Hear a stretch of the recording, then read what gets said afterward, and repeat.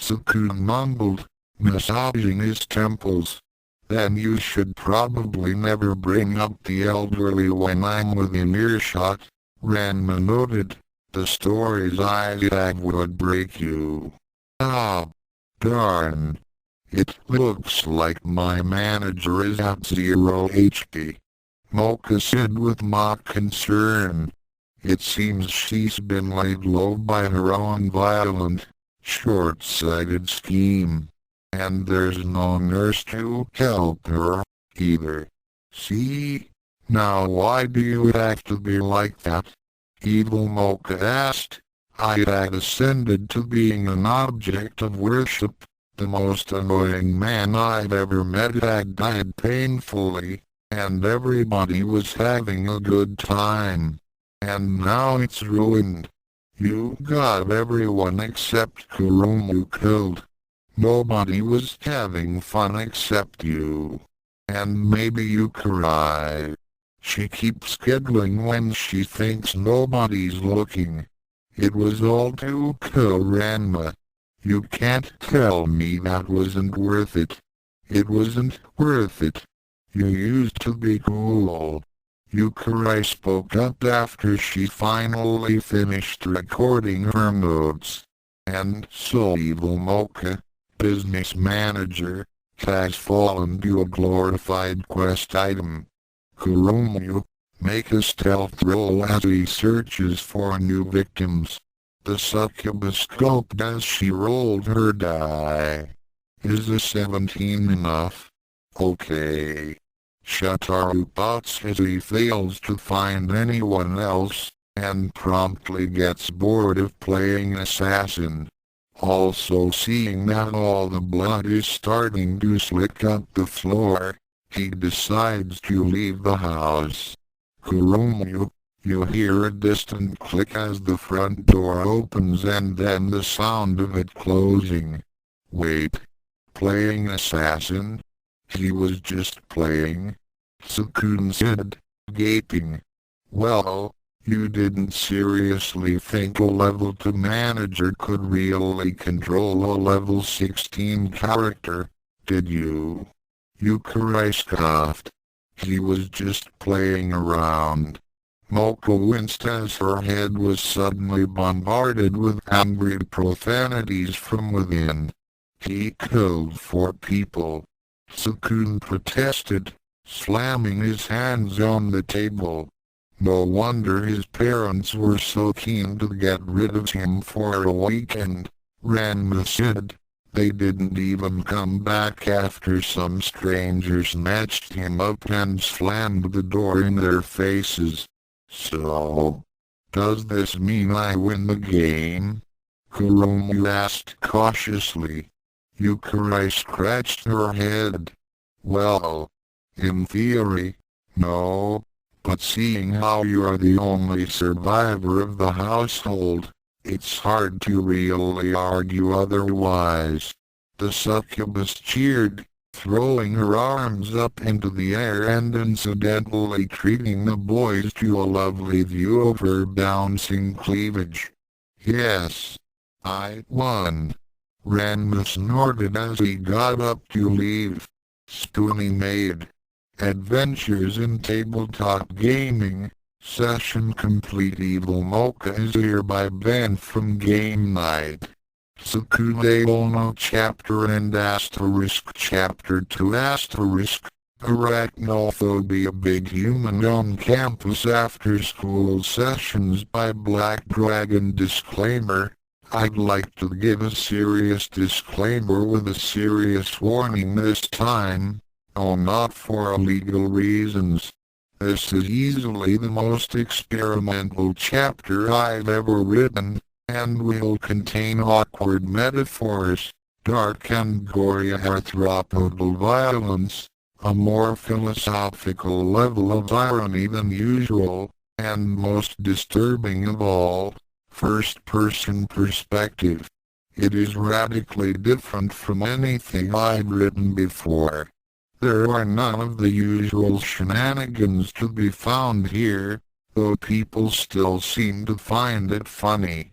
You have been warned. Session to Arachnophobia. My name is Kyle, and I crawl with the gods.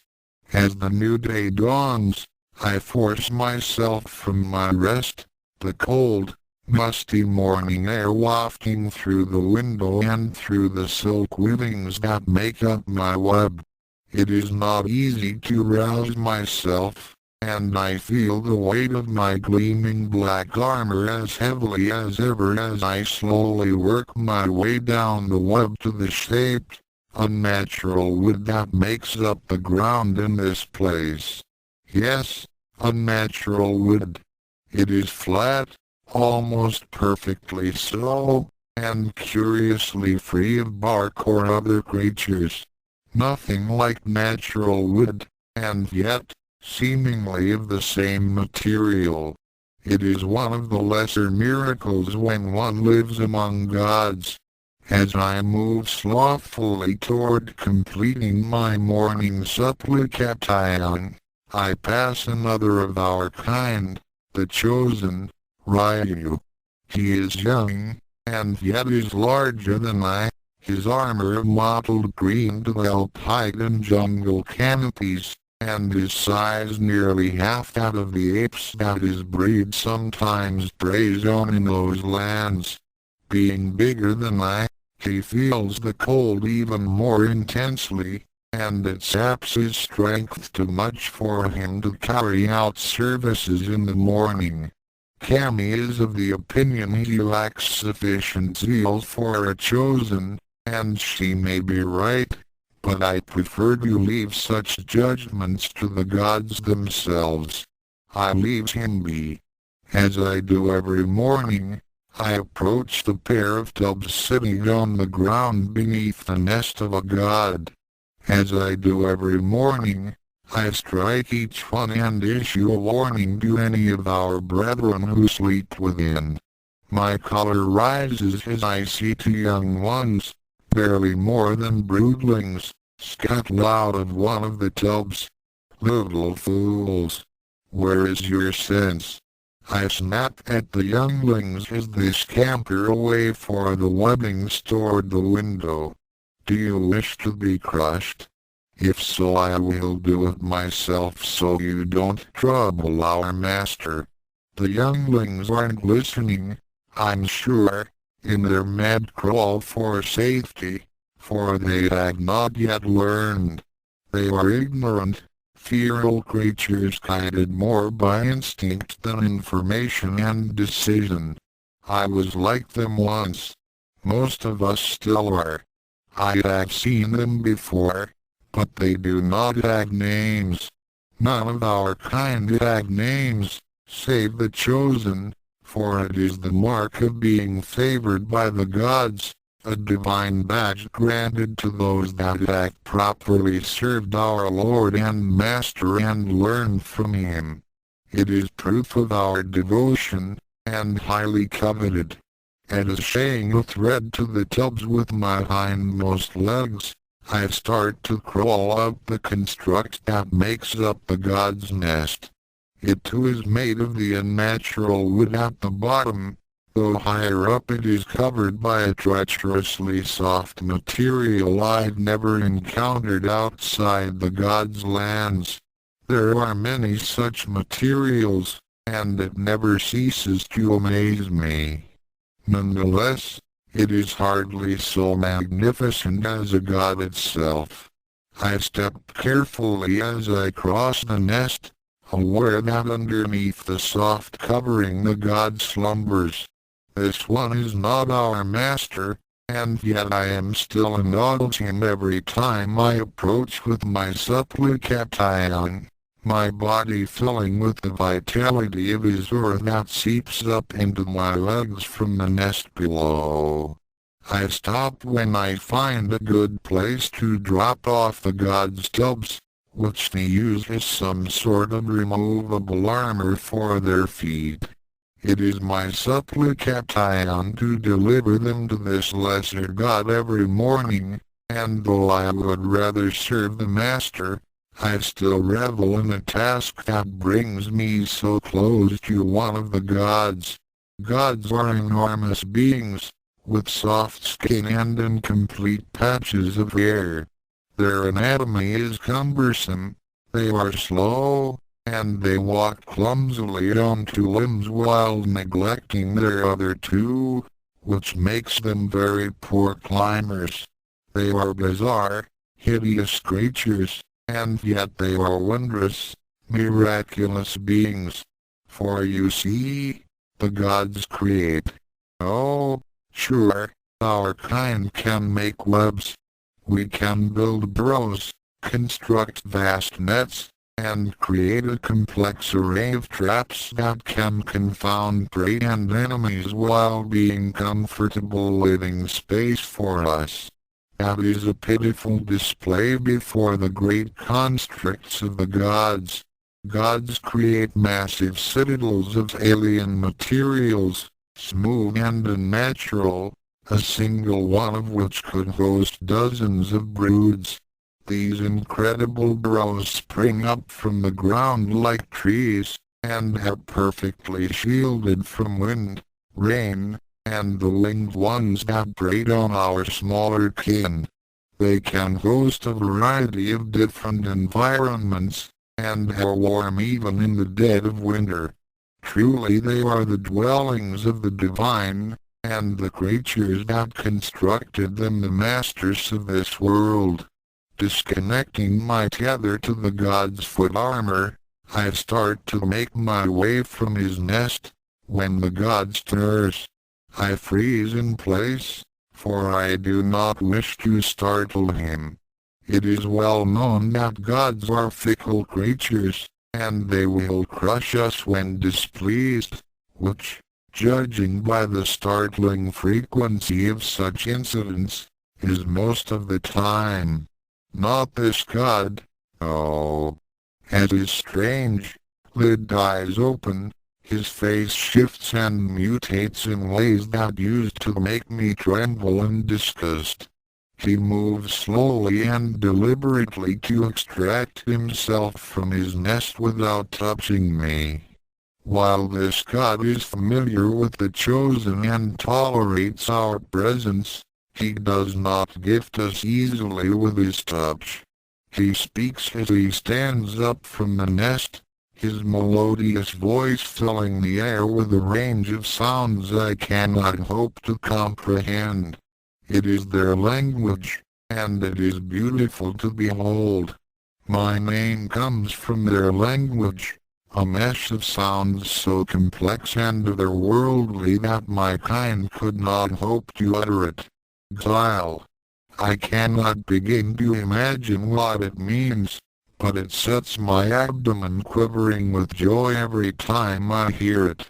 The god puts on his foot armor, apparently pleased with my supplication. At first he was quite displeased with my presence, his body spewing sense of hate and fear. But thanks to my services, he has accepted us under him, and through service to him I serve the master. My morning task completed, I begin to crawl down from the nest, when a shift in air currents reveals that the giant trapdoor that resides on one end of the god's residence has opened. And as I gaze through my left eyes, a feeling of excitement and devotion pumps new energy into my thick, spine-covered legs. It is our Lord, and my Master. Master is a curious god, even by the standards of such incredible beings.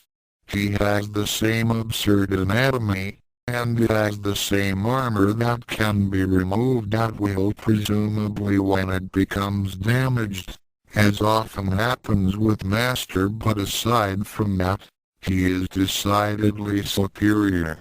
His speed and agility would astound coming from any creature, but far more so from one of the clumsy gods, and his or the waves of warmth that emanate from gods and many furry beasts reinforces his musket power and superiority with a primal, otherworldly energy that seeps into the bodies of his followers, imbuing us with strength and wisdom. He can perform many physical feats that other gods cannot, and most interestingly, he can change his body. He has only changed to a different kind of god, as far as I've seen, one of the shorter ones with lumpy thoraxes, but I imagine this is only the surface of his power. But most importantly, Master was the first of the gods to approach us and brand us his servants. As I said, gods are fickle creatures, and their temperaments vary considerably. The shorter ones with the lumpy thoraxes tend to smell of fear and avoid our kind, while the less lumpy, taller ones are often aggressive and take deadly offense to our intrusions of their citadels. There are tales of others, too, that catch our kind and take us away, still alive, to some unknown fate. Perhaps to be eaten, or toyed with. Master, oh, came to us with a purpose. He desired servants.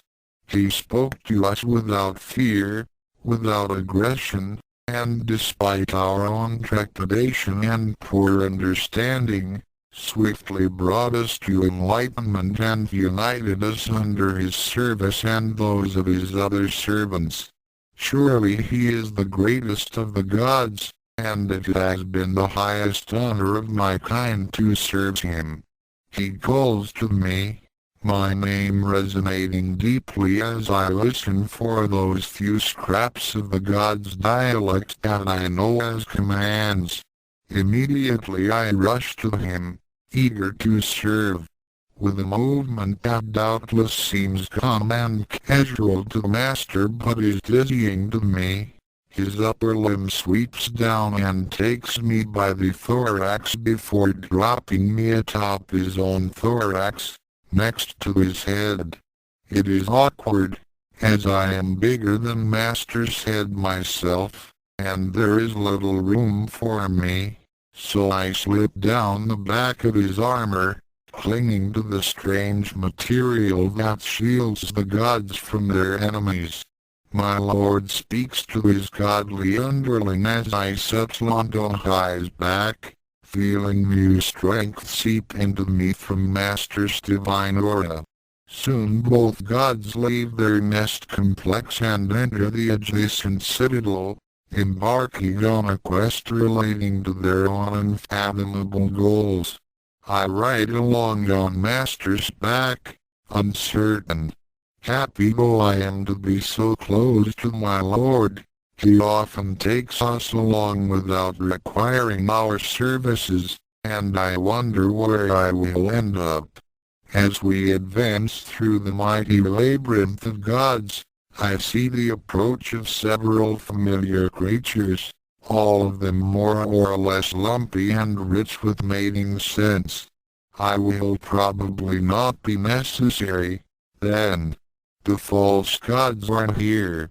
The false gods require some explanation, but they are not as mysterious as they seem. Just as the gods gather together in their great colonies, so too do these other beasts that seek to imitate the gods. There are all manner of creatures that walk and speak like the gods, but they are not gods. They differ in various ways. Many of them are different in body, but none come close to the gods in their mentalities. These false gods are beasts, killers, hunters, destroyers. Our kind encounter them frequently in the wild corners of this world. They do not create. They merely fight, and eat, and breed just like us and the other beasts, all the while looking upon the gleaming colonies of the gods with fear, envy, and hate. And then they come here, their jealousy having driven them to imitate the gods. As Master and his underlings speak, the lumpy ones break into two groups, practically spitting pheromone. I can tell at a glance that none of them are gods, their visual facades failing to trick any of my other senses. The lumpiest one strokes my carapace as she rubs her swollen thorax over the smaller god, and though I don't find her touch unpleasant, her mating scent is by far the strongest, irritating my feelers with a musk that does not arouse me. The one behind her smells of blood despite her unthreatening nature, and a bizarre and repellent energy surrounds her. One of the false gods crowding Master reaches to stroke me, and I scuttle to the side, under Master's arm. At one's touch I do dislike, as it saps the heat from my body faster than Master's presence can replenish it. The only one of the false gods that could pass for a real one would be the short, least lumpy one. But even that one, like a god in most respects, fails in its mimicry, as each time I am brought within a leg's distance of her body I feel an almost electric sensation surrounding her, always sitting on the edge of my senses regardless of her scent. I know not what it is, only that gods do not have it, and for this she is a lesser being, one step too far from the gods. The false gods finally finish fawning upon my lord and his lackey, and they all start moving again with Master taking the lead, as is right and normal. As we descend through the citadels and various trapdoors, installing them on walls rather than the ground is a habit of the gods. I don't think I'll ever figure out. We encounter many more false gods, all of them greeting Master and his followers with mild bursts of fear and joy. And why not? For Master is the ruler of these poor, pitiful creatures as well, and their teacher. Yes, that's right. All these pathetic beasts come to this place to learn the ways of the gods from Master. In this way my kind are superior to them, for we had realized our limitations and found a place by Master's side as his servants. Instead these other beasts, perhaps emboldened by their mastery of the gods' language, seek to live among them and bask in their glory while masquerading as equals. Fools! Yet Master tolerates their immature ambitions, within limits. Many times he has had to discipline a false god that got too greedy and challenged him.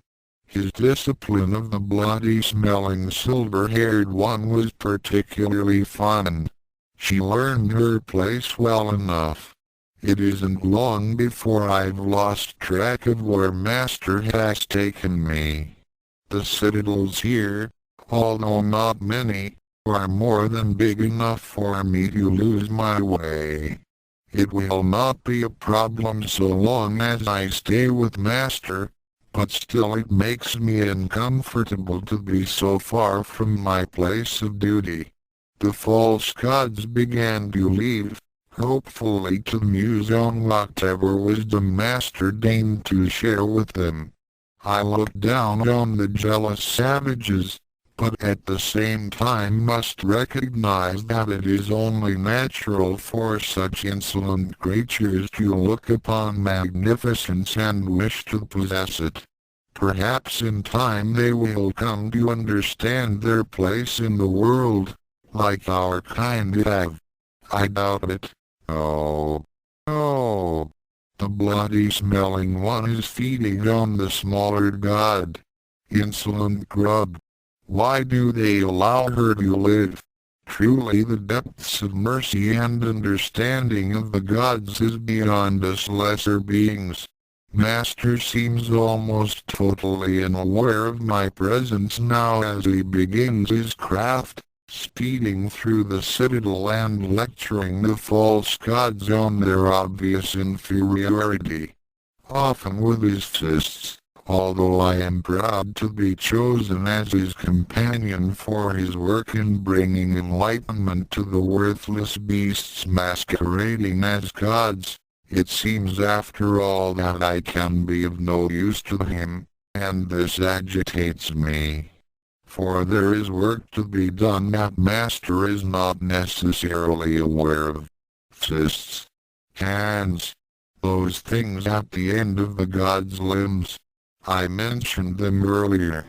Out of all the things repulsive about the god's physical form, it must be those that are the most wrong, rather than splendid, tapered limbs that can hook firmly into any surface. Their uppermost limbs end in numerous smaller appendages that squirm and writhe about with shocking and frightening dexterity, as if it was one of our kind. They have them on the rear limbs too, though those don't move as much. The ultimate impression is of one of our kind attached to each limb, melted together at the ends of some enormous body. Truly a horrifying creature, by any measure. And then there are all those lumps, taken far from my familiar territory and with nothing to do. I had very nearly fallen asleep on Master's back when a familiar noise brings me to attention. If you'd just bite the moron, then I could finish him off and we'd all be better off, you know, came a voice from in front of Master, opposite my position on his back. Damn beasts may as well be sheep rather than spiders. The voice was speaking in our way, but it is far too complex to understand precisely. Although I already know who was addressing me, I crawled over Master's shoulder, gripping his shoulder tightly as I locked gazes with another of the false gods. Well, not just a false god. The demigod, Kaito. There are those among the false gods that are indisputably similar to our kind, but much larger and capable of taking on the god's form and speaking their language. They're known as demigods. Kaito is one of them. I would dearly like to end my explanation of her there, but circumstances likely will not be so kind. Look at you, like a faithful dog tethered to his master. Revolting. Has he trained the predator completely out of you? Kaito snapped at me. I could only make out the gist of what she was saying to me. The demigods can speak as we do, yet they do so in ways that are far more complicated and lengthy, and most of the time all but the basic idea is lost to our understanding. I assume it is because imitating gods for so long has corrupted their minds. Or perhaps it is simply their way of holding their nearly divine status over us lesser beasts. Either way, I do not appreciate being asked to slay my lord and master. You again? Why does Master not tire of your existence? Surely his patience must be boundless to have suffered both you and the bloody-smelling one for so long. I'm not sure if Kaito understands me any further than I understand her, honestly. It depends on which, if either, theory is correct. She understands enough though, and her face does that odd thing that the gods do while they're ejecting a certain emotional scent. Master has started speaking to her though. So she has to stop focusing on me and pay attention if she doesn't want her fangs torn out and shoved through her heart. The scent of hatred fills the air as Master and Kaito speak. Exciting though it is, I know full well that such tension will never reach a breaking point before Kaito backs down, for the demigod also smells thickly of fear. She is smart, and seems to know precisely the limits of Master's seemingly inexhaustible patience. I retreat back behind Master once again as they continue arguing, having no patience for the demigod. Their kind is strange indeed, choosing to be false gods, and as such they suffer just as the other false gods do, doomed to be forever within view of true divinity but never within reach of it. Some of them are driven mad by such jealousy, it would seem. That's certainly the only explanation for Kaito's hatred for Master. Some of our kind revere the demigods as being the future of our race, stealing divinity from the gods and ascending. Those of us who are enlightened know this is rubbish. They are pretenders and hopeless weaklings, no different from any other false god save for the fact that we can speak to them on some level. Ah, you are here after all. Good. Always as I've foreseen it, speaks a voice from up above, startling me out of my brooding. Soon I see it in the view of my right topmost eye. A brightly colored red figure descending from a hole in the ceiling. Kami, you call for me? I ask, dismissing the presence of the demigod harassing Master entirely. Yes, Xyle. Come with me. There is a matter for which we require our warriors, and Master can care for himself for now. Though the names of the chosen are impronounceable to us, pride in our station compels us to try. At the very least the short, bizarre sounds are unique enough not to be mistaken for other words and confuse communication, so they work well enough as forms of address. Oh, my body only reluctantly leaves the wash of power that is Master's divine aura. My sense of duty to my lord knows no such hesitation. Kami is well regarded as the wisest of the chosen, and her goals unerringly serve Master's aims. She is our taskmaster, and our southeaster. Although if you were to ask me, that farsight of hers is complete nonsense. Kami touches the floor, her long, spindly legs quickly making purchase and scuttling toward the wall. Come with me. We have much to discuss. Kami reaches a portion of the wall made of the god's hard, shiny material, but with slits cut into it. With a brief hiss she commands the keeper, and the panel swings open, pushed by a great brown leg. We crawl into the wall, losing sight of Master and the insolent pretender. The passage is narrow, and both the gatekeeper and I are large enough to that I nearly entangle my legs with his as I crawl by. Others populate the passage, but they are far smaller, mostly younglings and probably of Kami's brood.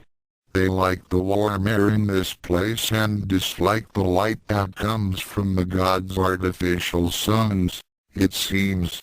We emerge from the passage into a larger room, this one covered in layers of webbing. Kami's nest. The gods have abandoned this room, it seems, and us chosen have made it one of our many bases. Kami has evidently been doing much more than just planning our movements and enlightening the young. Oh, pulsating egg mounds lie in every corner, and broodlings cross the floor and webs in long lines. The blasphemers are on the move, Kami says, her scent using disgust. We have to move against them ourselves, or they may gain passage to the citadels. I am sanguine, despite her warnings. The blasphemers tend to excite the more zealous among us, and Kami especially, but they are no real threat to us, I feel.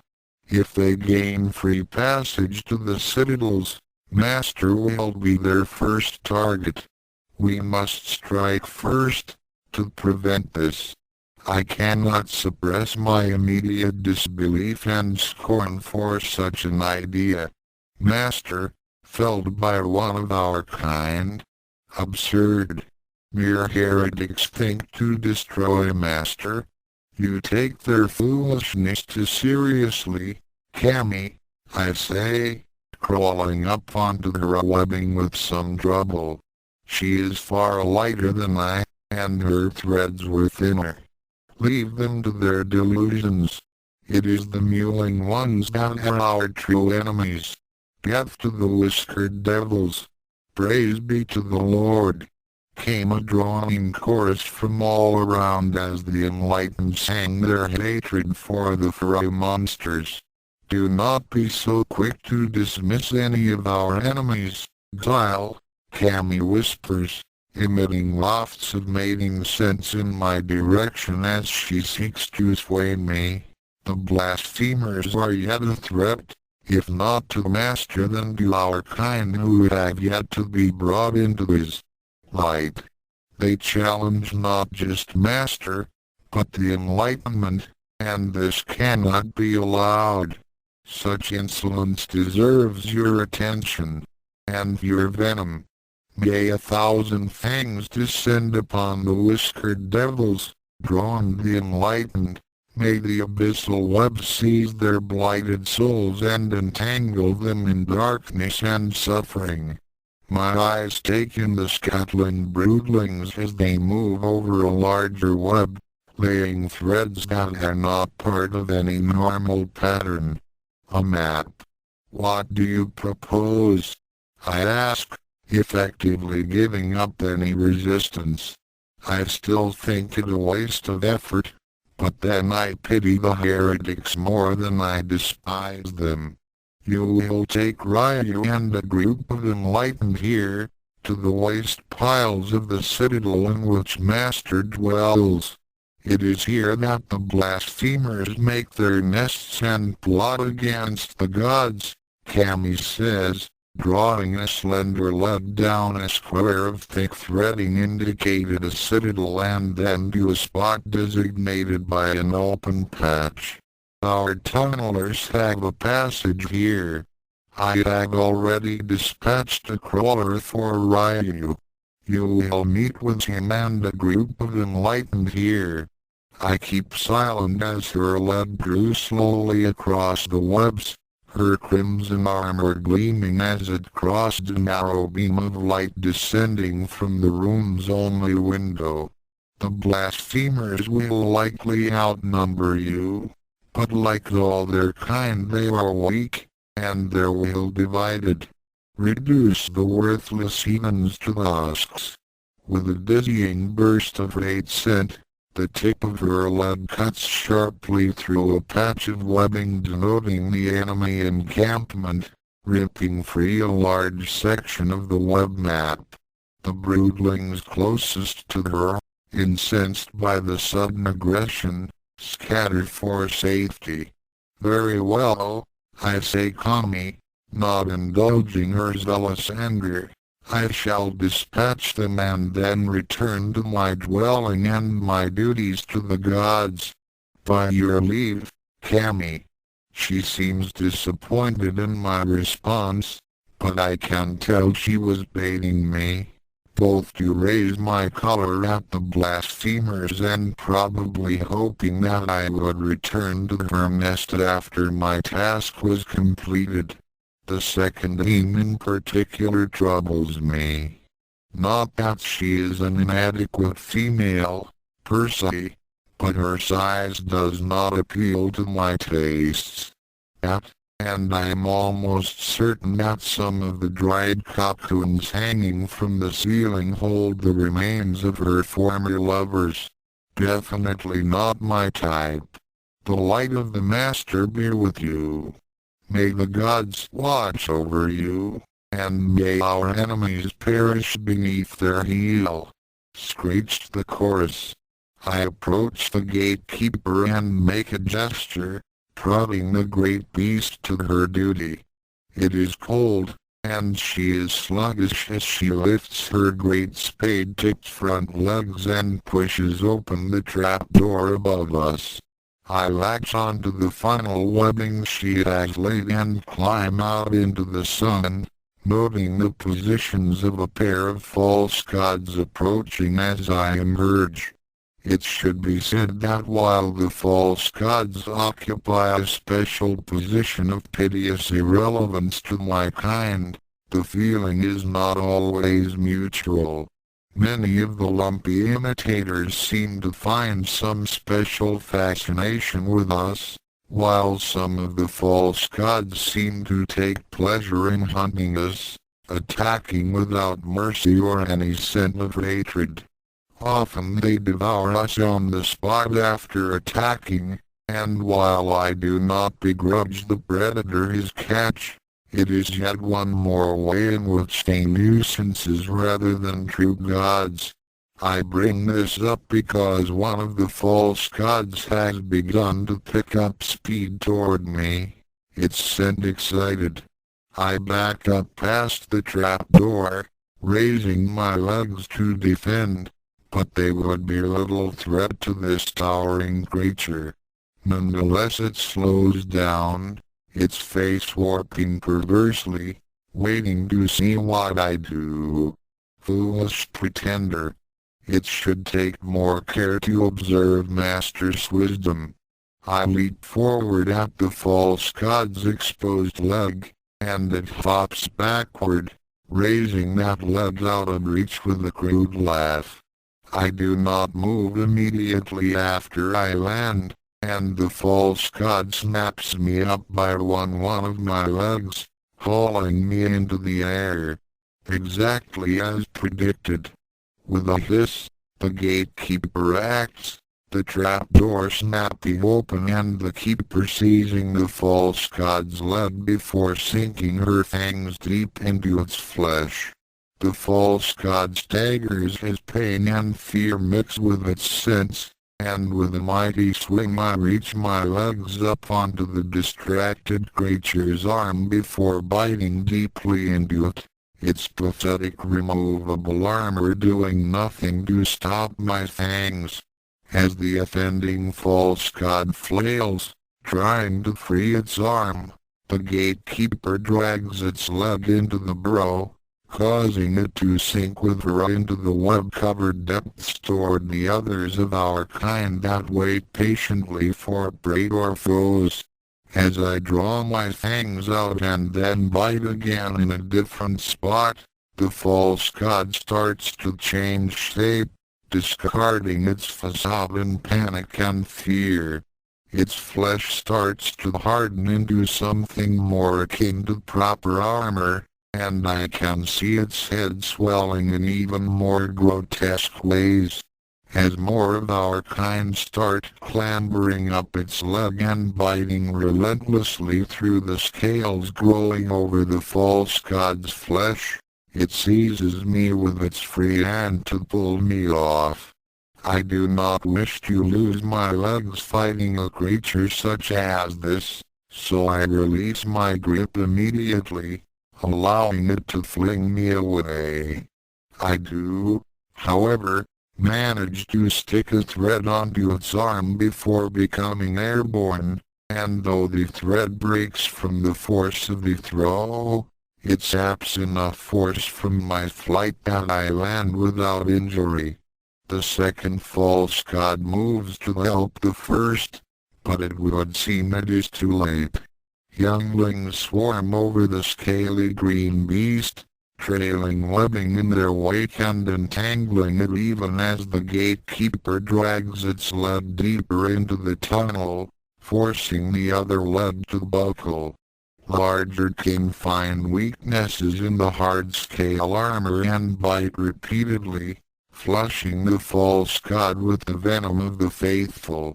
There is much panicked clawing and some frantic biting from my predator, but soon its arms are completely entangled, and its companion is forced to back off and swat the younglings off to prevent himself from being trapped as well. Large sections of the false god's body start to swell, and its struggles become weaker as the adults finish the youngling's task, wrapping it more tightly to prevent further resistance as the gatekeeper manages to pull it down up to its abdomen. I stayed to watch the conflict to its conclusion, as I was the one to trigger it. Before long, all that is left of the arrogant false god is a bit of its blonde, whipcord tail sticking out of the trapdoor. Its companion is fleeing the scene, possibly to get help but more likely just to avoid any possibility of sharing the same fate. After another moment, the tail is pulled underground and the burrow is sealed entirely, allowing me to move on. I decide that I should really thank the gatekeeper next time I see her. Hopefully by giving her a brood of her own. Now that's a female. Excellent girth and superb instincts. Cammy may be intelligent, but she can't hope to compare. Also there's the cannibalism. Don't much care for that. Ryu is not the only one waiting for me in the great web woven between several trees and the wall of the citadel, but he is by far the most visible, his bulk and dark color standing out even from outside the webs. There are also 4 enlightened, all of which I had met before. In service to the Master and the gods, there are 3 tiers of devotion and understanding. Us chosen are Master's personal guards and servants, trained by his hand and personally tasked with attending to him directly. Enlightened are below us in understanding and importance, having learned and devoted themselves to the Master's service. Together the chosen and the enlightened work toward Master's goals, most notably the extinction of the whiskered devils and the protection of other, less powerful gods. We are an army of sorts, with individuals tasked with fighting, hunting, weaving structures, digging tunnels for travel, planning and organizing, scouting for new targets and dangers, and most importantly, teaching more of our kind of the way of the gods. Learned are the least of us, yet have still been raised above the ignorant beasts that make up most of our kind. They have been taught Master's wisdom and learned respect for the gods, learned to work and speak with others of our kind rather than eat them, and made aware of the world that exists outside their own nests. Without learning, my kind apathetic beasts, gathered to whatever pitiful dark corner of a citadel they arrogantly think to claim, and listlessly sucking the juices from flies until they're devoured themselves or crushed by a disturbed god. At the learned who have not yet devoted themselves to the Master is seen as a mark of immaturity, and it is largely assumed that they will supplicate themselves once the euphoric wonder of learning has passed and they've contemplated life beyond their next meal and next mate. It is a sad, bitter truth, however, that such wisdom is not universal. The blasphemers sit below us, planning their treachery in the shadows of the citadel's refuse. This is an albino weaver, his hate sent strongest of all. Then let us descend and be done with them, mutters a black and green striped ally, his hairless carapace gleaming in the sunlight. I do not feel reassured when I look over our party. Not only are the enlightened hot-headed and inexperienced, but they are, to be frank, small, the biggest of them barely a quarter of Ryu's size.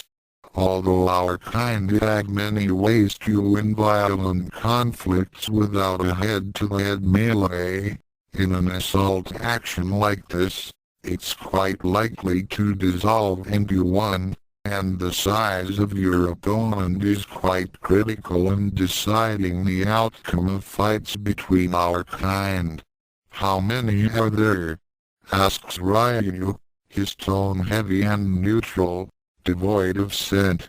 I've spotted 6 entering the crevasse, answered the smallest one, a spotted brown jumper with enormous eyes that dominated her tiny head. Sizes? I demanded. Mid-size, I suppose. Most of them. One was large. At least as big as a whiskered devil, the jumper said uncertainly, her excitement being dampened by our planning. Then a simple assault is impossible, Ryu said firmly. You'll all likely be killed while me and I'll defeat the large one, and then we'll be swarmed. You are chosen, topped by our Lord himself. You cannot be felled by mere heretics. If you are right, then we would prevail, and you would have all died needlessly, I say calmly. The jumper quivers anxiously. I see. Then, shall I go seek reinforcements? That is unnecessary, I say as Ryu turns toward me questioningly. As you say, we chosen have been instructed by our Lord, and Master has much to say on the topic of avoiding unfavorable battles. Blasphemers!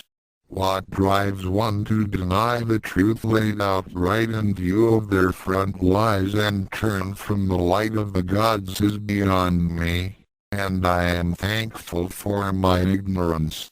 The ways of our traitorous king who have learned but not accepted Master and the gods are mysterious, but it is at least understood that they have seen some special role for the demigods, and think that such pretenders will be their salvation, branding the true gods as enemies.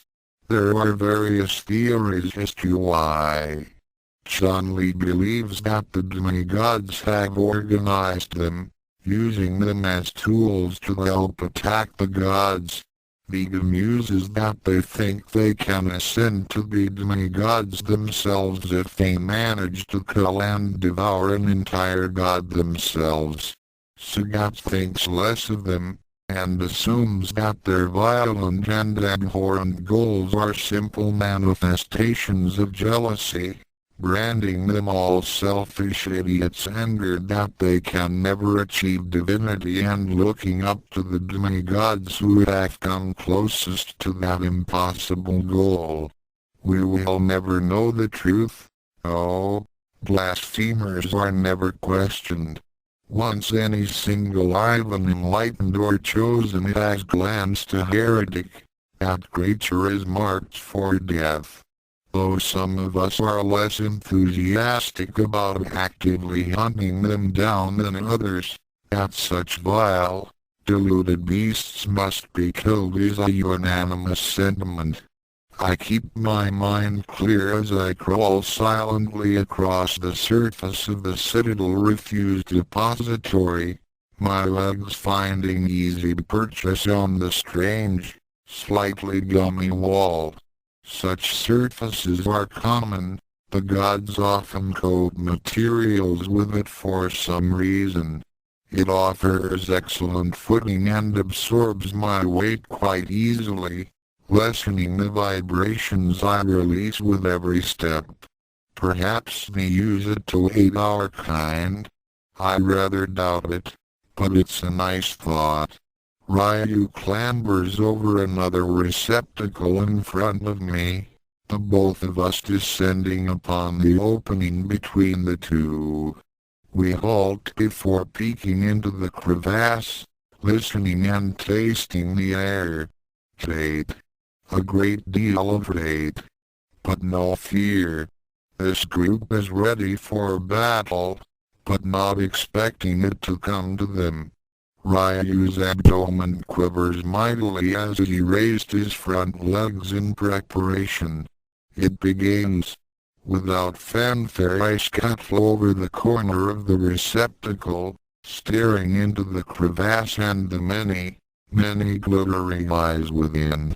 My first thoughts are to wonder just how long Kami has had this nest scouted, for there are far more than the 6 blasphemers that the jumper had seen enter here.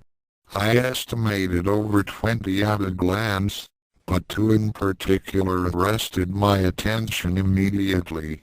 First, and most obviously, is that there is not 1, but 3 large heretics.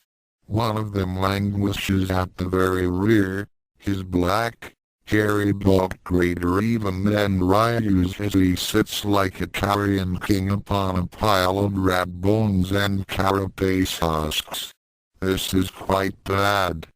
But the second blasphemer that caught my attention truly incensed me. A smaller creature, with its abdomen a dark purple and sporting a white patch vaguely resembling the shape of a god's head. Time slows down as the heretics start to move, fear sense and hate sense raging, but my attention is locked on that single blasphemer, the most venomous breed of our kind known to me. The one with poison enough to kill a god in a single bite.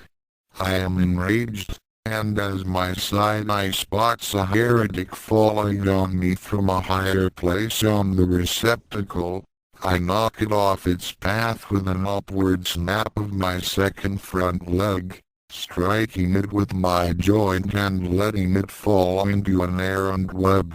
2 jumpers leap at me, and I swat one out of the air as I rise up, catching the second in my mouth. Though she tries to bite at me, she has no leverage, and as her legs scratch at my head I crush hers between my fangs. I began to come to my senses as her lifeless body falls away, my legs throbbing as my senses are overwhelmed by countless angry legs pounding against the ground and both receptacles. As 3 hairy mid-size heretics attack I start to retreat, all the while making warning jabs with my front legs. One such jab strikes true, puncturing an eye mostly on accident, and the blasphemer's body quakes as I commit to the strike, pushing the leg forward as the impudent beast writhes. This distraction allows one of the others to get under my legs, and he immediately attacks, striking for my thorax. His fangs scrape uselessly against my armor. As I am considerably bigger, his fangs are useless against me save for a few unfortunate spots, and I have no idea of letting him get at those. I withdraw completely around the corner of the receptacle, still backing away as the blasphemers spread out, more of them piling to the front while fearing to enter within range of my frontmost legs. I can see more of the blasphemers scuttling over the edge of the next receptacle, and they halt in shock and terror as they suddenly see Ryu lying in wait. His front legs sized downward, impaling a pair of heretics before they could make another move. I cannot devote much attention to my fellow chosen, however. The heretics start to surround me, each of them individually wary of coming within biting range, but well aware that I can only dispatch a few of them at a time, and only to my front. Theirs is an unusual tactic for our kind, who always used to hunt alone. A result of the learning. To see it used for such perverse ends angers me, I admit.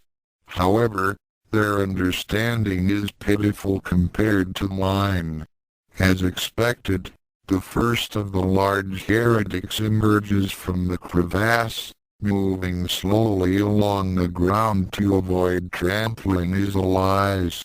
He chose to keep to the ground rather than chase me with the others because size is a liability when anchored to a vertical surface, while on the ground it offers much greater stability. It is a fair assessment, for a simpleton.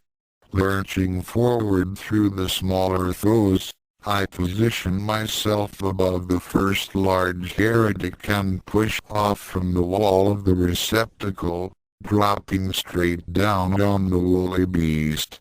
He is shocked by my tactic, but unsure what to do as I wrap my legs around him and bite at his thorax. After a moment, I raise my head in frustration, having failed to penetrate his armor. It is considerably thicker than it looks. The other blasphemers drop down all around me or scuttle to the hairy one's assistance, but the dim beast is frightened now, and his thrashing and clumsy attempts to dismount me risk crushing the others should they get close. I shift forward during the chaos, positioning myself above my prey's head before driving my fangs straight into its topmost eyes. This is almost a mortal wound on its own, but I make sure to feed its quivering skull plenty of venom before drawing myself upward, calmly disentangling myself from the convulsing blasphemer. I can see Ryu in my side eyes, taking on the second of the large ones with little difficulty. Though he did not manage to ambush it as I did, he has a size advantage and isn't being targeted by nearly as many little ones. He will be fine. I feel the other blasphemers, having finally surrounded me, start their attack, rushing from all sides and clambering up my legs and abdomen, fearing to attack me from the front. They are a danger, but despite their assault I am still more concerned with the dark shape finally emerging from the crevasse. The massive blasphemer has reached the front. I heave and twitch my legs, dismounting a few heretics, but carefully backing away from the massive beast as he turns his pincer-like fangs in my direction. There is hate in his scent, and some fear, but mostly the excitement of the hunter having found his next catch. As he approaches, I feel fangs start to puncture my abdomen, the heretics clambering over me biting wherever they can. It is time to spring the trap. Cleanse them in Master's name, I call, knocking over one small attacker going for my eyes and then sweeping him aside with a leg. Kill them all. Many of the blasphemers freeze in shock and sudden understanding.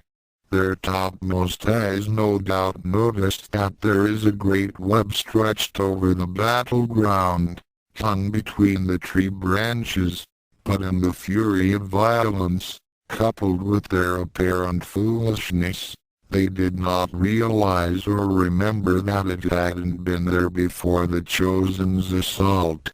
They do, however, notice that it is now falling quite fast. Large holes in the webbing allowed the passage of air, while pebbles wrapped up and tethered to the net lend weight to its descent.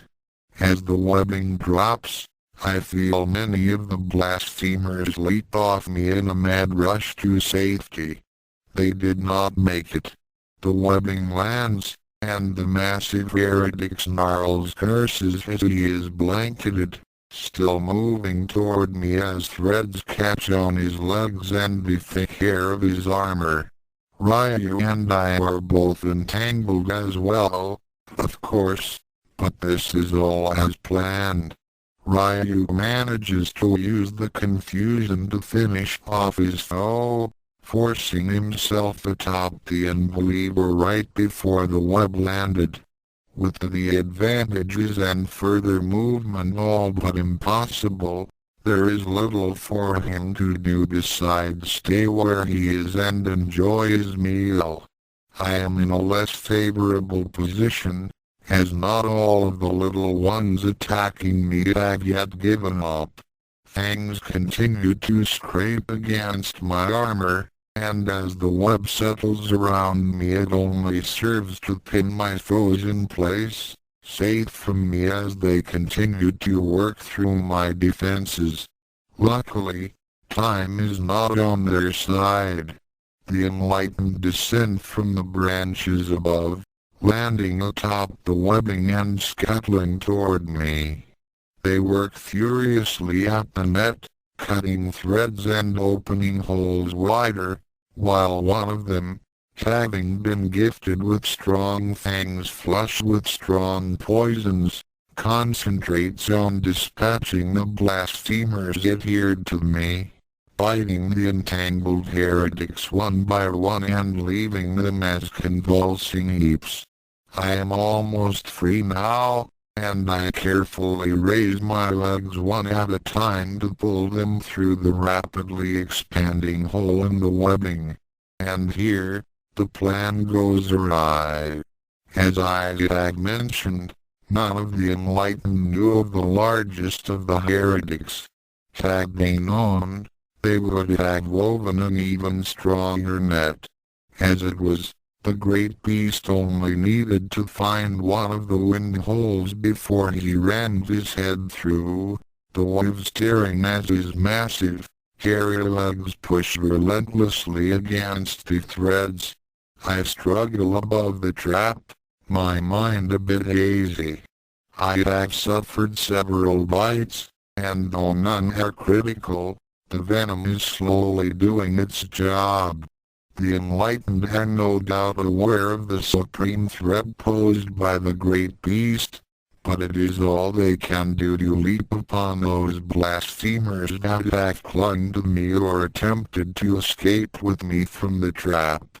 No doubt they expect that a chosen should be more than capable of handling this. The chosen, certainly.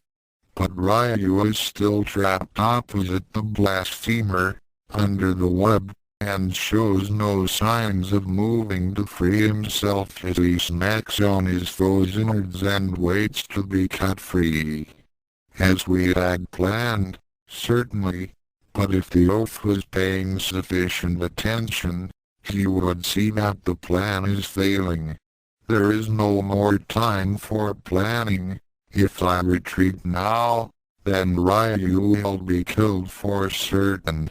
Combat under poor circumstances is the only option remaining. Stay away from the heretic, I demand of the enlightened as I charge forward, letting righteous fury and instinct guide me as my body succumbs further to poison.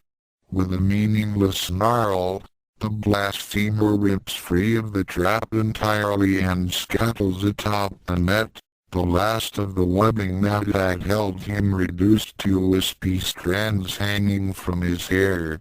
There are cries of pain and anger as we rush toward each other, trampling the trapped blasphemers underfoot.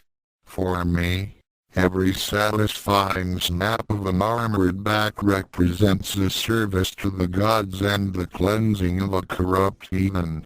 My opponent simply seems not to care, building up as much speed as possible for our clash.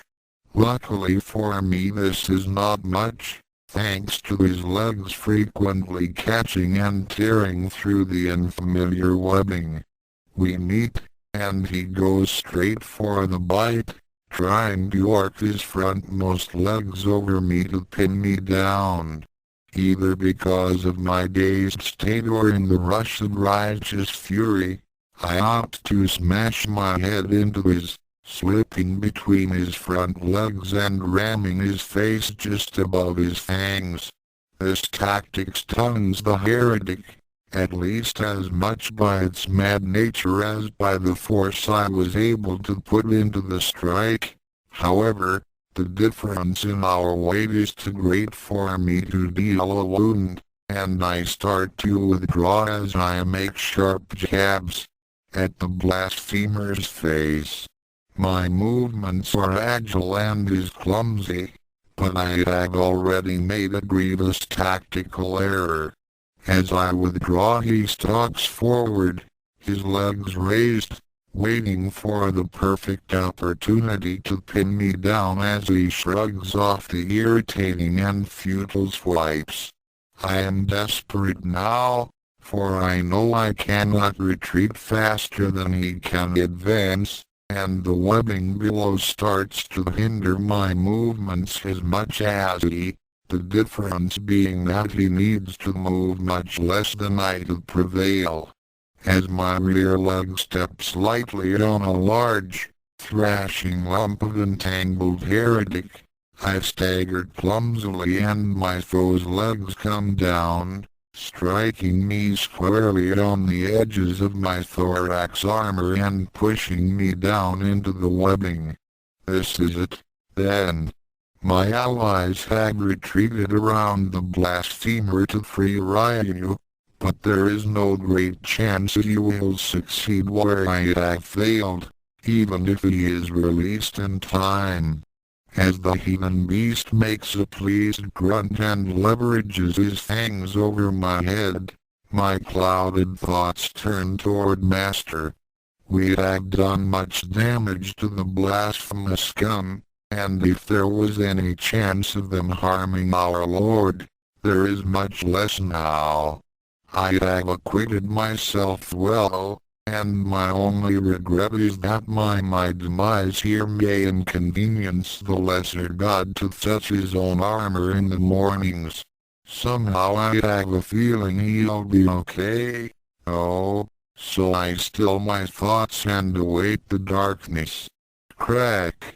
My mind whirls as the blasphemer is suddenly knocked off of me, his great bulk staggering. Having been under him, and not expecting intervention, I am completely unaware of what happened. However much prepared I am for death, enough of my instincts remain for me to scramble away in the confusion, trying to continue my panicked retreat from the great beast. Fortune is not on my side, oh, and my leg catches on the webbing below, staggering me as the heretic comes back around for another try. With escape cut off yet again, my mind turns to resistance, and I raise my legs to grapple face to face with him.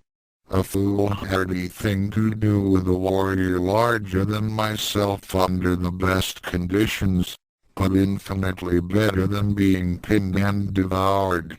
I plant my frontmost legs against his thorax as he does the same to me, and I immediately feel the difference in mass as he pushes forward with all his strength.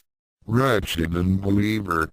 I spit at him, indulging in some angry defiance as I am slowly overwhelmed. May the gods stamp you out like the worthless mite you are. They will have to, snarls back the heretic as he starts to push me down, as their foolhardy servants have failed them.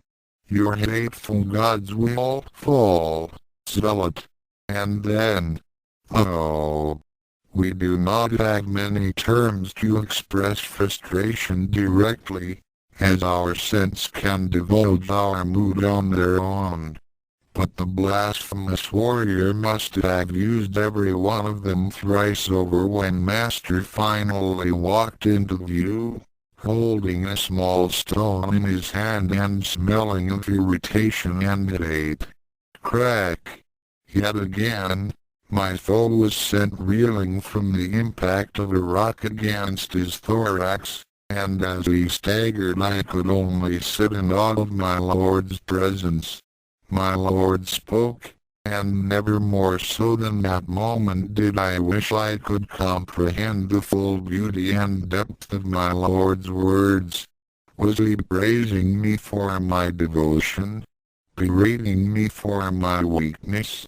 Or perhaps were his words meant for the hateful slime behind me, who dared defy him? It was times like this I wished that the demigod Kaito were around to act as translator, not that I imagined she'd accept the role. But at least then she'd be of some use. The blasphemer, apparently angered beyond the point of even wishing to survive, leapt at Master, aiming to bite my lord's leg. A pathetic gesture. Master kicked his leg up, striking the heretic with ferocious speed and sending the fool higher into the air, where Master simply grabbed him around his thorax, from the backside. I had never felt such joy and relief than at that moment, watching as my would-be slayer writhed and spat, its legs and fangs thrashing about in the air while completely unable to find purchase on anything. Master spoke some more to our foe, likely some condemnation or token wisdom that was naturally lost on the ignorant heathen, and then became bored, tossing the creature behind him like a piece of discarded trash. I think no less of my lord for neglecting to kill the beast, and ultimately letting it escape. It is his way to spare all our kind, no doubt in the hope that one day we will all discover his wisdom and serve him properly, as we are meant to. Master's love and mercy extends even to those that wish him harm. And were it not for the fact that the blasted traitor nearly killed me, I would hope for the fool's enlightenment. Master reaches down and picks me up as he walks over the webbing, his unnaturally nimble gait avoiding the last few living heretics as the enlightened scramble about below, finishing them off. His scent is displeased. But as he brushes his hand against my armor, I cannot help but feel he is relieved to have protected me. Never have I felt such joy and devotion, and I feel the venoms that clouded my mind lifting as Master's touch fills my body with renewed might. And then, at once, I freeze in terror as I catch a glimpse of color above Master's head. The barest hint of purple is visible before it vanishes behind Master's hair, and I am suddenly consumed with a fury far more intense than what the massive warrior heathen had faced. But God's slayer! I had forgotten about it in the dizzying array of battle, assuming it had attacked with the rest of its worthless brethren and been caught in our trap. Master is speaking while staring down at the enlightened, who are still feasting on blasphemers, and though I hear him speak my name from time to time, I can hear no commands calling me to his defense. With a hiss so vile and hateful that it startles Master from his lecture, I clamber up Master's arm and reach for his head in a mad scramble. Master objects to this, loudly, and I suppose I cannot blame him. for I must seem a feral beast right now. Master quickly grabs me by my back, in exactly the same fashion as he had my earlier opponent, and holds me away at arm's length while lecturing me. I hear the command word, bad, indicating his displeasure at my error, but for once in my short and devoted life there is a matter of more import than my lord's opinion of me. The traitor with the purple abdomen has been unsettled, as Master moved about quite a bit while startled. I can see the dark bulge bobbing unsteadily from atop Master's hair. Master would probably have noticed easily had I not distracted him, and had he not grown so used to our kind scuttling over his body. The hair is too thick for the traitor to get through easily, protecting Master from her fangs, but the reprieve will be short. I had but one chance. Being held in this way I had no way to move, but there is still the option of moving the heretics come to me. Ignoring Master's words, I reach my rear legs down to my abdomen, and drawing on Master's wisdom and strength seeping into me through his hand, I draw a length of thread from my reserve, and then, with a mental prayer to all the gods to protect their lord, I let the loop of webbing fly. Master makes a face as he sees me fling some thread up into his hair, but by some stroke of luck or ambivalence he does nothing to stop me. I hiss noisily as the thread settles around the god's slayer, who in turn startles badly once she realizes she's been noticed. I pull savagely on the thread, snapping the hateful pest away from Master and toward me, and once she is within range my legs come together like pincers, puncturing her telltale abdomen as I stop her in mid-flight. Master says something, and it includes, bad, but I am still not listening. The god slayer quivers in pain and fear. She knew she was to be a martyr, that she would not survive her impossible task of killing the greatest of the gods, and she took the task upon herself anyway. Now she was going to die while having accomplished nothing, my lord unaware that she was even a threat. Master groans as I take her head off with my fangs, no doubt disappointed in me. Devouring my king was one of the first things he taught against during my learning. But this is not hunting, but war. Not that I should expect Master to be able to see the nuances of crude, lesser beings such as us. Master sighs and puts me down, extricating himself from the mess of twitching bodies and assorted carnage.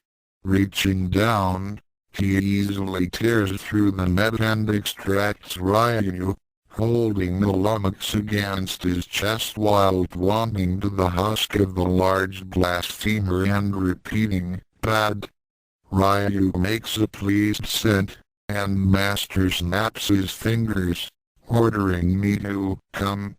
This command I follow gladly, scampering up my lord's leg as he prepares to enter the citadel. Even if he had been able to resist the god slayer, even if this entire exercise was pointless, and even if going against Master's will, even in this matter, turns out to be wrong, I have served him, and for this I am pleased. And in return for my protection, whether he desired it or not, Master protected me in turn. Even should I face punishment for my disobedience, I will gladly suffer it. For I am Xyle, the chosen, and tomorrow, I will still crawl with the gods. A day in the life of a trained attack spider. Session complete. Need to retrain some of the spiders not to eat the others. Or maybe just feed them more. Ranma Saotome Chapter and Asterisk Chapter 3 Asterisk. Sacrilus use big human on campus after school sessions by Black Dragon. I do not own the Bible. Actually, I don't even own a Bible. Everything I know about Christian lore is gleaned from pop culture, common knowledge that often turns out to be wrong, and long caps locked rants from religious fanatics on the internet. And I felt that was sufficient knowledge to break Christianity over my knee like a piece of balsa wood. Agnosticism is awesome. Session 3 Sacrilus use. Alright, the headmaster's rep is wrapping up, I think, mumbled Youkai. There are some students with questions, but I fully expect him to blow them off. We're out of time. Tsukune took several deep breaths as Kuromu dusted and picked at his uniform. He was pretty sure she was just using it as an excuse to rub herself all over him, but at present he found her fussing a helpful distraction. He and a few of the higher-ranked members of the Protection Committee, including Ranma, Mocha, Youkai, and Kuromu, were all standing behind a heavy curtain on the stage of Youkai Academy's main auditorium. The occasion was a school rally being held by the Student Council to celebrate the least deadly month in Youkai Academy's history. Tsukune's second month on the job was apparently also the first month that there had been less than 10 deaths or disappearances ever since the high school for monsters had first opened to the public. His first month might have managed the feat, had it not been for Saffron's rampage. Tsukune tried hard not to think about the fact that less than 10 fatalities in a single month within an educational establishment was considered a landmark achievement. He also didn't like to think about the fact that if Saffron's multiple deaths were taken into account, then the record would not have been broken. Tobaki had been quite insistent that he be counted at least once despite the fact that he reincarnated, and Tsukune was quite disturbed to learn that the full count of 8 grisly murders would have doubled their standing total. But the main thing that he was trying not to think about was standing in front of the entire school and reading his speech. He'd never known he had a fear of public speaking, because nobody had ever asked it of him before. He'd found a talent for self-righteous lecturing while overthrowing the enforcers, and thought it totally reasonable that there was no difference between yelling at a stranger about right and wrong and talking to an entire crowd about it. But there was.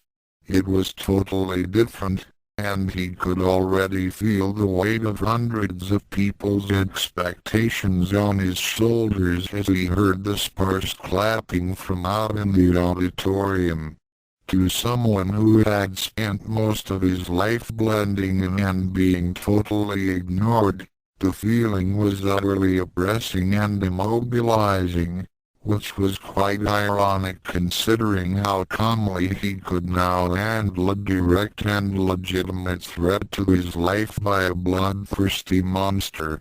"Alright, the rep is done," Youkai said, drawing back from the stage and turning toward the others. "Okay, Hokudo's going to introduce you, and then you're on, Tsukune." Moko looked grim as she looked at Tsukune's rattled expression. "Ranma, Are you sure Kana can't read the whole thing from backstage while Tsukune just lip syncs? I told you, it won't work. She's way more shy than he is. She won't be able to project even though nobody would be looking at her, Ranma protested. Mocha turned back to Tsukune, squeezing his shoulder. Tsukune, relax. You can handle this. Speaking is your best skill. It's your only skill. Youkai chimed in, technically supporting Mocha's statement but doing nothing for Tsukune's self-esteem. Okay, I'm going out there. Tsukune managed to spit out, holding a thin stack of papers between his hands and shaking like a leaf. Ranma shook his head.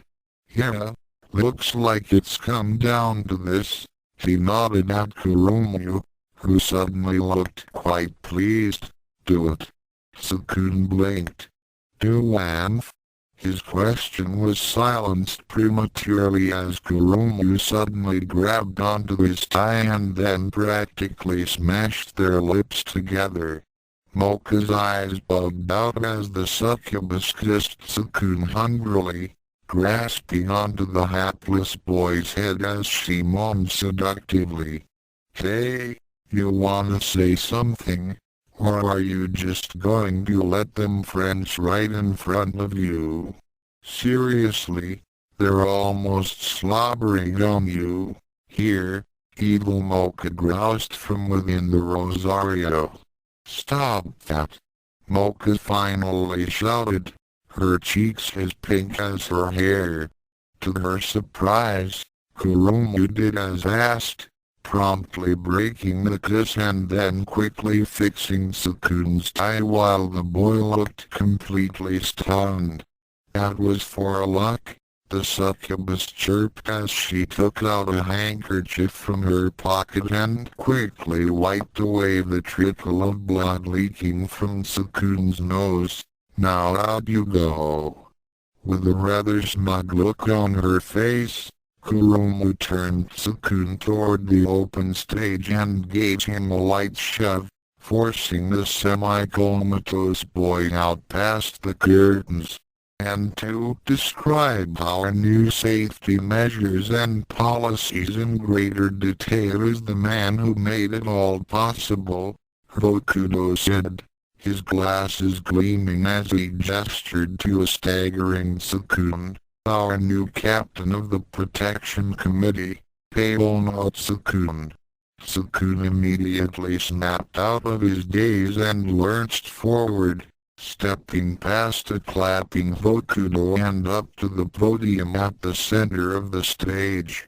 Ladies, gentlemen, and everything else, thank you for attending this rally. And thank you, Professor Richard, for not killing anyone on the way here just to make this celebration ironic.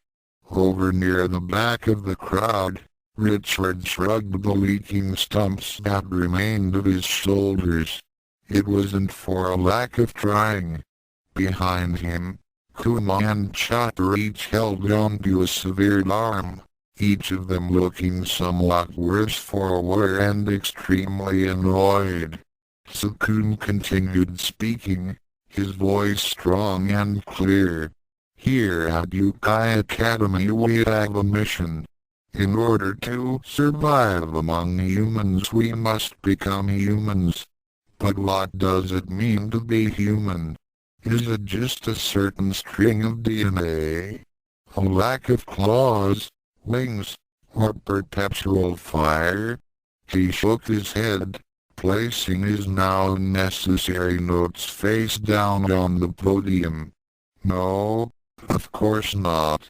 Humans don't rule the outside world because they were born with the right tools.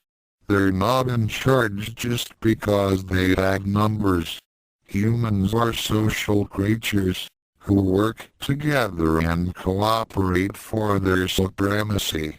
Through the establishment of laws to create order and respect for their fellow man, humans have risen to dominance. And this wisdom I intend to bring to Youkai Academy. Ranma nodded happily as Tsukune started to describe rules of conduct to the students. Nice work, Kurumu. Look at him go. As the succubus preened under the attention, Mocha and Yukari watched in slack-jawed amazement. Wait, so he can overcome a paralyzing fear with just a kiss? Mocha asked, flushing slightly as she felt a deep sense of regret within her chest. So this is the power of a human male's sex drive, Yukari said, her eyes gleaming. Ranma nodded. Yup. Plus, the hypnosis doesn't hurt, either. Mocha and Yukari almost fell over as Kurumu giggled. What did you do to him? Mocha asked hotly. I just used my allure to make him feel completely confident about speaking in front of crowds, Kurumu said, giving Ranma a high five. Of course, kissing the target makes the effect more or less permanent. Which is sad, because that means I won't have an excuse to kiss him the next time. But oh well. You can't just mess with someone's mind. That's awful. Mocha protested. Well, it kinda depends on what you do with it, Ranma deadpanned. Making someone ditch their friend in a really petty revenge plot is a little different than curing someone's fear. Heh. Kurumu chuckled nervously as droplets of sweat gathered on her brow. I was kind of hoping everyone forgot about that. That would be amazingly convenient, and kind of dumb, too, Ranma noted. Mocha pouted. Still, you should have asked first. Maybe there was a way to do it without the allure. Yeah, you're right, Ranma said, snapping his fingers. Maybe we could have used one of your vampire powers to help him. Mocha's face darkened as Kurumu started snickering. I heard that back in the day doctors used leeches to treat people, right? So I'm sure you're good for something, Ranma said with an aggravating smile. I really don't understand how you don't want to rip his spine out and strangle him with it, Evil Mocha quipped. Looks like Tsukune's wrapping it up, Yukari said as she peeked out onto the stage. Which is why we've placed no fire-breathing signs around such areas, along with the long-established no smoking and beware Professor Richard warnings next to areas where we store volatile or sensitive materials, Tsukune said, looking somewhat grim. It's like people don't appreciate my contribution to the academic process, Richard griped. With these few changes, I hope to make our campus a safer place for everyone, and finally realize our headmaster's dream of graduating a surviving majority of each year's student body. Tsukune continued.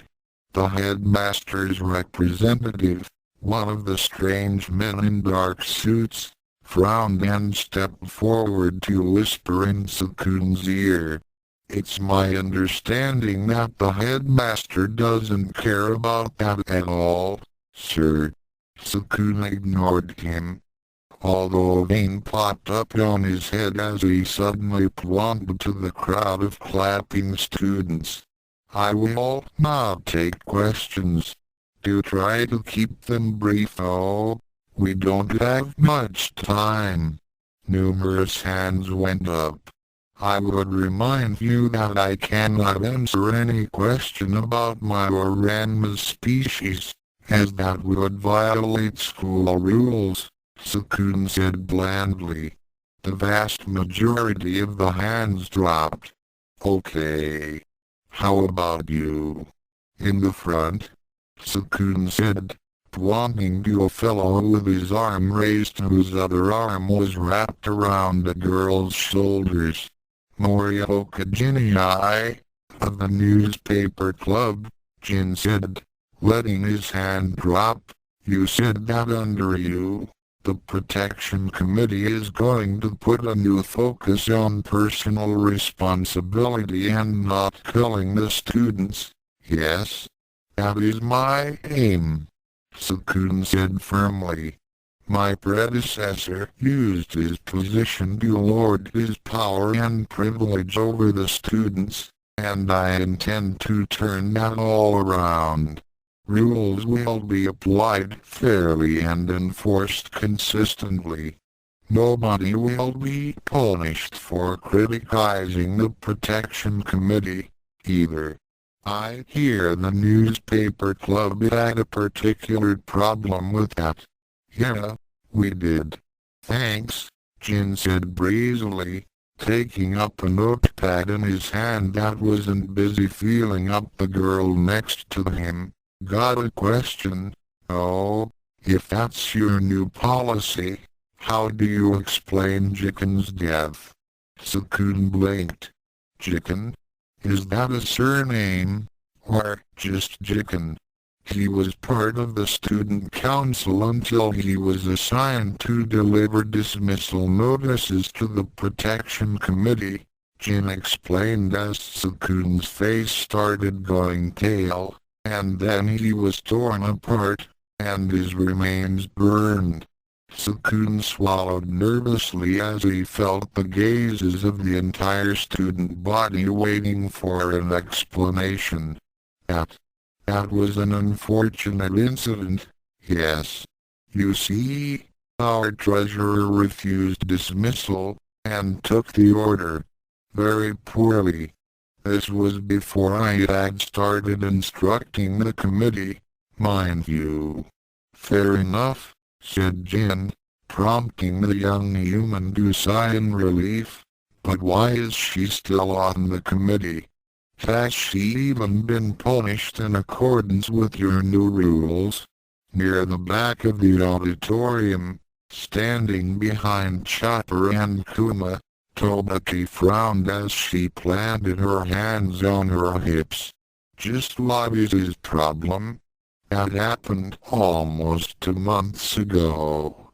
Get over it, Tobaki complained, though she wasn't loud enough for most of the audience to hear.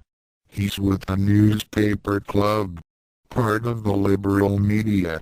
Go figure, Kuma mumbled, rolling his eyes. Those guys will whine over the dumbest things. You could always try killing everyone in his club and then using their blood to print your own paper consisting entirely of threats against his life, Richard suggested, still waiting near the boys that had confiscated his arms.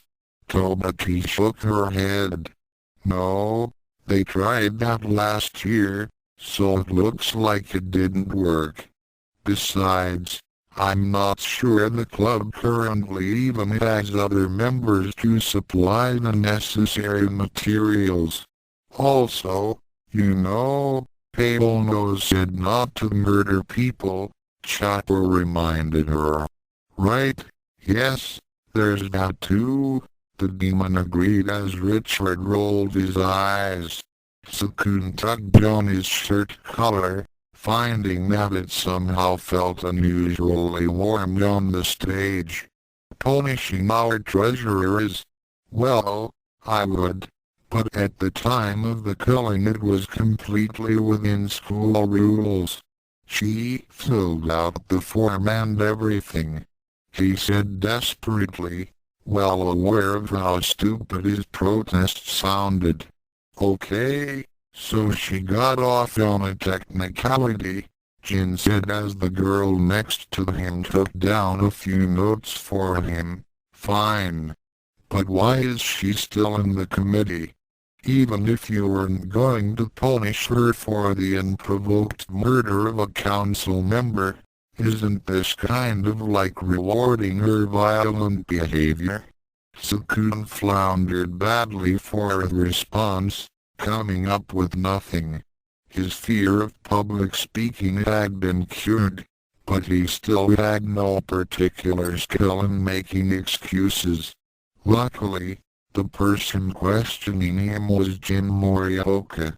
After watching Tsukune stammer for a moment, the werewolf grew bored and spoke again. Okay, different question. Is the treasurer cute? Tsukune gaped slightly, but still took the stupidly convenient out. Yes, she is, I suppose. On a scale of 1 to 10, with 10 being the best. How? Tsukune suddenly cut Jin off, looking annoyed. I don't really think this is at all relevant to the state of security on campus. Yeah, I guess not, Jin said regretfully. You know what is relevant? Murdering the student council. She's a 6, Tsukune said bleakly, before spying the girl in question near the back exit. I mean, 8. Definitely an 8. That was stupid, Tsukune complained as he stepped backstage. Mocha promptly came up to him with a towel, which he gratefully accepted to scrub his face and hair, which had been dirtied by sweat. I thought it went really well, Youkai said, looking perplexed. Yeah, until the whole thing turned into a gossip forum, Tsukune grumbled. Even after Jin had finished grilling him about Tobaki, other students had apparently taken that as an invitation to ask about the other girls of the protection committee. Which, ultimately, was nice for Mocha, who was flushed red and smiling broadly, but less nice for Kurumu, who was hugging her knees to her chest as she sat in the corner. I don't know what you're so bummed about, Ranma insisted, trying to cheer up the succubus. A 9 is really good, right? It was lower than Mocha's, Kurumu mumbled morosely. So he has some weird taste, Ranma said with a shrug. That doesn't mean she's better than you or anything. She's a parasite. You also rated higher, Kurumu said darkly. Well, yeah, but in my case I deserve it, Ranma said with a helpless shrug. What am I gonna do? Stop being awesome and sexy? No way. I think it's best if we all just forget the last 40 minutes ever happened, Tsukune said wearily. BWH fa fa fa ha. That prospect seemed increasingly unlikely as Kuna staggered backstage from the side entrance, trying and failing miserably to contain laughter. I can't believe that actually happened. Fa fa fa fa. Chopper and Tobaki followed, the latter looking annoyed.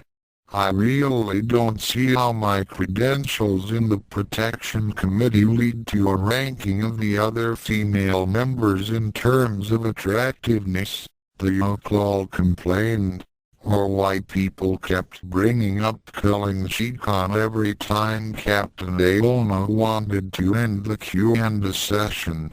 Jiken, Chopper corrected. They said his name was Jiken.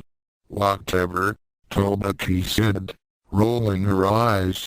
My point is that killing one person a long time ago shouldn't be such a big deal. Less than 2 months wasn't that long ago, and we really doubt you've only killed one, Mocha deadpanned. It still isn't that big a deal, Chopper scoffed. Yes, it is a big deal, Tsukune retorted. It undermines everything we've accomplished since then. That one of my very first actions was to take in Tobaki after she murdered an innocent person. Ranma shrugged. Hey, nobody's perfect. That's just not imperfect. It's totally wrong. Tsukune protested. Well, I for one am glad you did it anyway, because it would be really annoying to keep track of all the accounts myself, Youkai said with a shrug. Tobaki pulls her weight, whether or not she made a mistake. Failing a test is making a mistake, Mocha said humorlessly. Killing someone for delivering a memo is an atrocity. Tobaki snorted. So someone who doesn't make mistakes but contributes nothing is better? Kuma's chuckling finally petered out as the others argued, his amusement vanishing as the bickering slowly heated up. You know, if it's really such a problem for you, we can always go get this guy. Everyone stopped dead, most of them understandably perplexed. No, I didn't know that, Tsukune said. What are you talking about? Mocha raised an eyebrow. Maybe Miss Madaraki could do it. I hear she's really good with this sort of thing. Ranma shook his head. There was barely enough of that guy left to put together even before Kuma burned his remains. Youkai snapped her fingers. The holy dragon came back from death, right? So maybe that method only works on netherworld monsters, Tobaki explained, and even then, it's possible to ruin one so badly that it can't be brought back. I've done it before.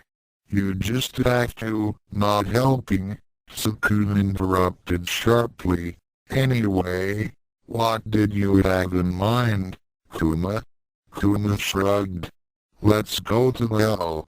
Barely an hour later, all the protection committee was gathered in their office lobby, most of them seated as Tsukune questioned Kuma about his plan. You're being serious? We can actually go into the afterlife, pick him up, and bring him back to the real world? The young human asked, his voice bordering on incredulous. Tsukune didn't want to believe something so ridiculous, yet it was hard to form a logical argument against it. Kuma was, after all, a hellhound. Tsukune had seen people killed right in front of him only to meet them later as if nothing had happened. There was nothing about stealing souls from the afterlife that was really any less plausible. Well, it's more complicated than that, but yeah, that's the concept, Kuma confirmed. How are we going to get into hell?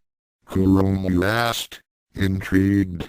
I'll use my old employee ID, the hellhound said, taking out his wallet and sliding out a rather weathered plastic card. Ranma leaned in to read the card. Kuma if Gamaroshi, Security Section C, Gate Division. Soon with security. That was our old division motto, Kuma said, sounding fairly proud. Don't you think your card might be deactivated by now? Youkai asked skeptically. Kuma snorted. Hell is staffed by only the lousy,est, most obstructive bureaucrats in existence. I'd be surprised if they even have a procedure for that. So how do we find this chicken guy? Ranma asked, scratching his head. There's gotta be a lot of people in hell. or former people, anyway. We have an office that handles torment assignment. Assuming they haven't lost it, I just have to root through their records, and then we pick him up and bail. Is it going to be that easy to abscond with someone imprisoned in eternal torment? Kaito asked skeptically. Well, if they had a real guardian working at the gates, no, it'd be completely impossible to get out with a damned soul, Kuma explained with a bitter smile and a vein pulsing on the side of his head. But without any real security it'll be easy. Well, what are we waiting for, then? Chopper asked. Wait, hold on, please, Tsukune asked. Kuma, this is hell we're talking about. Just how safe is it to travel through? Not very, Kuma admitted. With me around, we probably won't be attacked by the devils running the place, but there are plenty of less reasonable nasties, and the terrain is as unforgiving as your so-called kind and loving God. Exactly how much sacrilege can we expect on this mission? Kaito asked, crossing her arms over her chest. A lot. This is a specifically Christian afterlife we're talking about, said the Hellhound. Then I'd like to withdraw from this operation on religious grounds, Kaito said, uncrossing her arms and planting them on her hips. My religion describes a very specific afterlife for me, and I will not accept seeing a guided tour of a different one. You're refusing to go on the grounds that your religion will be proven wrong. Youkai deadpanned. Kaito said nothing, staring hard at Tsukune. The committee captain rolled his eyes. Fine, you can stay behind. Whatever. Anyone else?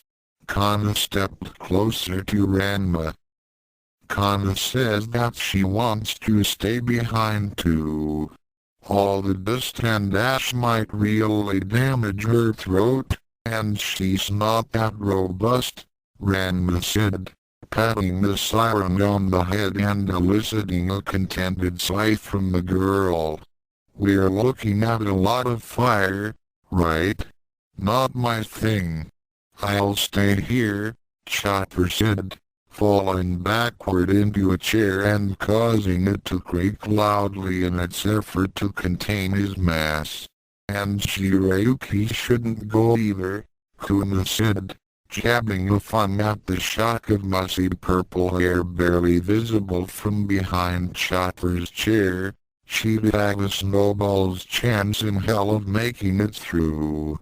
Which actually isn't even a metaphor, now that I think about it. Anyone else? Tsukune asked, looking around at his subordinates. How do they feel about demons in hell? Tobaki asked, raising her hand. It depends on which edition you follow, Kuma admitted. But for the sake of staying as far away from you as possible, I have to assume they'll attack you on sight. Tobaki nodded. Very well. That Jokan fellow probably wouldn't react very well to seeing me again anyway. Jiken. His name was Jiken, Youkai corrected the demon. Okay. So the team staying behind will be Chopper, Mizor, Kana, Tobaki, and Kaito, Tsukune said, and me, Ranma, Mocha, Kurumu, Yukai, and Kuma will go get Jiken from the afterlife. The young human nodded, smiling brightly. If this mission worked out, he will have redeemed the most serious error in his young career. So who's in charge while you're gone? Kaito asked, quirking an eyebrow. In one sentence, Kaito had turned Tsukune's sanguine mood sour. He had no idea how long this trip to hell was supposed to take. Who of the remaining group could he trust not to cause some calamity while he was away? Kaito was right out. If she didn't usurp him directly, she'd probably lay some kind of trap or do something to turn the student body against him.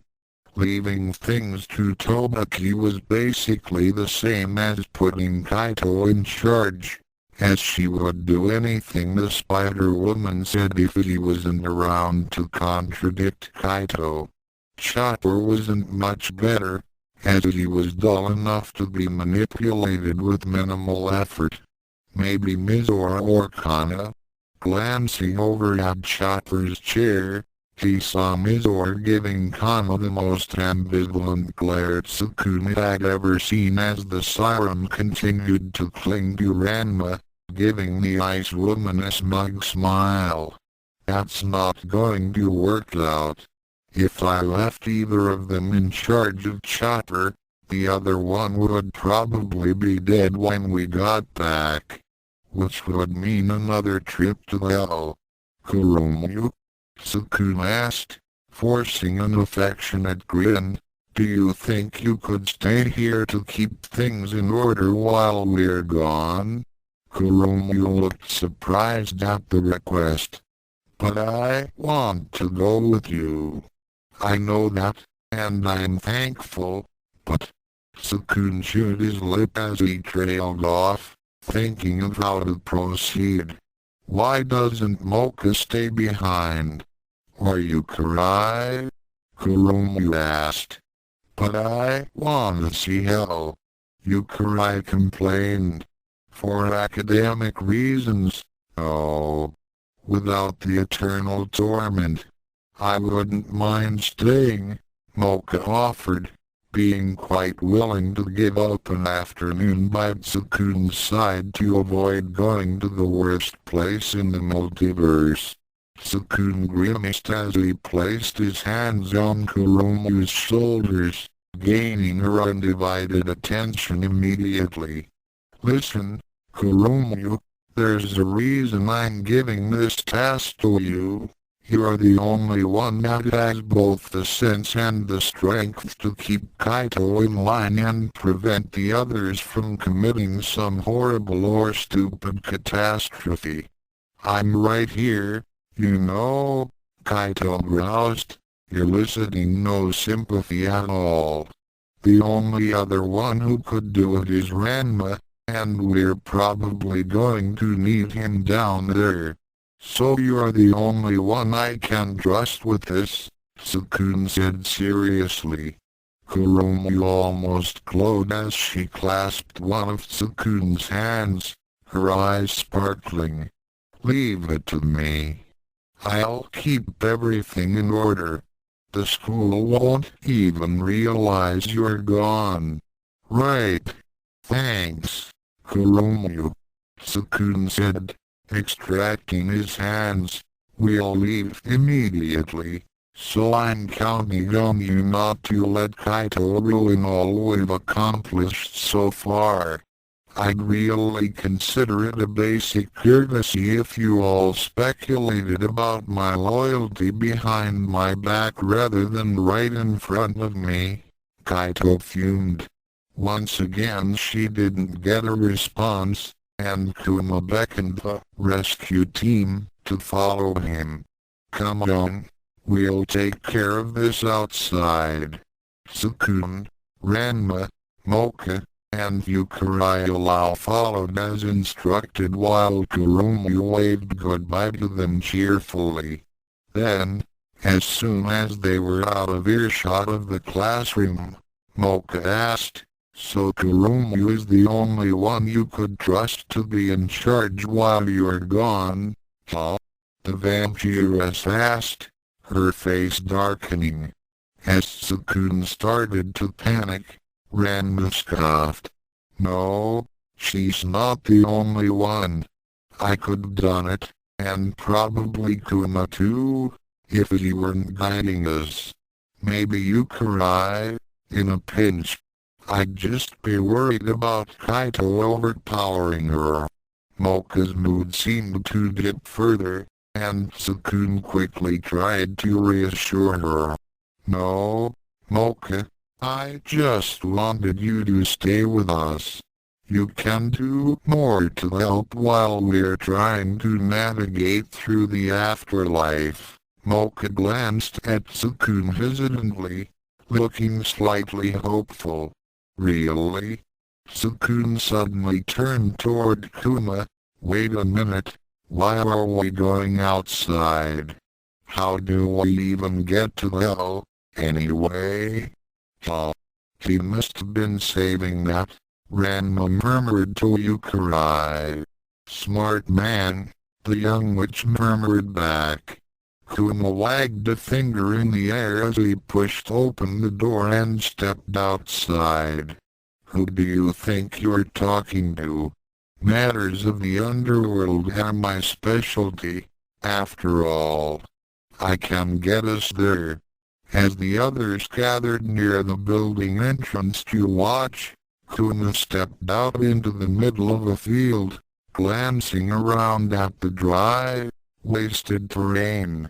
Yeah, this'll do fine, the hellhound said as he withdrew a small cylinder from his jacket pocket and unfolded it. Alright, we're heading home, Kuma said happily as he unrolled a scroll from within the cylinder, which promptly started disintegrating into motes of bright light. Moments later, a blue beam of light maybe 10 feet high appeared in the air before him, and the center of the line seemed to expand, swelling into a shimmering blue oval that sat on the ground, wreathed in white, glimmering energy. Everyone aboard, Kuma said as he stepped into the oval, disappearing from view as he crossed over entirely into the azure window. Everyone else looked slightly surprised at the occurrence, though each of them had witnessed far more bizarre things. Ranma was naturally the first to follow Kuma, heedless of any possible danger on the other side. Mocha took hold of Tsukune's hand nervously, causing the young human to get nervous himself, though for a very different reason. Well, I was hoping I'd never have to see the land of eternal damnation, but I guess this is it, Tsukune said. His face flushed as Mocha's grip tightened slightly. I'm scared, but if we're together, then I'm sure we can manage, Mocha said, smiling awkwardly. Well, we'd better get a move on before Senpai gets bored of waiting and starts cruising through hell on his own, Youkai said as she grabbed onto Mocha's other hand, instantly shattering the mood. Why yeah, that would be awful, Mocha said unconvincingly before she stepped forward into the portal with Youkai and a very disappointed Tsukune. Emerging in hell was, honestly, exactly as Tsukune had imagined, save for the lack of horrified screaming and agonizing death. A blast of hot air struck him in the face, and he was forced to shut his eyes to protect them from the burning ashes being carried by the gust. After the hot breeze had passed, he cracked open his eyes. He was in a cavern about the size of a large room, with the walls being massive, jagged stalagmites jutting up in great clusters. These rocks were a patchwork of dull reds and ashen gray, and covered in webs of bright red seams that glowed brightly in the gloom. On that note, there was apparently no sunlight in hell. All the local light came from the glowing rocks and several small, scattered bits of magma that bubbled and churned across the ground. The sky was an oppressive, smoke-filled sheet that seemed to perpetually rain flecks of ash and twinkling sparks, and the charcoal clouds hung low enough for some of the taller stalagmites to reach up into the ashen miasma, their peaks obscured by the massive, shadowy cloud. "Not as bad as I thought," said Ranma's voice, and Tsukune turned in place as he squinted against the dusty air. "I was expecting a lot more screaming." Ranma had wrapped a handkerchief around his mouth, but otherwise seemed engulfed by the environment. Kuma stood next to the martial artist, his arms crossed over his chest. "Well, keep in mind that we're just at the entrance to hell. The real thing is still ahead." Although he sounded rather grim, his tail had appeared and was wagging steadily, betraying his excitement. "Ugh!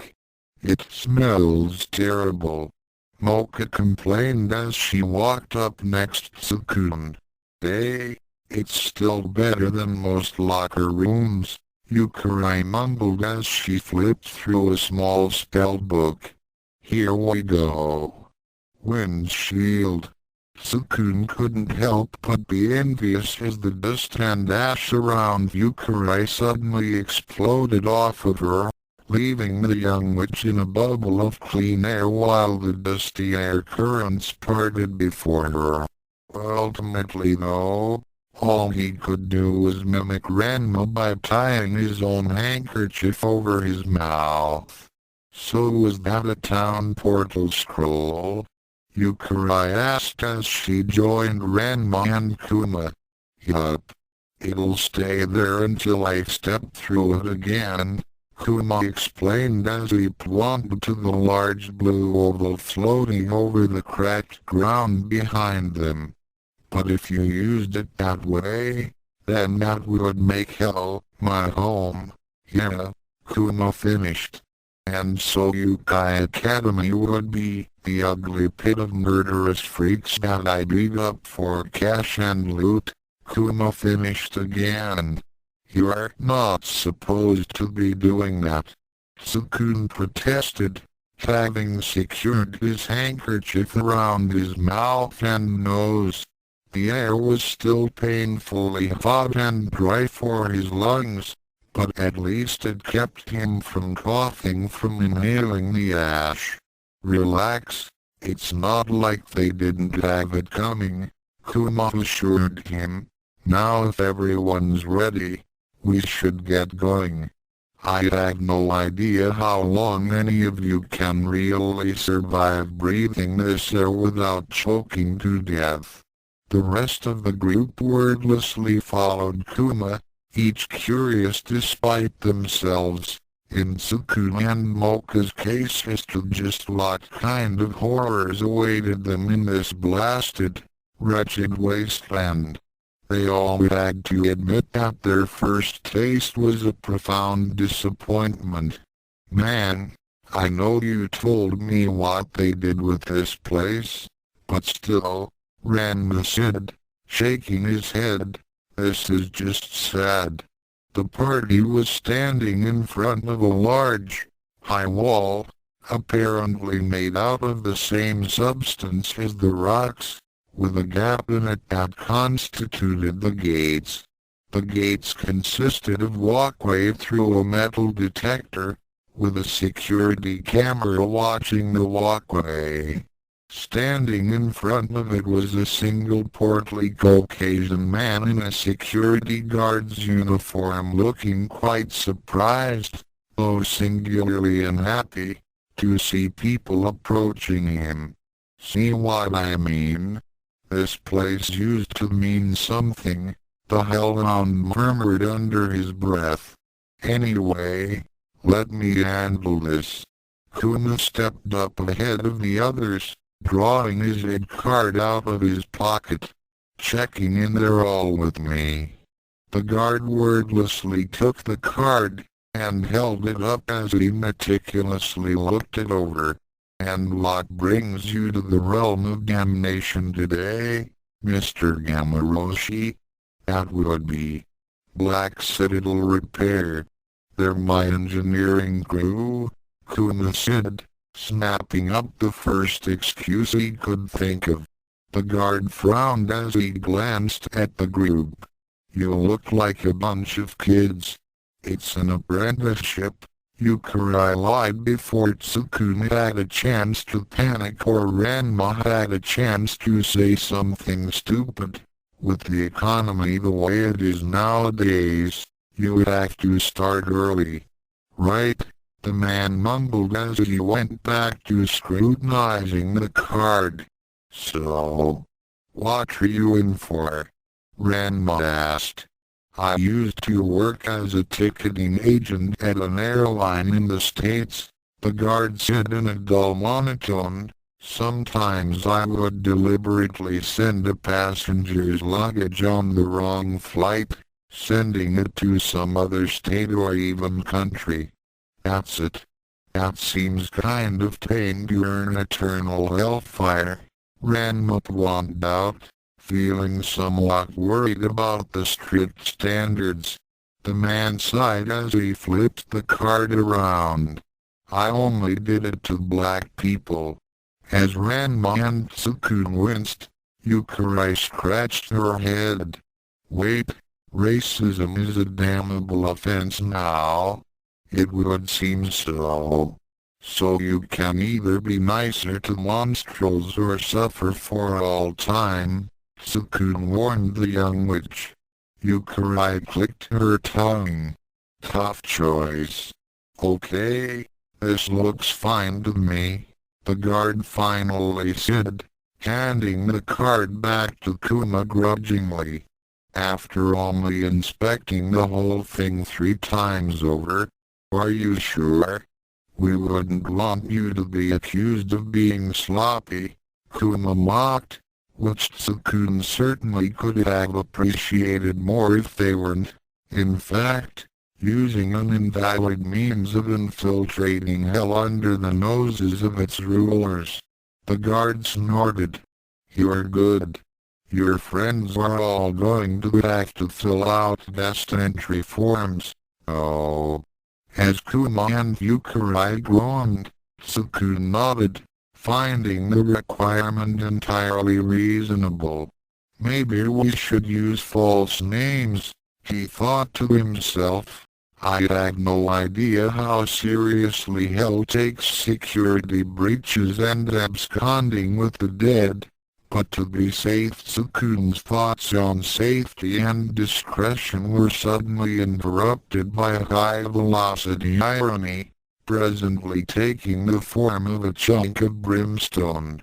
Ranma suddenly kicked into the camera, ripping it off its mount and sending it bouncing away. "Hey, what are—" the guard started to stutter in surprise before Ranma suddenly tackled him, wrestling the man to the ground. "Hey, eyebrows! Finish this guy off!" Ranma shouted as he pounded the extremely confused sentry in the jaw before rolling off. Kuma was just as surprised as anyone by the sudden outbreak of violence, but at least it was the sort of surprise he could easily adapt to. Without questioning why this was happening or why Tsukune was stuttering in a panic, Kuma's fist bloomed into a quivering fireball before he leapt at the hapless spirit. "BWOM!" Tsukune gaped as the guard was swallowed by flames and glowing red shrapnel, which didn't actually look much different from the rest of the infernal landscape. It seemed to be effective though, since when the smoke cleared there was nothing left of the man save a melting police baton slowly rolling under Ranma and Kuma, who were high-fiving each other. "All right. We're in." Ranma cheered. "Fa." No sweat, Kuma said with a rather uncommon grin. By the way, why did we just do that? That's what I want to know. Tsukune shouted, throwing his arms up in the air. Why did you attack? That guy was going to make us fill out forms, Ranma said irritably as he crossed his arms over his chest. Probably in triplicate. Quadruplicate, Kuma corrected. What? Why would they even need that many? We're in hell. Get used to it. Wait, no. Don't get sidetracked, Tsukune demanded sternly, pushing aside his initial shot to try and take control of the situation. Why did you think that killing that man was okay just to avoid filling out paperwork? I'd expect this from Chopra or Kaito, but not from you, Ranma. Ranma stepped back in surprise, clearly not expecting to be reprimanded. But he was already dead. That doesn't matter. Tsukune suddenly stopped. Wait. Actually, I guess that does matter. Besides, the guy already ended up in hell. The forces of the universe decided he was enough of a jerk to suffer for the rest of existence, so it's not like he was innocent. Youkai won't doubt. Unless, of course, you doubt the objective goodwill of the universe that punishes us forever based on breaking the arbitrary rules apparently established by a creator capable of forcing us to follow such rules from the start. But that would be silly. After several seconds of awkward and uncomfortable contemplation, Mocha finally thought of something to ask Kuma. Kuma, what happens to people who die when they're already in hell? As everyone showed considerable interest in this question, the hellhound was quite embarrassed to shrug helplessly. I had no idea. There are theories, but they're kind of all over the place. It just depends on what you believe. You have religions in hell? Tsukune asked, coming to the logical conclusion of Kuma's last statement. Yeah, and they're all the touche, super-sensitive religions always getting up in arms about stupid stuff and splitting into different sects over the smallest little detail. Naturally, he grumbled, but basically, nobody has any real idea what happens when someone in hell dies. Herg. Donald Jackson, damned spirit and former airline employee, suddenly felt a lurching sensation as his spiritual projection was sent hurtling out of a swirling red portal, finding himself skidding to a stop on what appeared to be an inch-thick layer of ash. Raising his head in alarm, he started glancing from side to side frantically, completely confused as to what was going on. The surroundings were, in fact, hardly much different from those he had just left. Ash floated through the air, though there seemed to be more of it. Jagged stalagmites running with more red, volcanic veins than back in hell were scattered about just as before, but in more places. The ground, in the few places it hadn't been completely covered by choking ash, bubbled with lava pits roughly twice as large as Donald was used to. Where am I? What is this? He asked, not really expecting a response. You're in double hell, answered a deep voice behind him. Whirling around, Donald found the not unfamiliar sight of a large, black humanoid with massive, curved horns, with its lower body resembling that of a goat. He was also treated to the somewhat more unfamiliar sight of an identical monster standing behind the first one, stroking its blonde black beard. "You're not serious," Donald grumbled, less horrified than annoyed. "We get that a lot," said the second devil, shrugging, "but we are." "Get up and follow me," commanded the first devil as he turned and beckoned over his shoulder. "You act twice the penance to get through now." "Will I have to guard an easily breachable gateway by myself?" the resigned spirit asked. "No. Now you have to guard too. Son of a bitch. Actually, now that I think about it, what happens if we die?" Youkai asked as she trudged along the jagged terrain next to Mocha. The 5 high schoolers were now trekking through what Kuma insisted was the main road through hell to reach the primary facilities. The path was only notable for having slightly smaller stalagmites and lava pits in the way, although Ranma guessed that was mostly because the outer gateway wasn't used very often. Kuma glanced over his shoulder to answer Yukai. "No biggie. We'll just pick you up along with this chicken guy. It usually takes some time to get assigned to your torment after arriving, so we'll probably catch you at the assignment office that we're headed toward anyway. So we can die with pretty much zero consequences?"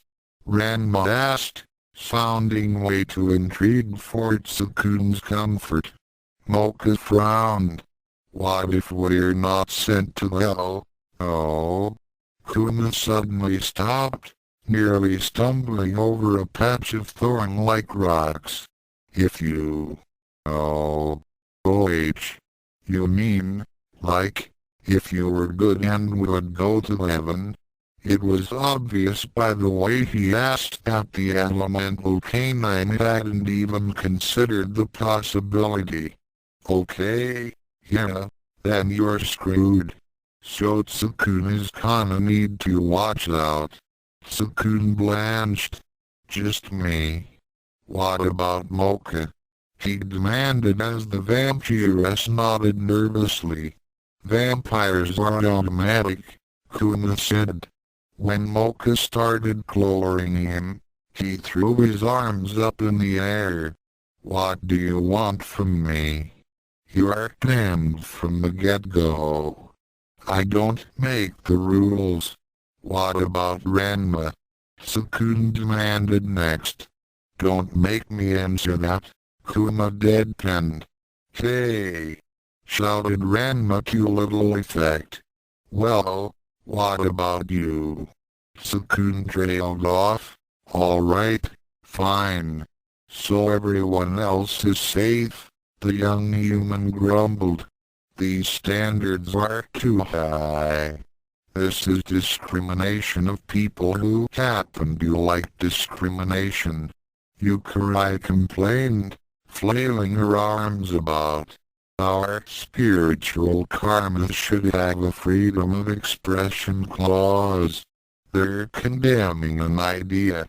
Kuma finally started moving again, moving up a steep incline marked by small streams of lava oozing out of glowing holes in the ground. "All right, now watch out for steam vents and hellworms," the canine warned. "Hellworms? That sounds like some kind of arterial parasite," Yukai mumbled. "They are, in the sense that they try to get in your bloodstream when they attack," Kuma explained. "Of course, most of them are thicker than your arm, Sendo, so they don't really measure up to the parasite thing." "Where do they live?" Ranma asked, glancing around at the small crevices and numerous smoldering holes that were located on the larger stalagmites. As he searched, he noticed a small, red-winged humanoid about the size of his head zipping about nearby, apparently checking the travelers from well out of arm's reach. Kuma crested the incline and stepped up onto a cliff, looking out over a vast, blasted wasteland that spat flames into the air periodically. They lit in those little lava streams, just inside the pocket where the lava spills out.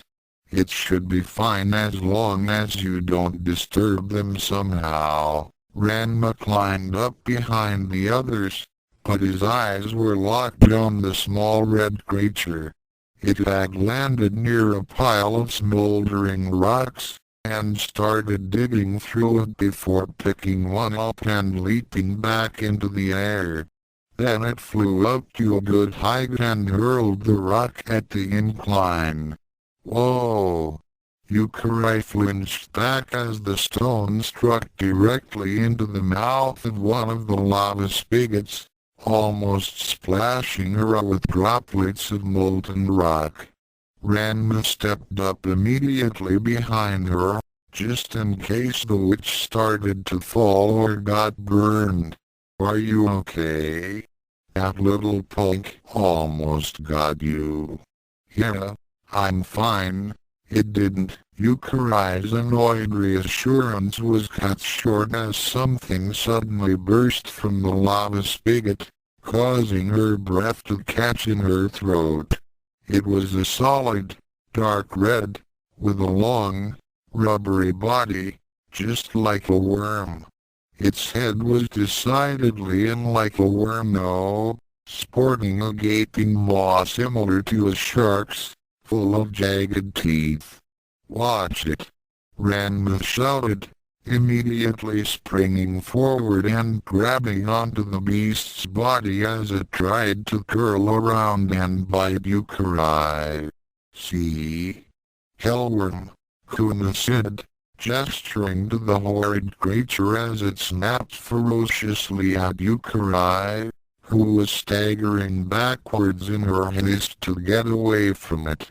That is much thicker than Yukai's arm. Mocha complained as she and Tsukune watched the scene in horror. Yeah, okay, maybe it's closer to my arm. It's been a while since I was last here, the hellhound admitted with a shrug. Stop thrashing around. Ranma growled as he pulled the hellworm away from Youkai, trying to grab the beast near its head. It was difficult enough just because of the creature's impressive strength, but its skin was also searing hot, probably as a result of coming out of a lava pit. Yanking it back with one hand, Ranma used the other to seize the hellworm right behind its jaws, finally taking the hateful beast completely out of lunging range of Youkai. Are you alright? Tsukune asked, descending enough to help Youkai up atop the cliff. Why yeah, just a little shaken, the young witch said, letting Tsukune help her up onto flat ground. Why is it only going after me? Senpai's the one holding it. Hellworms, like most hell fauna, instinctively attack the weakest, youngest, and most sinful target, Kuma explained like he was playing the part of a tour guide. Youkai grimaced as she stared at the hellworm Ranma was still holding firmly while it leered at her, its long, serpentine body lazily swinging back and forth as it curled and coiled in the air. That's not fair. I only dabble in 2, maybe 3 of the 7 deadly sins. Yeah, well, you kind of overdo lust for someone who hasn't hit puberty yet, Ranma quipped as the hellworm suddenly swung its body hard to one side, its tail curling up into the air. "HM? Hey, what is it, Schwack?" Everyone was fairly shocked when the hellworm suddenly whipped its long, powerful body across the 15-foot uphill gap between Ranma and Youkai, striking the witch with enough force to knock her clean off her feet and off of the edge of the cliff. "Why didn't I prepare feather? Yukari screamed as she started plummeting toward the ground, holding her head to her head largely out of reflex. "Well, she's dead," Kuma mumbled as Tsukune and Mocha cried out in shock. He was reasonably surprised, however, that Ranma had other ideas. The big-tailed boy blasted past the others in a red blur and then dove straight off the edge of the cliff, bringing his hands together in a flawless dive that would have been quite praiseworthy if he was diving toward water rather than jagged stone laced with lava veins. "Wait, Ranma. There's no point. We'll just get her later," Kuma called down, though it was quite obvious by now that Ranma couldn't exactly reverse course. Tsukune crouched down next to the edge of the cliff. "Ranma, if you can throw her back up, I'll catch her," he shouted, ever confident in his roommate's superhuman abilities. True to form, Ranma soon reached the flailing Yukari, who was falling slightly slower thanks to the drag on her cape. "Gotcha!" Ranma shouted as he latched onto Yukari's arm. Then he started to spin in the air, swinging her around him in a wide circle. "Catch!" Ranma called as he let go of the witch, sending her flying upward with only slightly less screaming than she emitted on the way down. "Almost," Tsukune mumbled as he started stretching his hand down, trying to judge where he could catch Yukari without losing his balance and being pulled down himself.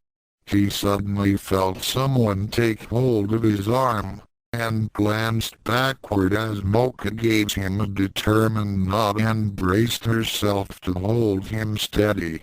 Kuma took hold of his other shoulder, though he looked reluctant. "This is a complete waste of effort, you know. I actually would have enjoyed not having to listen to her all the way to the offices." Tsukune ignored him, and he let himself fall forward as Yukari reached the peak of her ascent, reaching down and grabbing her around her waist while Mocha and Kuma kept him from falling himself. "All right. Hold on to me." Yukari did so, attaching herself to the human boy's torso like a life preserver as they were both pulled up onto the cliff. "Well, we saved ourselves from having to pick her up at the place we're going anyway. Good job, team." Kuma deadpanned as the human and witch collapsed onto the ground, overwhelmed with relief. Then he glanced down the slope they had just climbed. It moved, by the way. The hellworm, which seemed to be staring up the incline despite a distinct lack of eyes, made a tch noise before it slunk back into its lava flow. "What do we do about Ranma? Is he going to be okay?" Mocha asked as she hugged the hyperventilating Yukari to her chest. Kuma snorted. If something like an enormous fall into jagged, burning rocks were enough to kill him, I'm pretty sure none of you would be alive right now. Tsukune nodded, looking somewhat pleased, though it was hard to tell with the handkerchief over his mouth. We should wait here for him to get back. I'm sure he could manage to get up the cliff on his own. Rumble. What? What's that? Mocha asked nervously. Kuna shrugged. Lava eruption. We get them every few hours or so. Usually in incredibly inconvenient places. Tsukune frowned as he felt the ground tremble beneath him. So, should we move, or BWOOM? He was entirely cut off as an enormous explosion sounded from far below, and Tsukune whirled around as a bright pillar of flame rocketed up past the very edge of the cliff, scorching and blinding him before he stumbled back. There were a few more explosions from below, though none were as impressive, and Tsukune watched in horror as several more fireballs blasted upward past the cliff edge to shoot into the sky. Mocha clung to him in fear as great tongues of flame swept over the ledge, and Youkai pulled her head down over her head as she curled up into a ball and waited for the shaking to stop.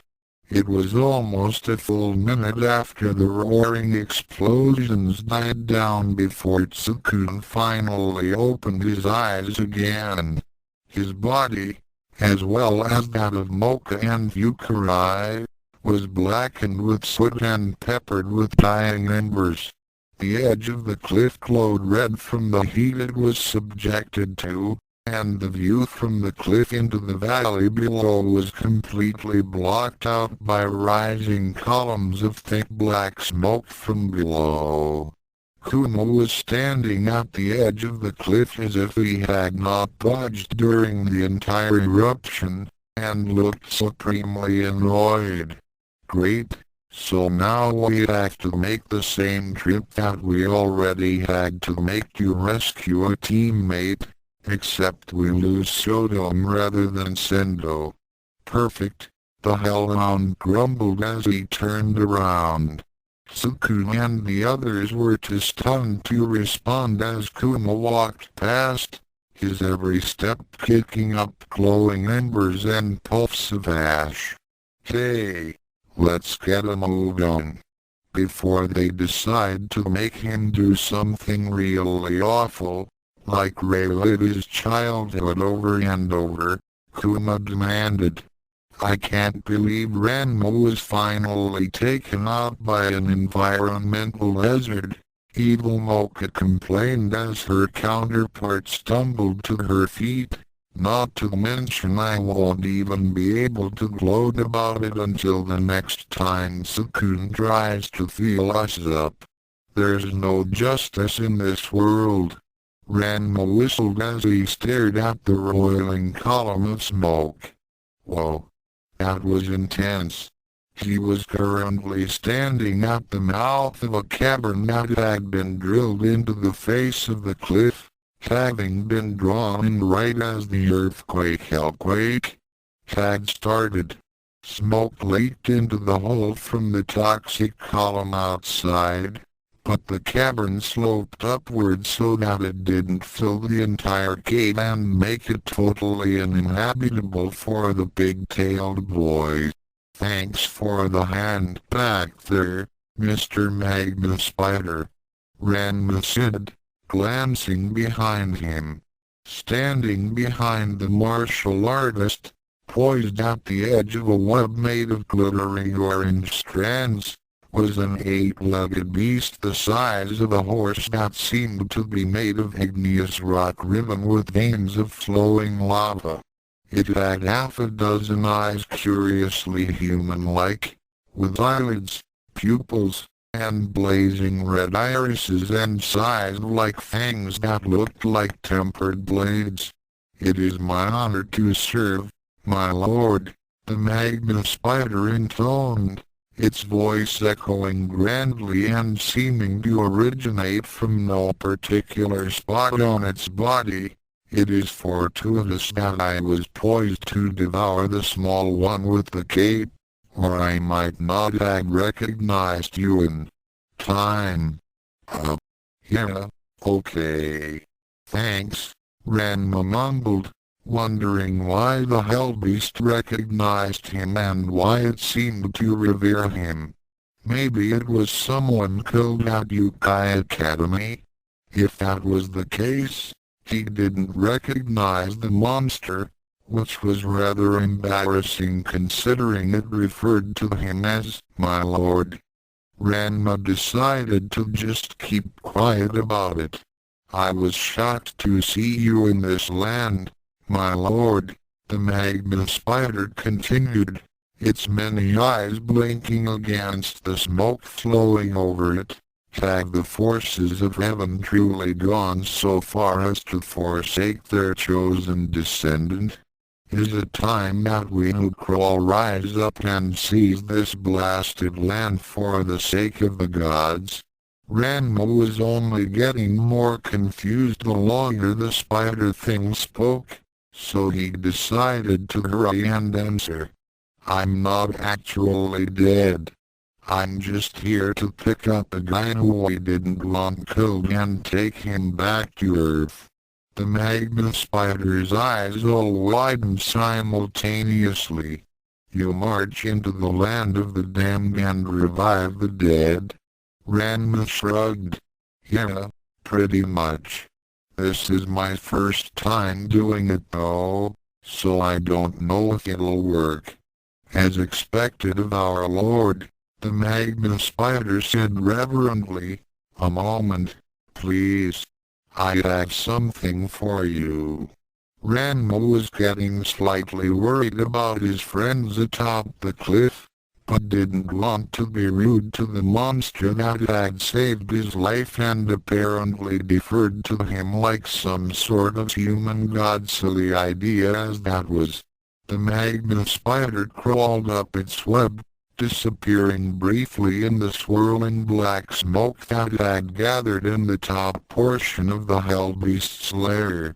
When it descended again, Ranma was fairly stunned to see a familiar hairy brown figure clutching onto the magma spider's thorax. Hey, is that Ken? It is you. Ranma said cheerfully as the large brown tarantula with a leg span barely equivalent to a dinner plate.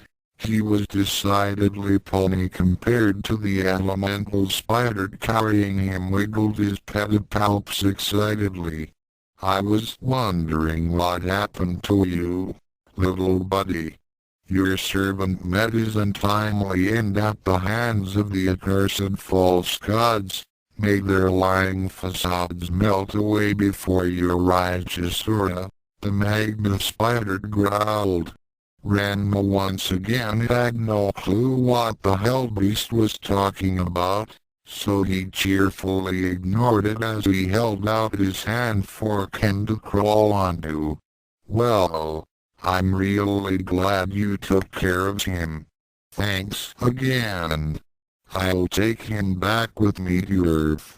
As the lesser arachnid scuttled over his shoulder and onto his back, Ranma asked, so why was he in hell anyway? Some kind of spider sin?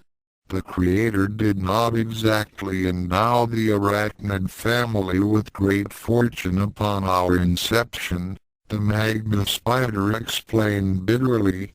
In terms of afterlives, we are largely confined to either this hellplane mostly as torment props for the arachnophobic damned or the Demomwood pits. Ranma didn't know what the Demomwood pits were, but they didn't sound much more unpleasant than hell itself. And you chose hell? Whether you worship her or not, there is really no getting around the fact that Loaf is a raging, psychotic bitch. At least here they treat us like dumb animals and leave us alone most of the time. It's really not so bad after you evolve a lava-based form. Well, some people seem to like it here, I guess, Ranma mumbled, thinking of Kuma. Anyway, I should go catch up with my friends. There's a good chance they'll die without me. And then I'd have to go get them along with the first guy, which would be a hassle. Understood, my lord, the magma spider intoned. May you tread safely on your travels. Death to the whiskered devils. Yeah, sure, screw those guys, Ranma mumbled as he walked up to the mouth of the cavern and latched onto the upper lip, feeling that it was cool enough to hold. Goodbye. Thanks for returning, my spider. From there it was a rather quick climb to the top of the cliff, as the explosions from earlier had torn great gashes and holes in the rock and left a number of good handholds. Once he reached the top, Ranma was disappointed, oh not totally surprised, to see that there was no one waiting for him. The damn ash in the air covers up the footprints, too, Ranma mumbled, kneeling down and finding no trace of his friend's passage. Which way did they go? Ken suddenly hissed in irritation, and Ranma glanced upward. His gaze hardened as he saw the little bat-winged imp from before who had precipitated Yukai's fall off the cliff. It was fluttering about several meters in the air, and giggling as if the whole last 10 minutes were just a big joke to it. You ever had many devil before, Ken? Ranma asked as he kicked at a cracked stalagmite, knocking a bit of stone up into his hand. The imp stopped giggling, and then turned around in the air and pointed its ass at Ranma before slapping its own rump repeatedly. Ranma put down the stone he was holding and instead ripped the stalagmite out of the ground. The imp froze as it watched the human lift the torso-sized chunk of stone over his head like it was a beach ball. What's wrong? Not funny when it happens to you, Ranma asked as he hurled it toward the obnoxious hellspawn. The imp veered out of the way, but that hardly took Ranma by surprise, and he kicked the smaller stone he had dropped earlier as the little red troublemaker strained to avoid the veritable brimstone comet. Thwack! The second stone struck it square in the forehead, sending the imp reeling. All right, you little bastard, you're mine, Ranma crowed as he started down the incline leading up to the cliff, although he had to slow down so as not to disturb the hellworms no doubt resting in the many lava spigots. The imp had just enough time to recover and bolt into the air, barely getting enough altitude so that Ranma's fingers merely grazed its legs as the martial artist leapt up to try and seize it. Ranma landed hard, and then promptly started coughing. Regardless of how tough and resilient he was, hell had a very poor atmosphere and his breath didn't come easily. Get back here, punk, he shouted between coughs, sprinting after the rapidly escaping creature as his pet spider clung to his back, hissing angrily. And here we have Cavern of the Damned, in which the spirits of sinners are hung upside down and wrapped in thorny vines. Kuma said as he entered a dark tunnel, lit only by the occasional small lava pits that bubbled away on the floor of the cave. Tsukune and Mocha entered silently, the latter gripping the former's hand tightly as he sullenly led her around the lava holes and other terrain hazards. Youkai followed the pair closely, constantly glancing around nervously. Up above you can see the countless souls undergoing eternal penance for their transgressions against their God. Not exactly sure what transgression, specifically, wasn't really my department. Probably lying on their taxes or something, Kuma mused, gesturing up to the ceilings where hundreds of tightly packed people swung and writhed about in pain as the thorn-covered bonds dug into their naked bodies. Every few hours a few of the devil grunts comes along and swats a few of them like pinatas, and that causes them to smack into each other, which increases their suffering considerably. So don't ever lie on your taxes. Kuma looked somewhat annoyed as the others said nothing in response to his tour guide routine, and eventually continued. You may have noticed that there's a lot of places of the damned around here. It's not really supposed to try to make it sound scary or anything, but rather it's a simple designator, like how government buildings will be called federal or municipal to mark who they belong to and what they're used for. So the cavern, lake, pit, untreated septic tank, and cubicle farm of the damned are all places specifically for the torment of sinners, while all the areas labeled devils, like the devil's playground, proving grounds, and freestyle skateboard park are all for hell's worker devils to use when not busy, dishing out egregious penance. Still Tsukune and the girls said nothing, and a vein popped up on Kuma's head. So, do you guys want to see anything while you're here? Kuma asked, turning around while crossing his arms over his chest. Maybe see a sentencing? Visit an ancestor? Oh, how about we go see the torment of Adolf Hitler? People always get a kick out of that. Or any historical villain, really. Take your pick. Take us to that office, Kuma. Tsukune deadpanned. No detours. Fine, I will. But will you all stop being so mopey? Kuma said, throwing his arms up into the air. This is my first trip home in years and you guys are being total downers. My best friend just died, Tsukune said through clenched teeth. Oh, so what? We're going to get him right now, Kuma countered. Considering how often he picks fights with eldritch horrors, you should be happy that he happened to bite it in the one situation where it's really easy to bring him back. Tsukune just glowered wordlessly at the hellhound, so Kuma tried appealing to Mocha.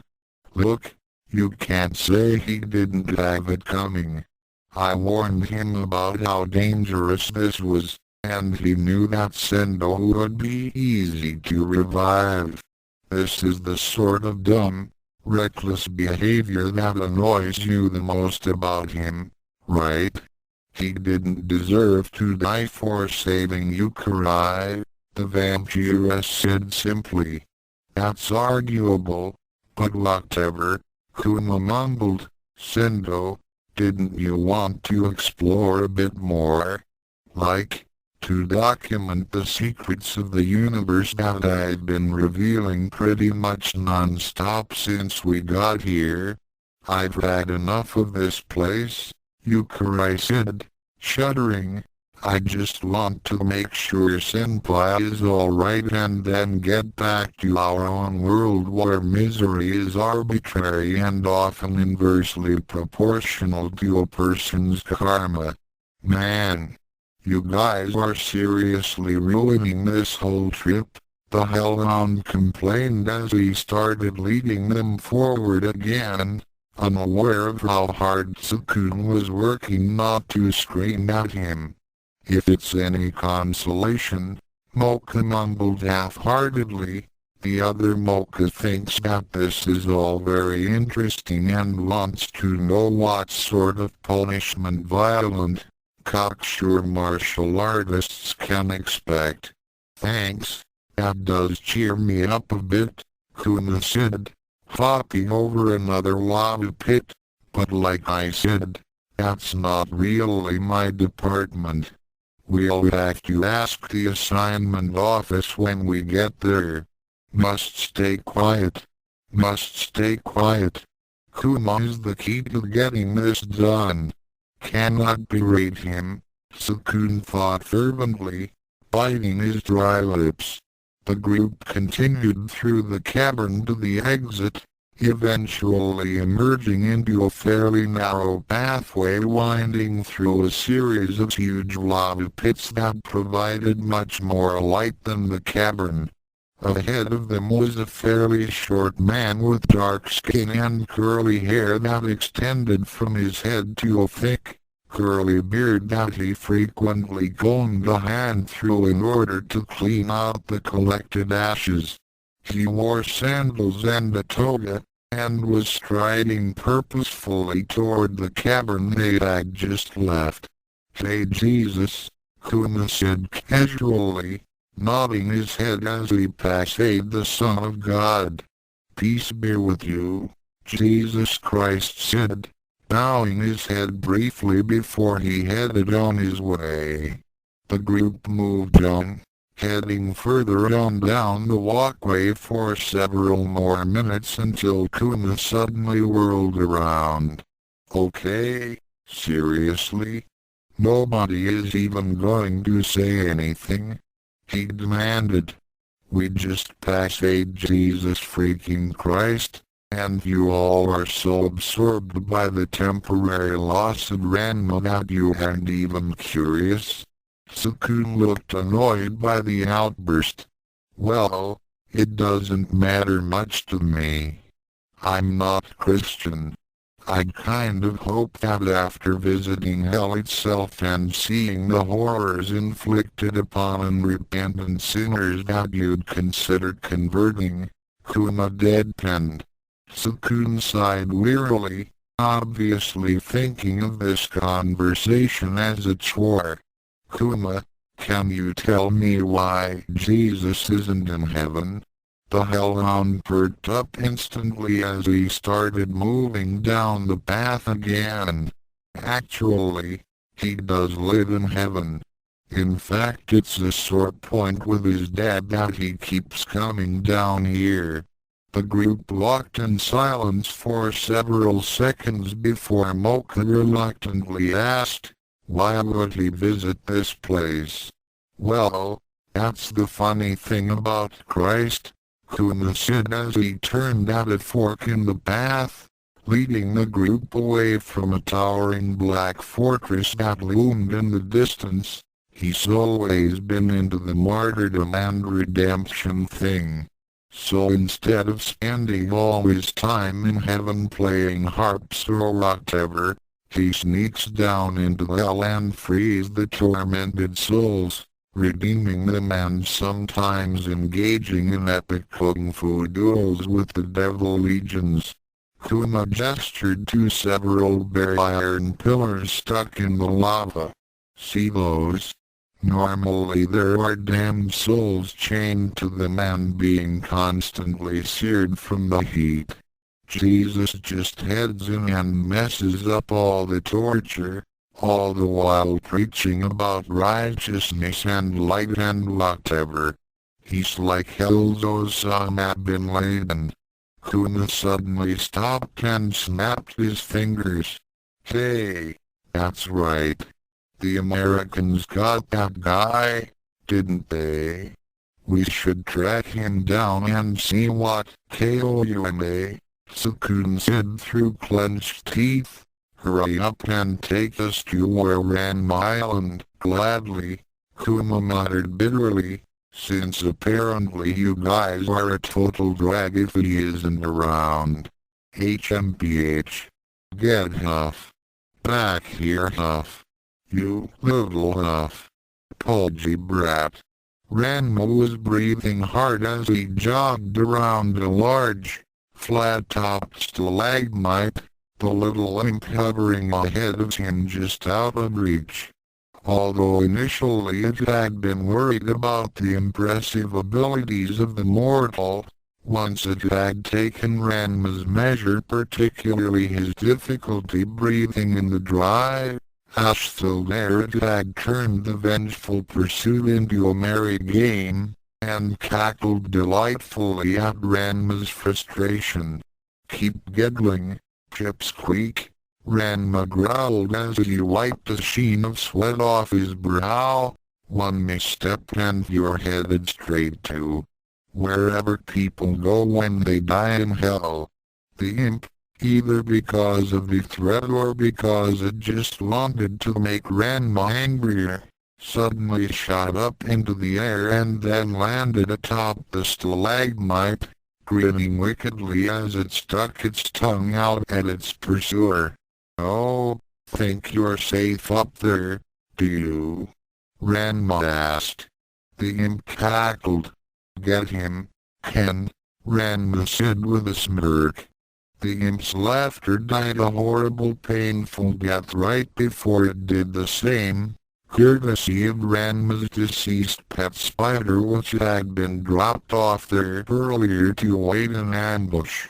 Ken leapt onto the miniature devil from behind, clinging to its leathery red skin while its fangs sunk deep into the imp's neck and filled the flailing creature with venom. Ranma sighed as he sat down at the base of the stalagmite, ignoring the agonized squeals and hateful hissing as he stared at the gloomy horizon. In the distance he could see a large black fortress, which was really the only structure large enough to be seen over the choking gray clouds that wafted through the underworld like floating, slow-motion rivers. Well, they'd probably do all the admin stuff inside, right? Might as well do it all in a castle, Ranma mused. He hopped up to his feet, feeling somewhat refreshed by the brief rest, though he was terribly thirsty. "Ken, finish up and let's get a move on." The giant spider stabbed his fangs deep into the twitching, rubbery imp body, and took nearly a minute slurping up his victim's blood and bile before lightly pushing the withered husk off to the side, letting it roll down the side of the stalagmite before he crawled back down to his master.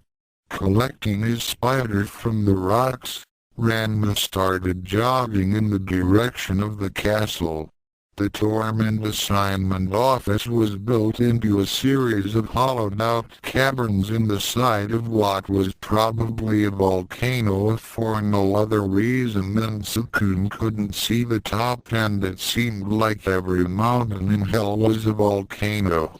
It was fairly easy to spot on approach, as there were a number of large red humanoids leading struggling naked people away in a constant stream, which one would have expected from the original entrance to hell. "All right, now you all should wait here," Kuna said, halting them. "I'll go and get the info on where Ranma and Jiken are. Assuming Ranma isn't still waiting to be processed." "I want to go too," Tsukune insisted. "Maybe I can." "Payono," Kuna said loudly, startling the others with his suddenly serious tone. "Look, I know you're worried about Ranma, and you have that whole human diplomacy bonus going for you, and I respect that. Really. But this is the infernal underworld, and they play rough here," the Hellhound explained.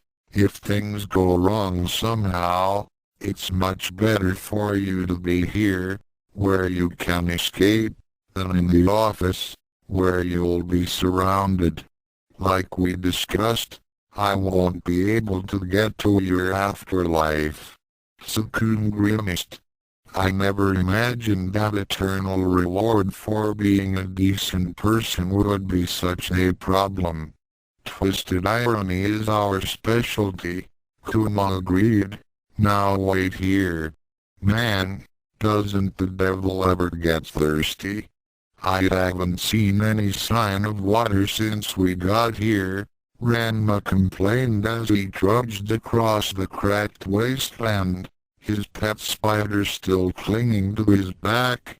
"Why didn't I think to bring any water down here? This sucks." In front of Ranma loomed the giant black fortress, although it still seemed a great distance away. With the physical limitations brought on by the horrid environment and increasingly severe thirst, he couldn't sprint there, and he found an ordinary pace of travel annoyingly slow. He was fairly engrossed in his grumbling, to the extent that he wasn't really paying attention to his surroundings until some of his surroundings started shouting at him. "Hey! Hey you! You're not a devil, right? Help me!" Ranma was startled out of his thoughts, and promptly noted there was a pit of black sand that was set just off the path ahead, hardly distinguishable from the cracked black wasteland surrounding it but for the fact that it didn't have thick, glowing veins of lava seeping through it. There was also a head poking out of the sand. A man's head, of vaguely Asian descent, with flesh that was dried and scorched to the extent that there were actually thin plumes of smoke rising from his skin. Ranma promptly jogged over to Pit, looking alarmed. "Whoa, are you okay? I've been baking in sand for years. Do you think I'm okay?" The man snapped as Ranma crouched down next to him. "Look, just held GYH. You're back." "What the here is that?" Ranma blinked. "What, Ken? He's my spider. Relax, he won't hurt you."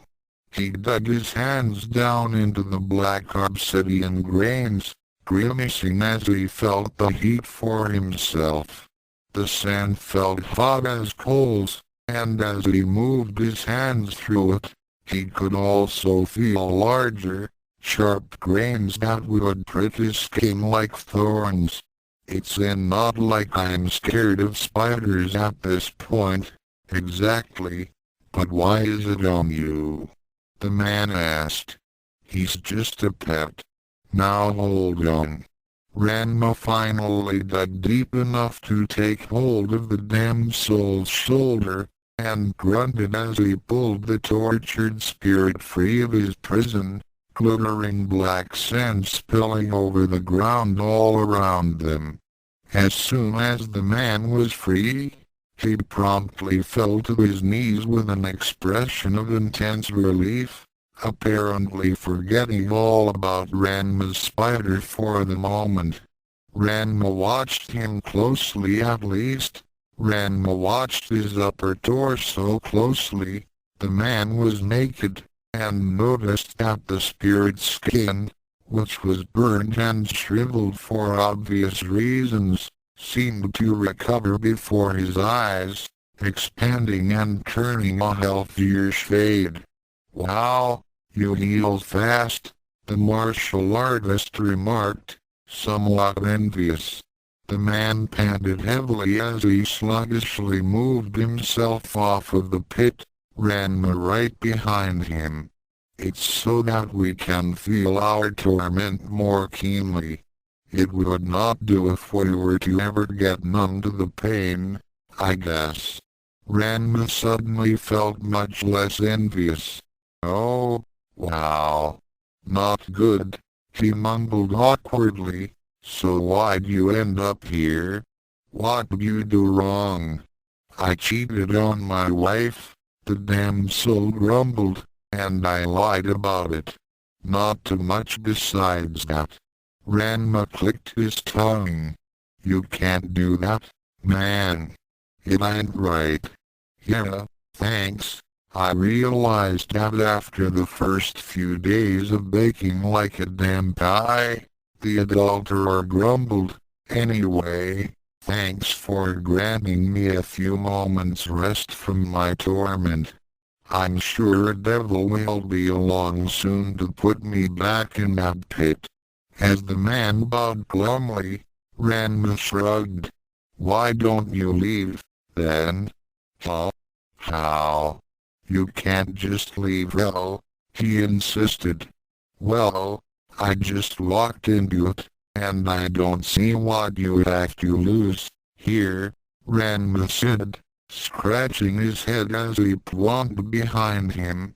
It's a bit of a walk, but if you go straight back, hang right at the big plateau, there should be a dead imp there at the bottom, and then go down the steep incline with all the lava spouts and follow the lava streams. You should get to the gate. I took out the guard and there isn't a family of big scary hell monsters guarding it anymore, so you should be home free until you reach the portal. The man looked completely awestruck. Are you serious? I can escape. I can be free. How can I ever thank you? Just don't cheat on your wife anymore, okay? Ranma asked, crossing his arms over his chest. PFF, how can I do that? Scoffed the damned soul. The marriage thing clearly stipulates till death do you part. I bought it, so now I'm free of any religious obligation to hold this guy back. Ranma grimaced as the rescued spirit plonked at his own crow's nest. I think he might be missing the point here, the martial artist thought grimly. Okay, well, if you won't do that, can you take my spider back with you and drop him off in the world of the living? I'm heading toward the big spooky castle and I don't want him to get killed. Again. The man looked distinctly uncomfortable with this plan, but nodded reluctantly. All right, fine. Give him here. Ranma gestured sharply with his left arm out, and the tarantula scuttled over his shoulder and then out onto his arm, eventually climbing hesitantly onto the spirit's chest. Whoa. Kinda tickles, the man said, clearly nervous as he tried to work out where to hold the eight-legged beast. Mongo biting, Ken, Ranma lectured into the tiny beady eyes atop the spider's head. You just stick with the lowlife until you're back at the school, okay? And if anything happens, just make a break for it.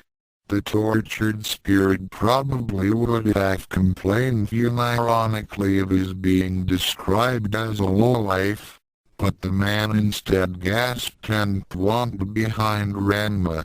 They're here. Devils. It's over. What? Ranma turned around, and frowned as he saw a dark shape approaching in the distance, barely visible thanks to the obscuring ash. All right, I'll handle this. You go, and Ranma glanced back behind him, and sighed as he saw that the damned soul was already a good distance away, fleeing in the direction Ranma had indicated earlier. Well, at least he's taking Ken with him. Now let's see what this jerk wants. Sid, jerk, approached quickly, managing a loping jog that covered the cracked, flinty ground quite well. Once it was close enough for Ranma to make out, he could see that it was a large, red, male humanoid creature, boasting a thick musculature and a pair of twisting horns protruding from its brow. He had a whip-like tail about a meter long that thrashed back and forth like an unruly snake, and the creature was holding a bronze trident over his shoulder. The hellbeast slowed quickly as he approached, looking quite confused at the sight of Ranma standing in the open and clearly waiting for him. "Well, we don't have Miss Nakomom around to explain what you are, but I'm gonna guess devil," Ranma said blandly. The devil gave Ranma a curious look, and then snorted, a small cloud of flickering embers spurting from his nostrils. "Insolent mortal! Back to your penance!" Shouldering his weapon, the devil reached forward to seize Ranma with a large, clawed hand. Ranma slapped the hand away. "No, I'm not doing time here. I'm just looking for—" "Wait, what did Kuma call it?" The devil snarled and swiped at Ranma's face, but the martial artist ducked before stepping back. "It was some kind of office. Does that ring a bell? Your future torment increases with your every move, worm."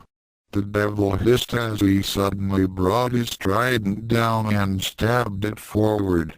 Ranma moved to the side, allowing the weapon to stab past him, and then seized the haft with one hand while one leg snapped up and struck the devil's arm, jarring the trident loose. Then in one smooth rotation Ranma brought the pulley arm back around before stabbing it into the shocked devil's abdomen. "Now I remember," Ranma said suddenly, brightening as steaming black fluids oozed from the new wounds in the hellbeast's stomach. "It was called the Torment Assignment Fund." Ranma trailed off as the devil fell over, the bronze trident wobbling unsteadily as its owner seemed to slowly boil away on the spot, leaving only a puddle of dark oil-like fluids and a bleached skeleton. "Well, I'll just remember it for the next guy I find, then," Ranma murmured as he started on his trek again. "There's gotta be someone who knows where. Wait. Is that another sand pit?" He frowned as he spotted another one of the torturous prisons on the side of the path, complete with a human head in the middle. "Looks like I've got a lot of work to do," Ranma grumbled as he jogged ahead, leaving the crumbling bones of the devil behind him. "Okay, look, I know I'm not supposed to be here, but I've got a reason," Kuma said, looking frustrated but surprisingly calm about it. "It's not like I'm hurting anyone here. I just need to look up some info."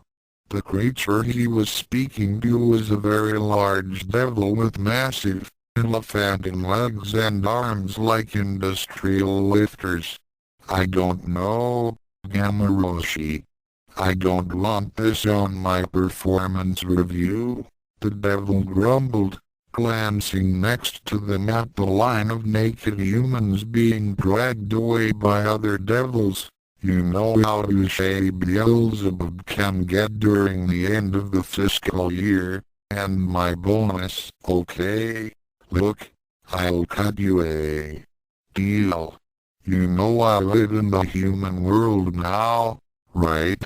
I have access to all kinds of stuff," Kuma said with a smirk. "You do me a solid, and then you can contact me back in the land of the mortals and get me to send you something nice." The guard devil looked startled by the proposition. You mean like a PlayStation 2? Kuma snorted. PlayStation 2? PlayStation 3? To PlayStation 1 single quote S. Your call. What do you say? I say nothing, because I saw nothing, said the devil, his gaze rising so that he was staring straight forward. Kuma shook his head in contempt as he walked into the office, barely managing to keep clear of the long line of struggling mortals and growling devils. What a loser. Willingly breaching security for the sake of one of the humans' useless toys. The hellhound thought. If it were me, I would have disemboweled anyone who dared to bribe me. This place has gone straight to, well, someplace worse than hell, I guess. Ah, there's the desk. Aside from the barely directed chaos of mortal souls being rapidly judged and dragged away screaming to their fates, there was a single window off to the side that was only used by the denizens of hell to request information, rather than having a direct role in the judging and tormenting process. Kuma walked up to the desk, which was manned by a single female devil who was delicately filing her horns, which curled down under her ears like a ram. Hello? I'd like to make an information request, Kuma said, crossing his arms over his chest. I'm looking for a pair of souls. The devil woman glanced at him, and then put down the rusted iron file she had been using. Name? The first is some schmuck named Jicken. Came in a little less than 2 months ago. Method of death was being flayed alive by a demon. The devil woman nodded and snapped her fingers, causing a manila folder to appear on her desk in a puff of flame. And what information in particular are you looking for? What kind of punishment he's enduring, and where that sector is? Kuma answered.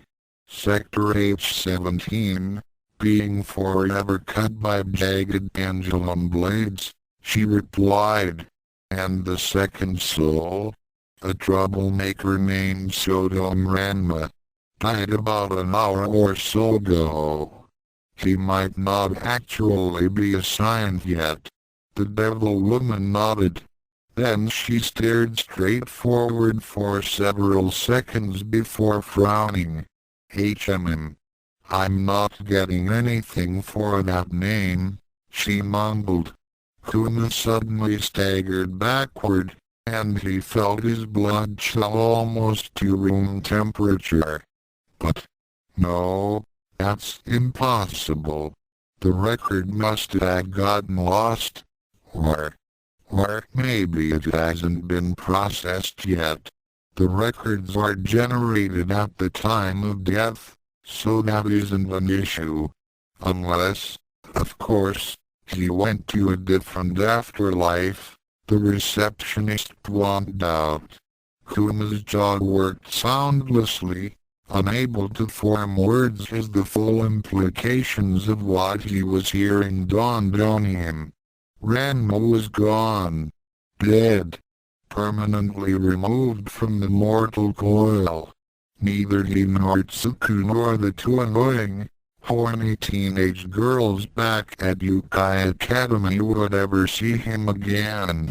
There was a part of him that wanted to be happy at the prospect, but he just couldn't be. For all Ranma's talent in annoying people, he was still someone who stood by Kuma and the protection committee when they needed him. He was benign, maybe even heroic. This led the hellhound to yet another harrowing thought. Why had he assumed Ranma would suffer for eternity? Ranma had perished saving Youkai with barely any thought to his own safety and regardless of all the trouble Youkai had caused him in the past. In fact, Ranma had always been ready to put himself at risk to help others. In disregarding that, Kuma had spit on Ranma's kindness and sense of justice, and reduced the man's memory to that of an obnoxious clown. "Ah, I see now," said the she-devil. "I checked Death's files. Mr. Saotome isn't actually dead yet." In an instant Kuma's coat was washed away, and the hellhound slammed a fist down onto the countertop in front of him, causing a small burst of flames to shoot up. "That idiot. And he didn't even say anything before we left. What's wrong with him?" The devil woman shrugged, looking completely uninterested in Kuma's outburst. "I can't say. Is there anyone else you need to find? Maybe Saotome Janma, his father?" Kuma blinked, his anger vanishing. "His dad's dead?" "Just a moment," the receptionist asked as she tilted her head to one side. Actually, Death has had a work order in place for more than a year now, but the soul is still in arrears." Kuma quirked an eyebrow. "Seriously? That can happen?" Ranma Saotome strolled casually through the neighborhood on his way back to the Tendo household, ignoring the occasional pointing and staring from the few people around who weren't used to seeing a panda ambling along the sidewalk like it belonged there. As he rounded a corner, the cursed martial artist halted, spotting something odd in the middle of the street. It was a plate of rice balls and bamboo sticks, planted next to a sign that read, "Free Panda Food," next to a rather large tree. Janma glanced up at the tree's branches, noticing that there was a net poised over the plate of food, stretched between the branches and suspended by a rope. That rope extended down to a peg that secured it tightly to the ground, while next to it a black-cloaked figure crouched in some bushes, a massive size held at the ready to cut the rope. Janma's eyes narrowed ever so slightly. Ambling up to the plate of food, Janma stopped just outside the net's radius, staring at the meal left out on the sidewalk. Then he raised his arms up to either side, as if he was about to hug-tackle someone.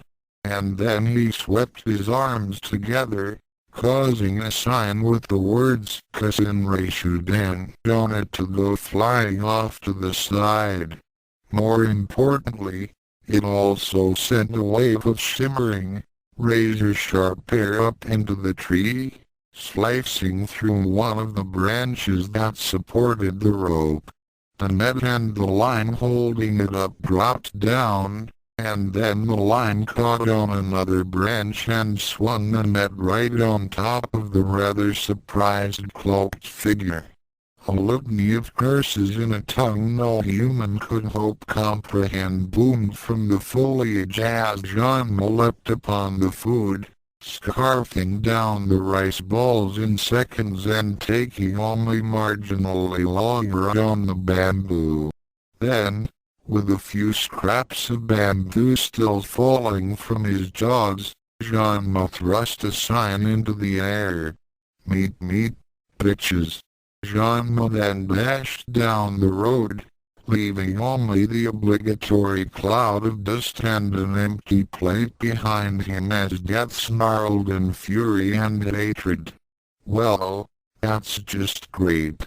So he's still alive, just lost in hell," Kuma groused. "If the jerk would just lay down and kick the bucket, this would have been so much easier." The she-devil at the counter quirked a well-trimmed eyebrow. Why would a mortal who isn't dead be in hell?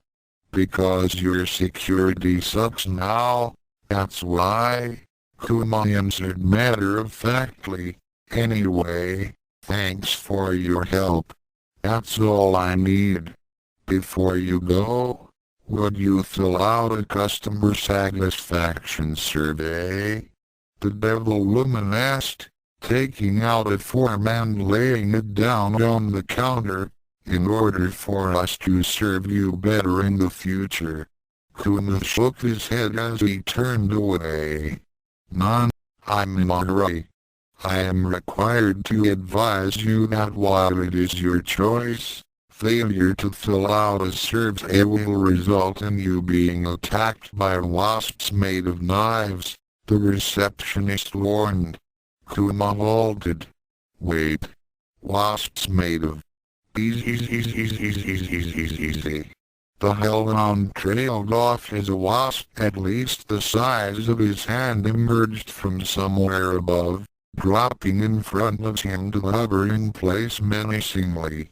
It wasn't exactly made of knives, but rather had an unreasonably large, scalpel-like blade attached to each of his legs, mandibles, antennae, and a particularly nasty-looking spike emerging from its abdomen. Right. I forgot we had these, actually, Kuma grumbled as he turned back to the she-devil. Fine. Can I borrow a pen? No, the devil woman said simply, smirking as the wasp started circling Kuma's head. The hellhound frowned, staring down at the survey sheet, and then up at the buzzing hell wasp, and finally back at the receptionist. You take ironic customer service much more seriously than I remember. She nodded. The economy has been tough on everyone, she explained grimly as the wasp reared its stinger back and attacked. So what do we do if Kuma can't find them? Youkai asked. She was currently leaning against Mocha's chest as the girls sat next to a lava flow, the vampiress keeping close to Youkai as to benefit from the witch's air bubble. Tsukune dearly wished to join them, as he already felt thirstier than he had ever been in his life, and his hair probably contained half his body weight in soot by now, but he restrained himself. Mostly because it would involve him feeling up an 11-year-old and sandwiching her between him and Mocha. He wasn't entirely sure Youkai would disapprove, honestly, but he was intent on keeping the question moot. Then we moved on to the next office. Or boss, or whatever, Tsukune said, his voice slightly hoarse. If we can't find Jiken, then that's unfortunate, but we will find out what happened to Ranma. Hey! Kuma's coming back, Mocha said, brightening as she spotted the hellhound's human form through the dust with her superior vision. Tsukune was wringing his hands as Kuma approached, though he was soon forced to put aside some of his concern for Ranma to make room for concern for Kuma. The hellhound had several gashes over his face and arms, as if he had been cut by several small knives. Oddly enough, it was his right hand that was most scarred and blood-stained. Kuma, what happened to you? Tsukune asked as the native hellbeast walked past him. I just had to fill out a questionnaire with my own blood while using a pen that was trying to stab me to death, Kuma said with an uncharacteristically calm shrug. No biggie. More importantly, I found out where Jiken Island. Tsukune felt his heart sink into his stomach at the way Kuma said it. having obviously excluded Ranma on purpose. And Ranma? A vein popped up on Kuma's head. Turns out our buddy Saotome never bit that bullet after all. Somehow the bastard's still alive and kicking. Tsukune felt relieved at first, but his dread grew as he considered that information. Wait, so that explosion, either he dodged it, or he's a lot more resistant to fire than we thought. Even I couldn't have just shrugged off that eruption. Kuma groused. Really? This wouldn't happen if he'd just tell us his damn species already. Mocha thought the urge to roll her eyes. Well, is he injured? Is he still back at that cliff? Youkai followed. Kuma sighed wearily. I don't know. So long as he's alive, hell doesn't really have much to do with him. So how will we find him? Tsukune asked. Should we double back where we came? Are you sure you could handle that, Tsukune?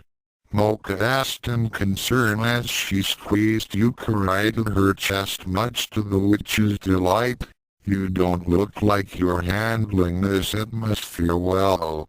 Besides that, if the guy survived being swallowed by fire, then there's no point in us worrying about his life now. Kuma groused. He can find his own way.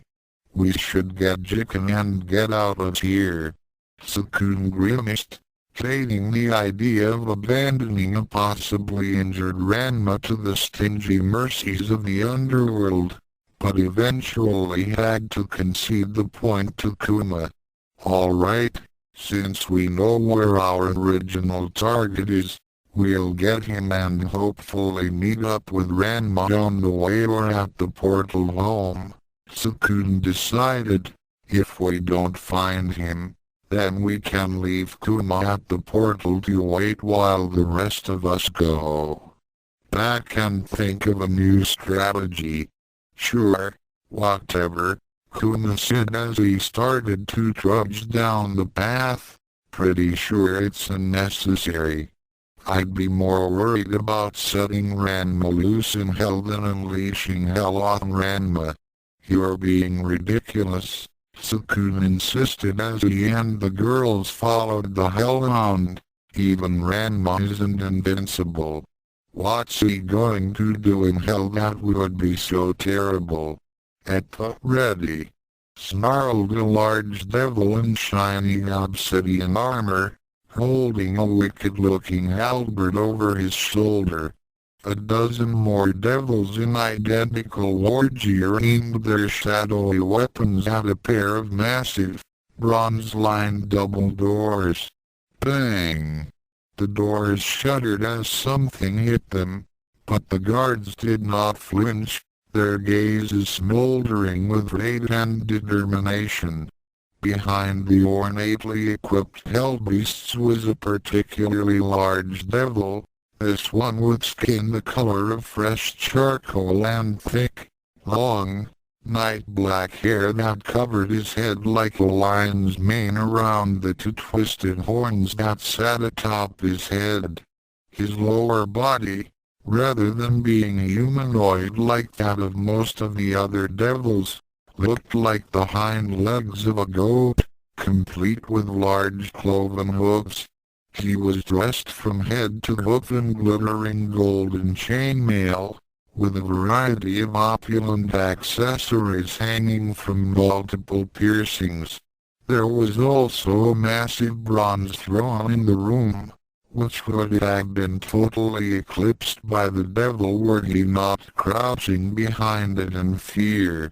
When that fool breaks through, I'm going to give my obligatory final boss speech, then you all jump him, demanded the bigger devil. Yes, my lord Satan, growled the leader of the infernal guard, levering his own halberd at the doors as they shook once more from a heavy impact. Bang! How did he get past the main gates? Did he sneak in or just kill anything in his way? Mumbled one guard devil as the hinges to the door strained painfully. Silence. Keep your weapons and your thoughts aimed at the enemy. The lead devil snapped. Crack. As the heavy doors finally collapsed inward, Satan stood up and to the side of his throne so that it was slightly less obvious he was using it for cover. So you've made it this far, have you? Impressive. But your journey ends here, Ghost of Spar. Then he halted and quirked an eyebrow. Wait, you're not Kratos. What's going on?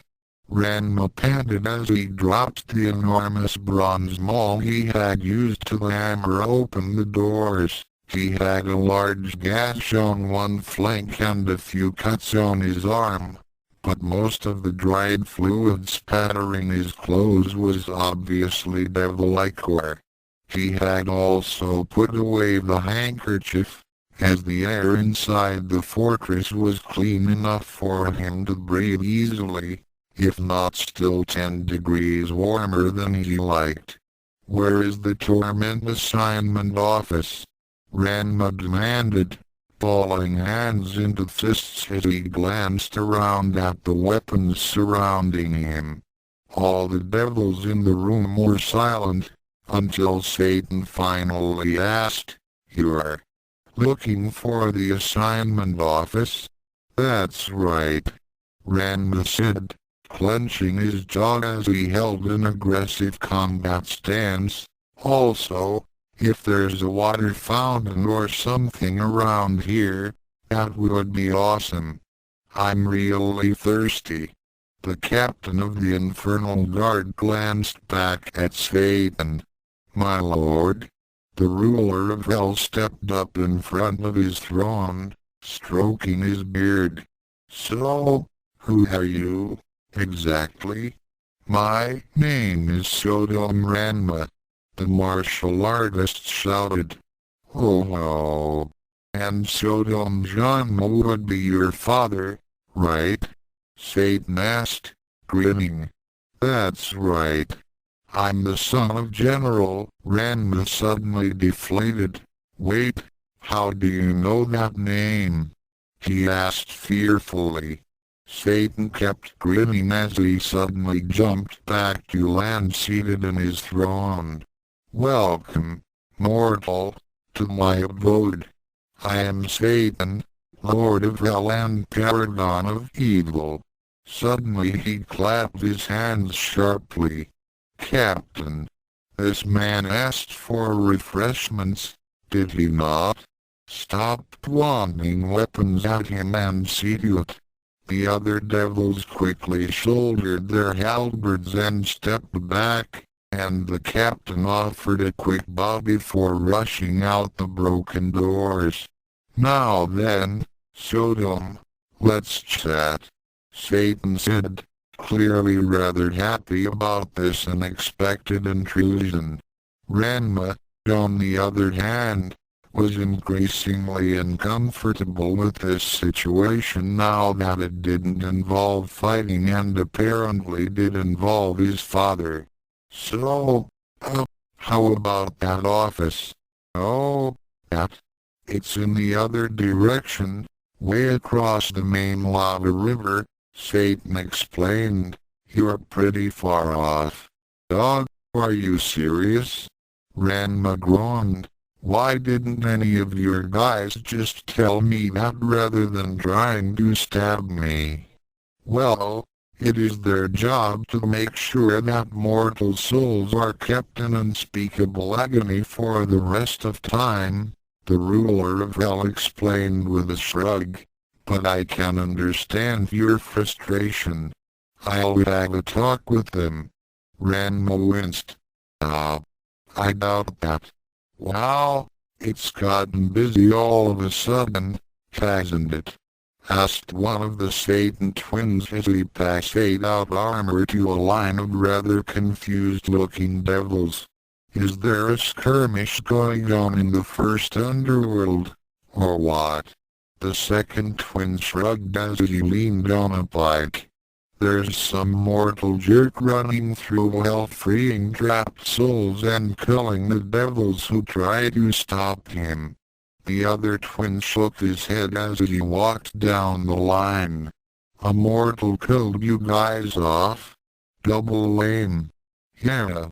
Well, we got the last laugh, grumbled one of the devils bitterly.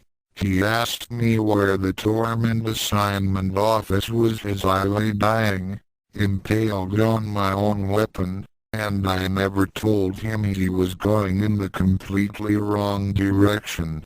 Yeah, we sure showed him, deadpanned the devil next to him, who then raised his hand. Excuse me, Lord? Or, lords, I guess. The two masters of double hell turned toward him, and the lowly soldier continued, So if we're in double hell because we died in hell, what happens if we die here? Then you go to Scary Town, the Satan twin handing out armor said, stepping next to the devil and holding out a breastplate. Wow. That place must really suck, muttered the next one down the line. Hey, it's not bad in the fall. Now armor up, boys. You're all working double shifts from now on. The other Satan proclaimed, eliciting groans from the assembled devils. The captain of Satan's bodyguard soon returned with an iron goblet, and handed to Ranma with his head bowed. As nervous as Ranma was, he took the goblet without hesitation, and barely halted before he drank it, noticing that it was a rich red color. Wait, what is this? Wine? Ranma asked. Blood wine. Only the finest for guests of our Lord, hissed the captain, his forked tongue briefly poking out from between his lips. That's just a name, right? Ranma asked awkwardly. What do you think? Satan deadpanned, planting his cheek against his fist as he leaned his elbow against his throne's armrest. I can't drink blood, Ranma said, grimacing. I'd be no different than the vampires. He handed the goblet back to the captain of the guard, who looked confused.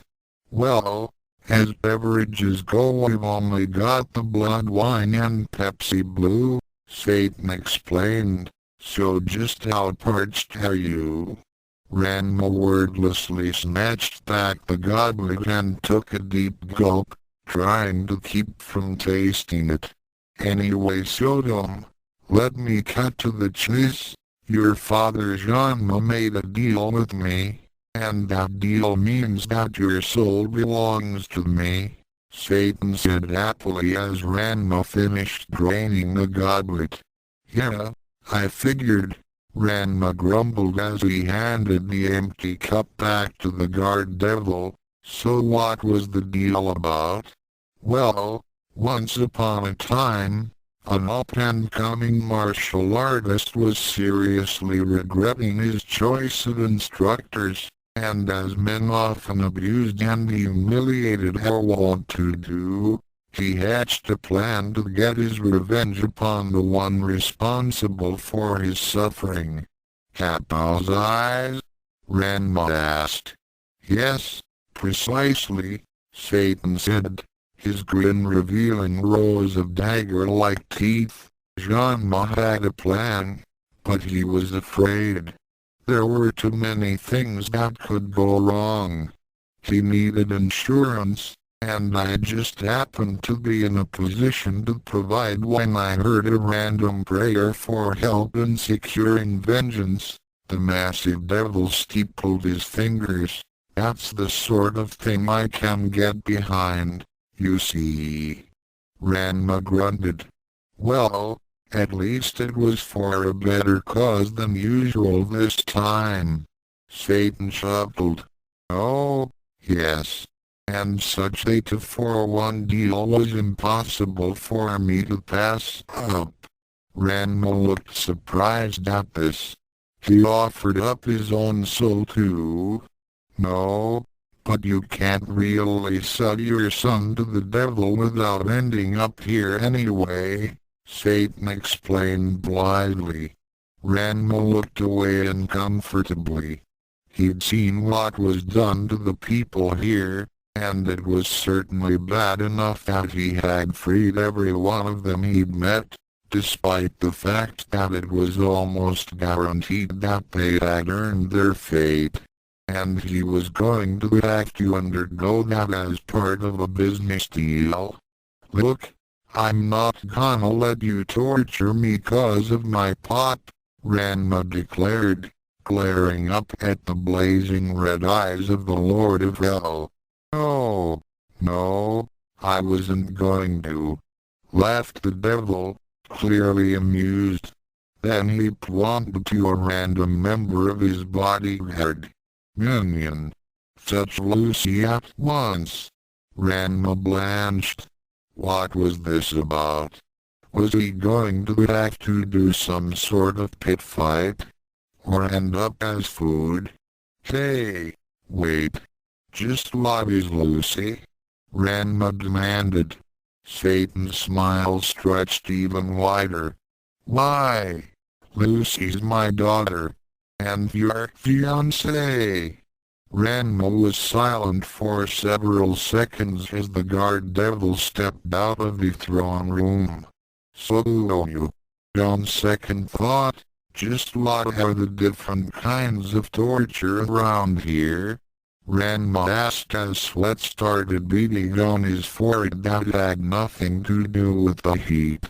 That sandpit thing seems like a bit too much, but do you have something that's like half that painful? I mean, what are my options here? PFT.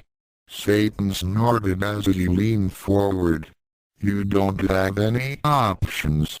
I didn't take possession of your soul just to laugh at seeing acid dissolving your face over and over. He briefly gestured to his antechamber. As you might have guessed, decent men are hard to come by around here. The devils are nasty by design, and the damned souls have quite an assortment of issues. Never mind that banging the boss's daughter for all time isn't much of a punishment. Then Satan pointed at Ranma. That's why I needed a soul that wasn't on track to end up here. Someone relatively upstanding and decent, but still underhand and twisted enough to get by down here. So I started making deals to get souls in advance. Sometimes they turn out rotten, so the investment goes sour and they just end up in the pits. But you've turned out okay, so I'm declaring you my new son-in-law. Before Ranma could protest, the door to the back of the throne room opened, admitting two devils. The first was the guard that had left, but the second was a very female devil in a slinky black dress that Ranma could only assume was the aforementioned Lucy. Her skin was like red satin, and her hair was a long, ash-white waterfall that stretched down to her knees behind her.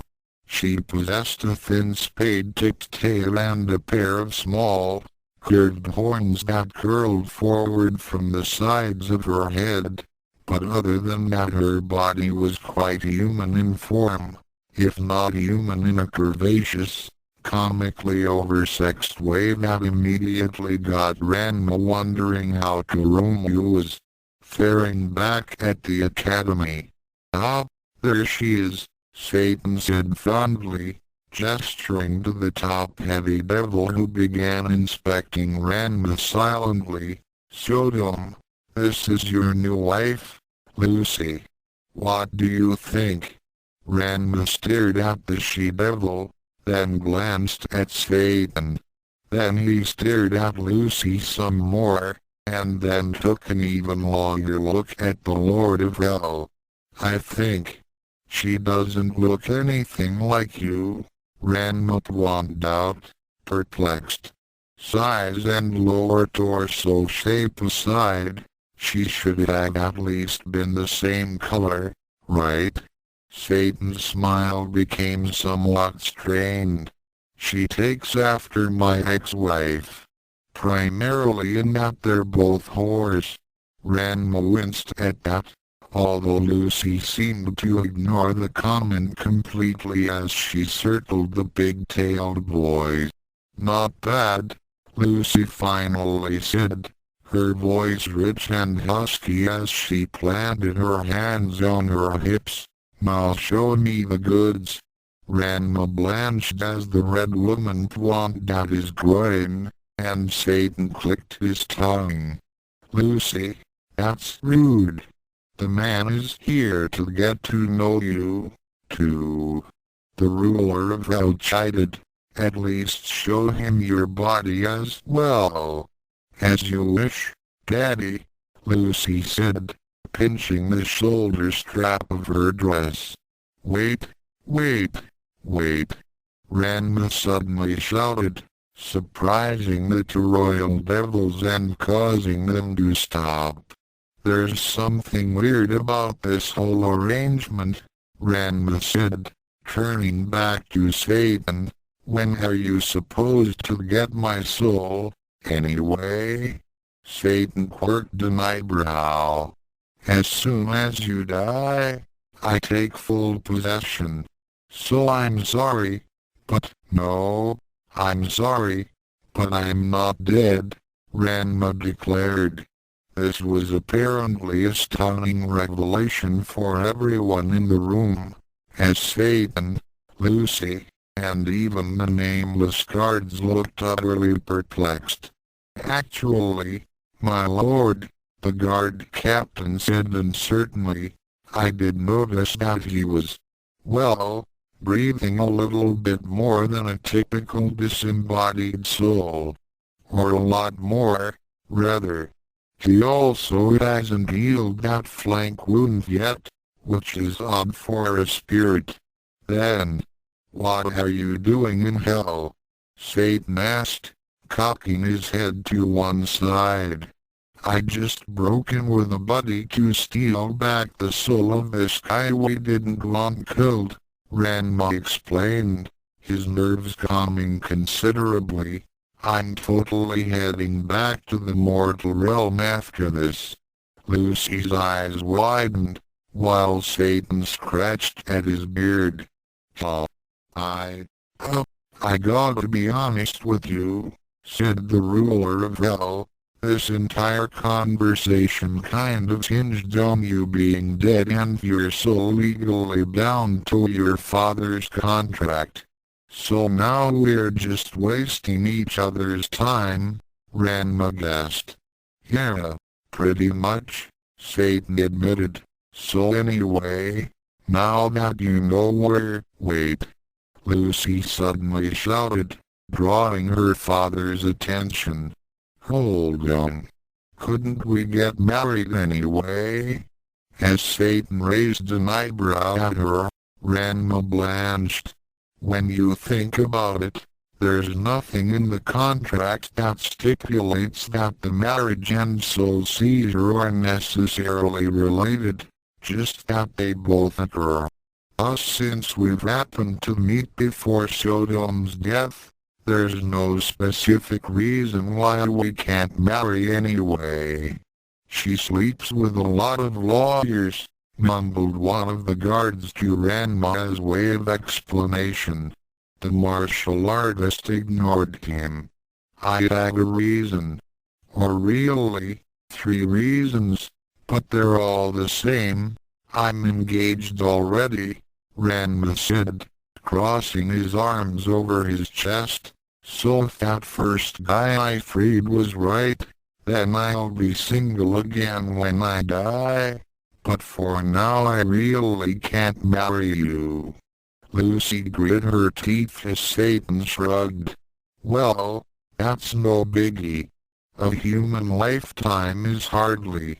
He trailed off as his daughter suddenly walked up to Ranma and seized his arm. Can I speak to you? Privately?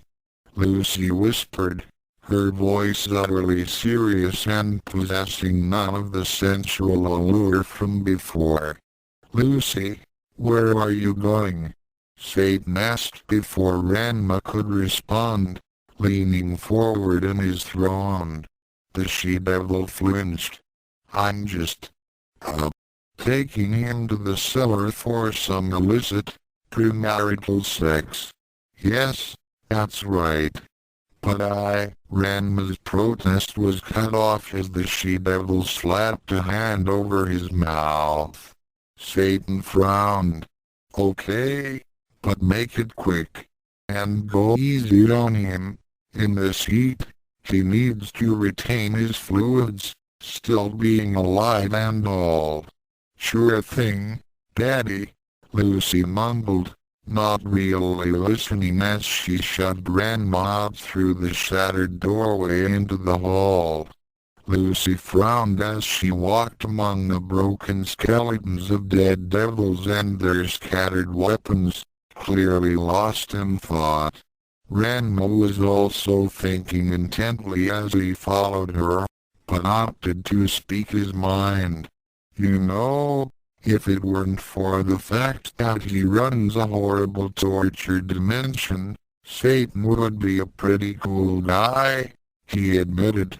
I mean, I've met plenty of people way less reasonable and more dangerous. Daddy has a challenging job, Lucy said reluctantly, and a bit of a PR problem as well.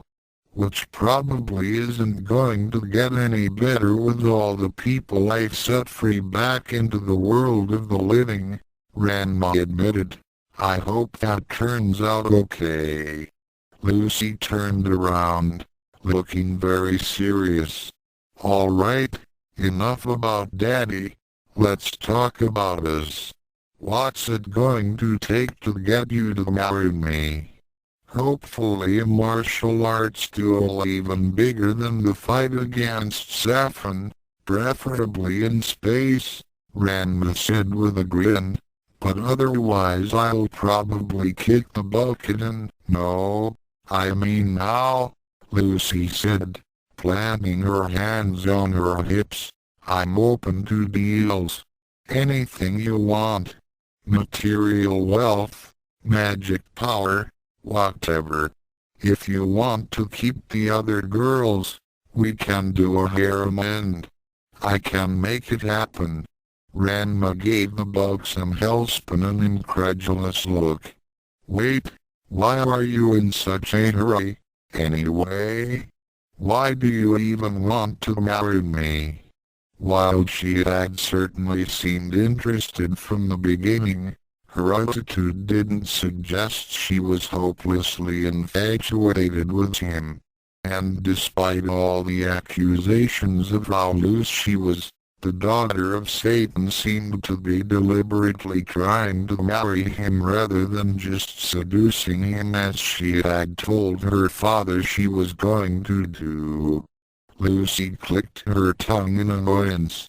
Fine, I'll level with you.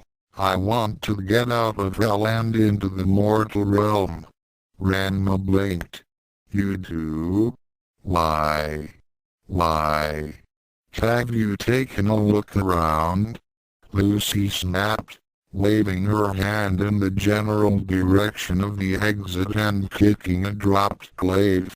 You know, when humans end up here it's because they turned away from God and gave into a host of dark lower impulses, surrendering to temptation. Do you know what me and the other devils did to end up here? We were born on the wrong side of a divine barrier. The more I learn about cosmic justice, the less just it seems, Ranma deadpanned. Exactly. Do you know what it's like to grow up in this? Lucy bit her lip angrily as she even failed to finish the sentence. You can't even call it a hellhole because that isn't an analogy. This place is literally the low point of comparison for every other lousy place in the universe. Except Scary Town during the spring. All the time while I grew up I was constantly taunted by the complaints of the humans about all the incredible things they had to leave behind and the decadent comforts of their mortal lives. And I might never get another chance to experience it at all. Lucy hesitated for a moment. Well, that's what I get from some of the damned.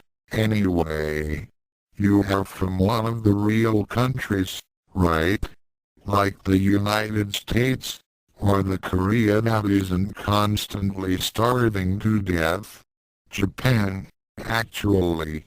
Even better, Lucy said, brightening as she smiled for the first time since Ranma met her. Being a sexual deviant is practically required for citizenship. I'll barely even stand out. Okay, hold on, Ranma said, rubbing his forehead. I'll give you that this place is awful, but aren't you, like, a hell princess? Your dad is Satan, the ruler of this entire plane or whatever. That doesn't seem so bad to me. Lucy once again crossed her arms under her breasts, nodding solemnly. It's true. I am the second most esteemed creature in the inferno. I have a castle, with all the primitive comforts that medieval-level technology in a resource-strapped realm can manage. I have a legion of slaves and warrior devils to cater to my every whim.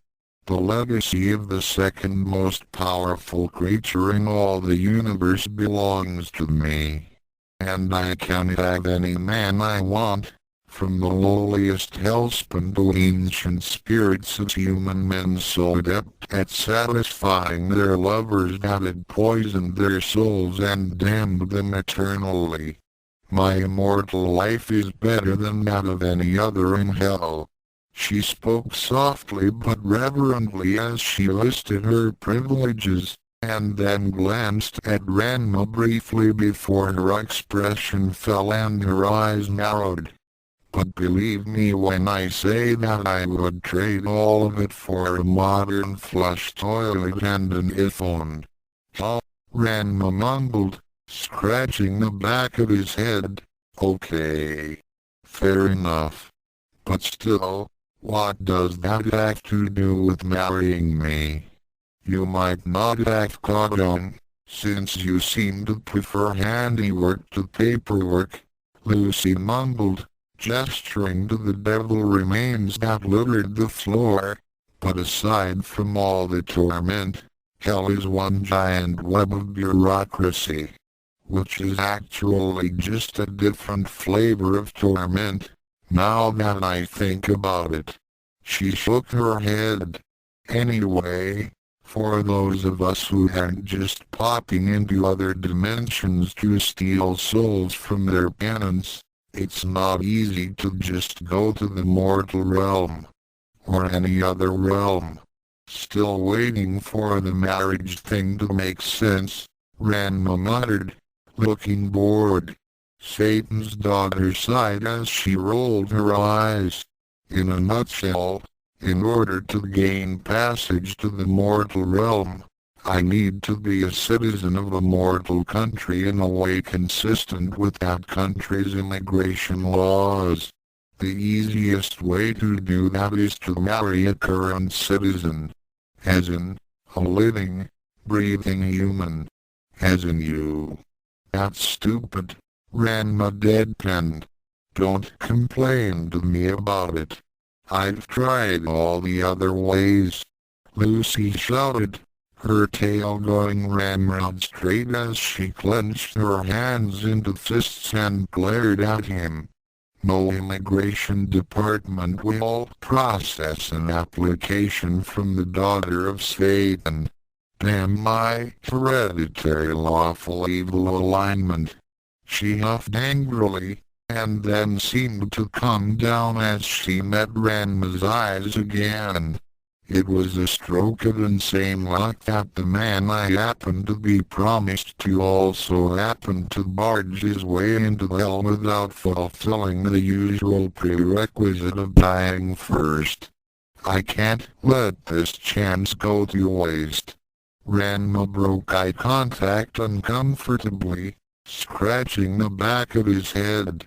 Look, it's not that I don't want to help, but marrying you is sort of... He pursed his lips, uncharacteristically thinking of what to say before his mouth ran off without his brain.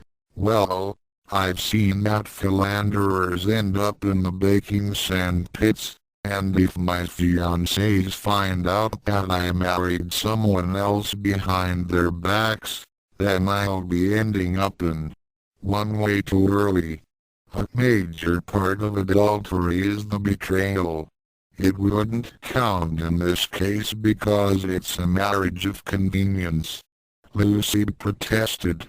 Yeah, I'm way past trusting that the universe will see reason when judging me. Not happening, Ranma said, shaking his head. Lucy bit her thumb anxiously as she tried to think of a new strategy. Okay, wait. How about this? We get married just long enough for me to get my green card, then we divorce immediately. The whole thing can be a secret and we won't have to see each other again until we're both back in hell. Actually, we won't even need to see each other during the fake marriage. One signature on a marriage license, and you're done with your part. I'll take care of everything. All I need is a signature. The she-devil was gleefully hopping up and down at this point, and Ranma couldn't help but feel guilty at his reluctance. He also felt other emotions at the sight of Lucy's breasts bouncing like volleyballs, but stamped them out quickly as usual. Are you sure that your hell laws recognize divorce? So there won't be any technical adultery? Ranma asked. Yes, Lucy said. And you'll keep this a secret from everyone I know? Ranma asked. Yes, Lucy said even louder. And you'll take care of the divorce as soon as you're straight with the government? Ranma asked. Yes. Fires below? Yes. Lucy screamed in joy and anticipation. Knock. Knock. Hey, would you two hurry up and finish? We have to start cleaning out those bodies, and whatever fluids you're leaving behind, asked a rather bitter-sounding voice from the opposite side of the door leading to the hallways. Ranma and Lucy both glanced at the door in annoyance, and the former sighed heavily. All right, I'll do it. Before he knew it, Lucy had seized him into a crushing hug, black tears crawling down her cheeks as she squeezed her formidable chest against his. Thank you, Ranma. You've made me the happiest girl in the underworld. Which is a really lousy standard, I know, but still. Okay, great, Ranma mumbled nervously as he worked to pry his newest fiancée off of him. But you said I could ask you for a favor, right? A major one? Lucy nodded vigorously. Horrific and disgusting forms of sex are not off the table. That's neat, the martial artist said weakly, wondering just what he could expect in his future eternity of unholy matrimony. But no. Can you get me something to write on and a pen? I need to take care of that marriage license, but I also have to write a letter.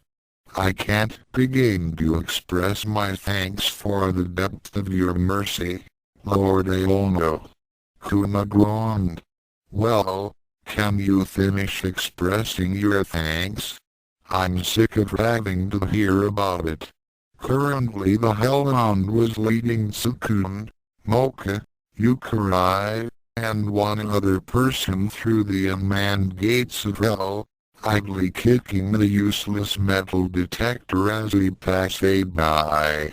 The person at the rear of the party was a rather large, hairy beast with long, huge claws who was wearing Tsukune's jacket around his waist like a loincloth, and was otherwise naked.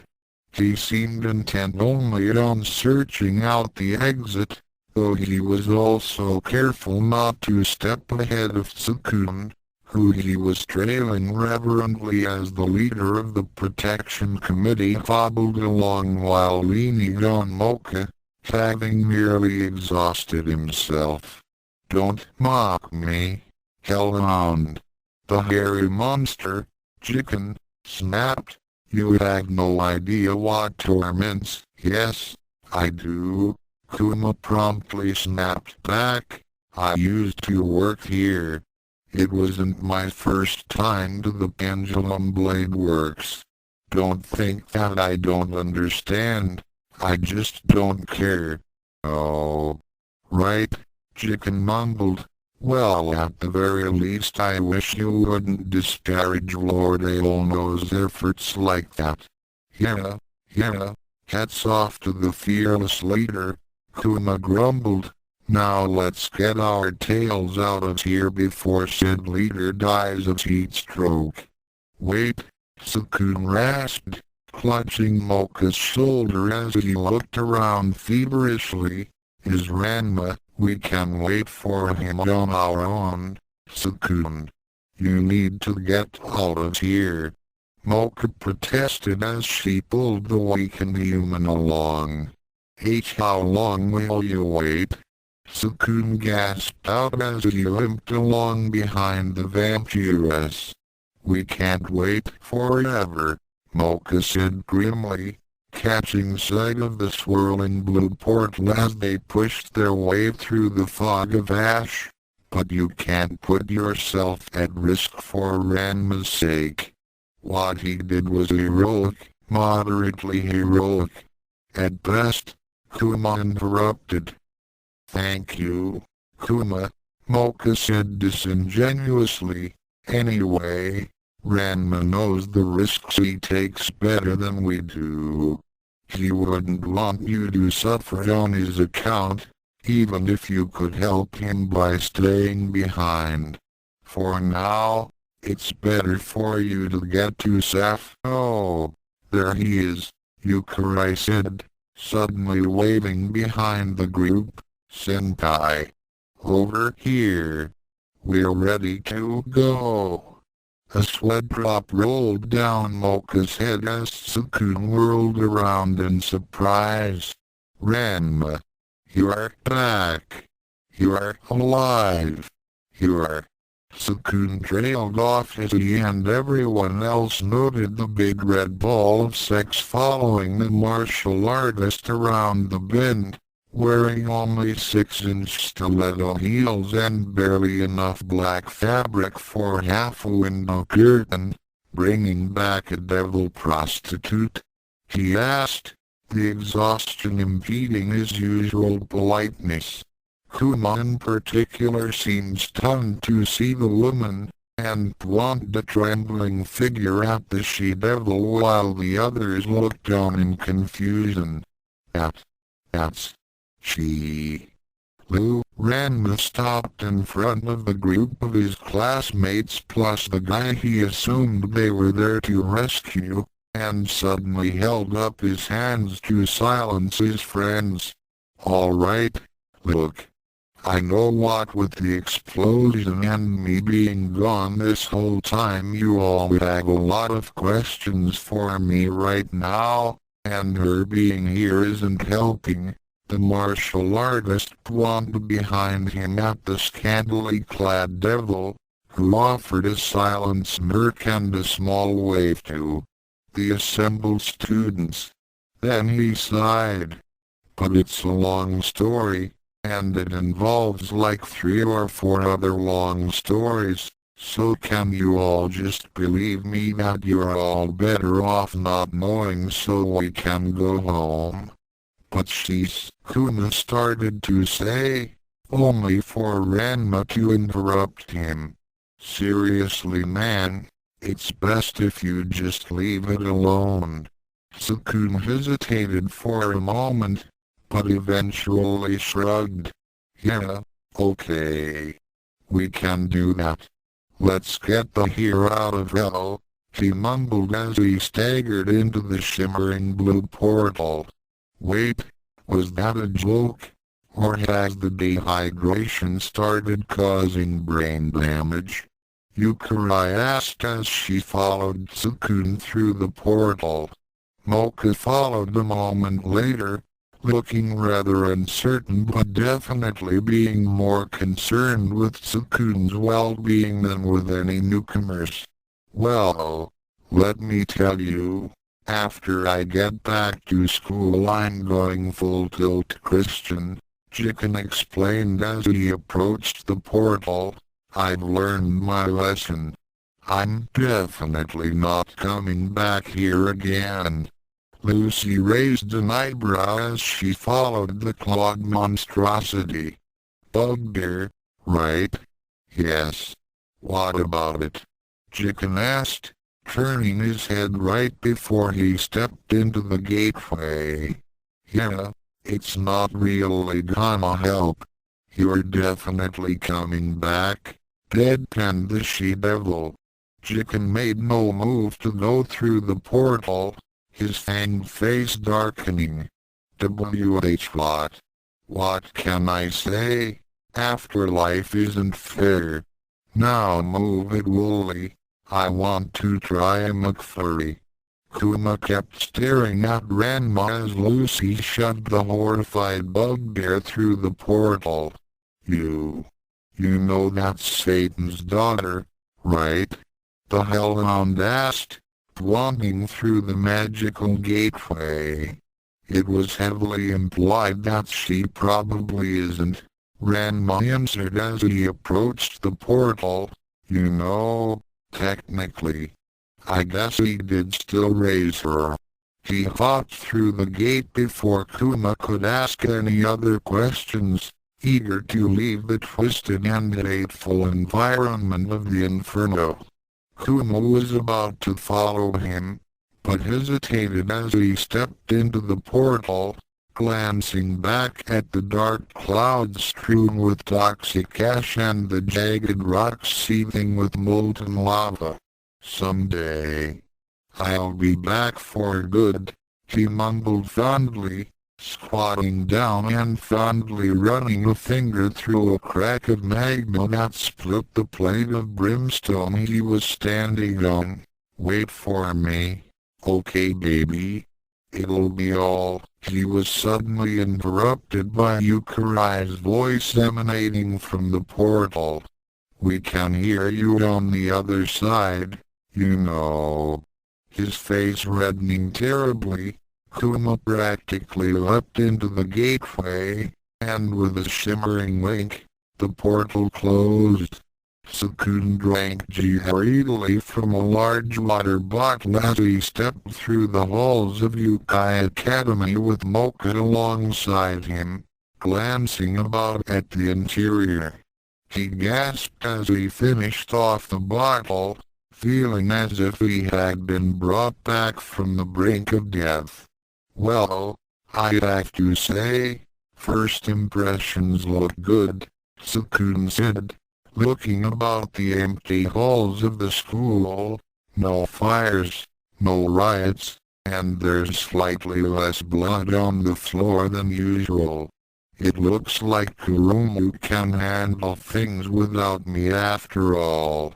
Behind the pair were Kuma and Ranma, who appeared to be exchanging heated whispers such that Tsukune and Mocha couldn't hear them. The others had already left, having their own affairs to tend to. Tsukune led the way up to the Protection Committee's offices and then pushed the door open. Kurumu, we're back.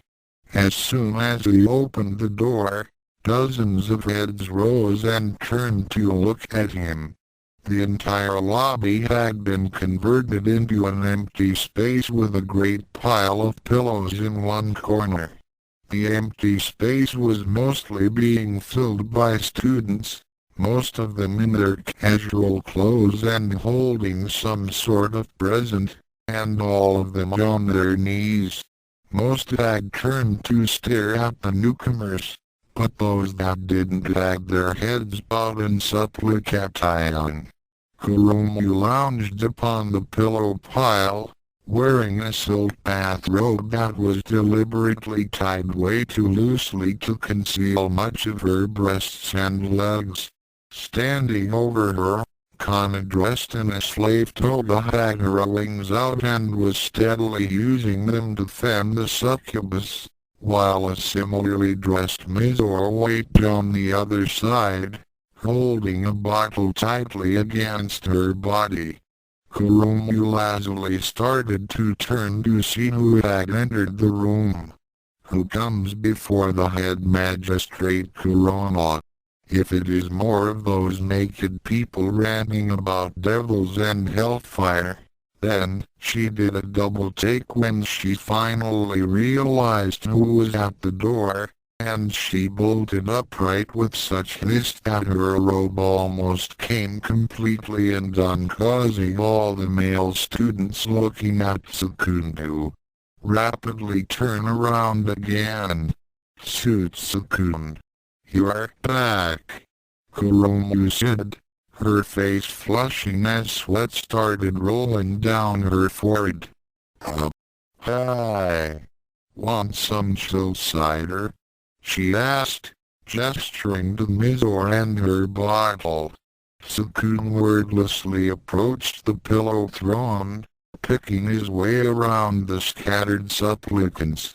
Now wait, I know it looks bad, but there's actually a perfectly good reason for this, Kurumu said desperately. Mizore quirked an eyebrow. No, there isn't. Silence, slave, Kurumu shouted instinctively before she shook her head. I mean, shut up, Mizore. Kurumu. Tsukune started, staring up the succubus and trying not to get distracted by the view he had directly up her robes. The succubus winced. Good job, Tsukune finally said. This is a better outcome than I had any right to expect.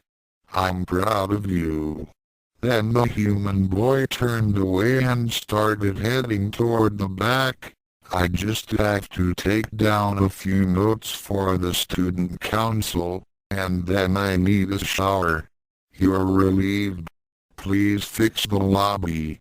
As Kurumu let out a gasp of relief, Kana deadpanned. Do not tell him about that part, Kurumu hissed, being the only one close enough to overhear her. So this is what happens when me and Tsukune hang around to keep her in check, Ranma mumbled as he looked around at the students silently praying on the floor. Well, you, Ono, and Akashiya. Kurona is the second most popular girl in school, Kuma said with a shrug. By the way, where's your, tag along? Lucy wrote down my contact info and directions to the nearest Apple store and took off, Ranma said, leaning against the wall, and good luck to her. Hopefully we won't have to see each other again for a long time. You didn't, happen to sell your soul while we were down in hell, did you? Kuma asked, raising one of his bushy eyebrows. It was sold before I got the chance, Ranma grumbled, so I sold something else. But it was worth it, I think. We're making a what? Asked the captain of the Infernal Guard, his tone incredulous. Satan shrugged as he held up a scroll. We're making a new afterlife. For spiders. Evidently Saotome felt that it was pretty messed up that spiders don't have a good afterlife, so he wanted me to build a paradise for the spiders that lead good, honest lives. The lesser devil looked perplexed. What constitutes a good, honest life for a spider? Satan frowned as he scratched at his beard. Well, he is a human, so it probably means choosing the right religion.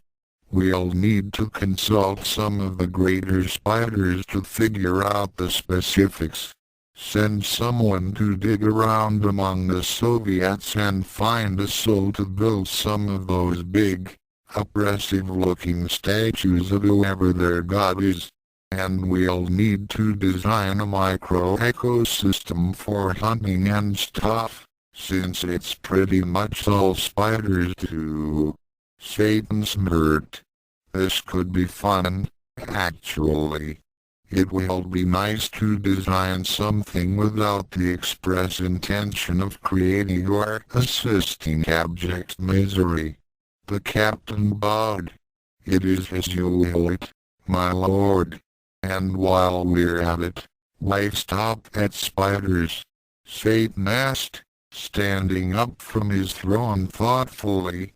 They're hardly the only creature that ends up in hell by default. Maybe it's time we treated the Inferno exclusively as a punishment rather than just a dirty slum for everything they don't want up in heaven. We've been using the same twisted justice for millennia, but maybe it's time for a change. We'll tighten our standards, update our moral paradigm, maybe start a parole system. He grinned as he nodded to himself, obviously pleased. Yes, it's about time that things around here got an overhaul.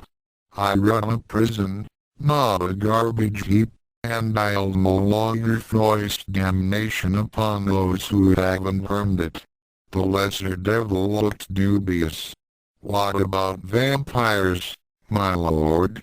No, screw those guys. Everyone else will get a fair shake. Oh, Satan explained as he sat back down. Of course, my lord.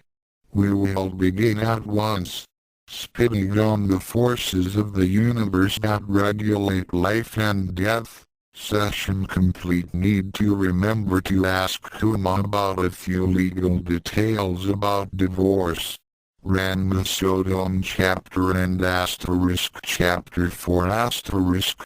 Tsukune shuffle big human on campus after school sessions by Black Dragon. This was a plot concept posed to me by Daniel Goodman, who is my bestest friend in the whole wide world. Mostly because I had no friends offline. So alone. BDW, more blasphemy incoming. Session 4 Tsukune Shuffle HR. I don't get why we have to do house cleaning for that old bastard, Ranma complained as he followed Tsukune down the neglected underpassages of Youkai Academy. The headmaster said that the things we need to organize are too valuable and dangerous to leave to students on punishment detail or cleaning staff. Tsukune reasoned as he swept a flashlight from side to side ahead of them. The corridors were largely unlit, what with most of lights having failed due to the light bulb burning out or the wiring having corroded. Perhaps 1 in every 5 lights in the corridor was even remotely functional, and these usually flickered and sparked frequently, adding more to the horror movie atmosphere than they took away. Mocha, Chopper, and Tobaki followed the pair of human boys, being the only members of the committee who were either unwilling or unable to come up with a good excuse to avoid an afternoon of digging around in a magical closet. I don't know why Kaito didn't want to join us. She might have family down here, Ranma said as his eyes followed the light.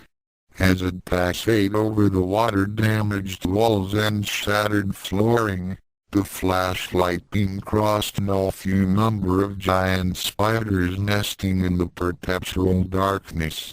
Big Sis has always been a tad lazy, Tobaki laughed, reaching out into the shadows to pet one of the tarantulas clinging to the walls.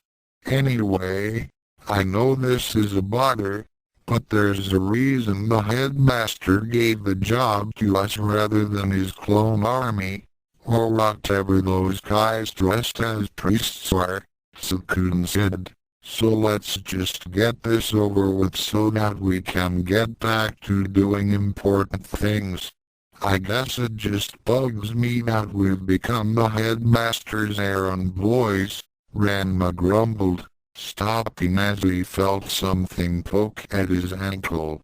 In the dim light of the hallway, Ranma could barely make out a creeping, 8-legged shape jabbing at his leg. What? You wanna ride? Fine, crawl up here, Ranma said, standing still as the hand-sized spider leapt up onto his calf on command. I can't believe how many of those things you've trained, Mocha mused, her own eyes having no difficulty seeing in the darkness. Where do you find the time? I don't train most of them, Ranma said, completely ignoring the fanged monstrosity settling on his back. I've never even seen this spider before. Huh? Then why does it listen to you? Mocha asked. Your guess is as good as mine, Ranma admitted with a shrug. Every spider on campus pretty much follows my commands now, even though I haven't even seen most of them before. It's really weird. Alright, looks like this is it, Tsukune said as he pointed the flashlight at a half-broken wooden door. It had loose strips of caution tape hanging from it, and the hinges were little more than scraps of rust. So this where the headmaster keeps his stash of incredibly powerful and dangerous magic items, eh? Ranma asked, stepping up and knocking his knuckles against the door. He managed that precisely once before the hinges crumbled and the door collapsed completely, very nearly disintegrating on the spot into a pile of rotting splinters.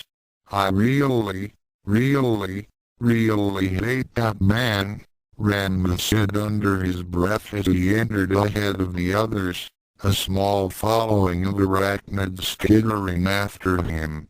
Tsukune found a light switch next to the entrance, and taking a deep breath first, carefully switched it on. Much to his surprise and satisfaction, some fairly strong ceiling lights blinked on with only a few bursts of sparks, and hardly any of those sparks bounced into the pile of leaking red barrels with warning flammable signs plastered on them. He has a stash of explosive barrels, Ranma mumbled, scratching the back of his head. They go in the gratuitous explosive storage bank, which we passed on the way here," Tsukune said, jabbing the fun behind him. "Is that the one conspicuously situated beneath the student alchemical labs?" Tobaki asked as she put her glasses on in preparation to work. Tsukune sighed a sigh of utter resignation. "Yes, that's the one." As Tobaki picked up a barrel and started her task, Moko looked away from that corner and studied the rest of the room. The storage room was massive, with several adjoined storage vaults for safely storing magical items, although all of those vaults lay open. Piles of furniture, boxes, barrels, and chests littered the storage room, most of them covered with old sheets, dust, and cobwebs. "All right, first things first," Tsukune said as he stretched his arms. "Ranma, can you get all the spiders in here out of the way? I'd rather not end up stepping on one or disturb a nest on accident." "You heard the man.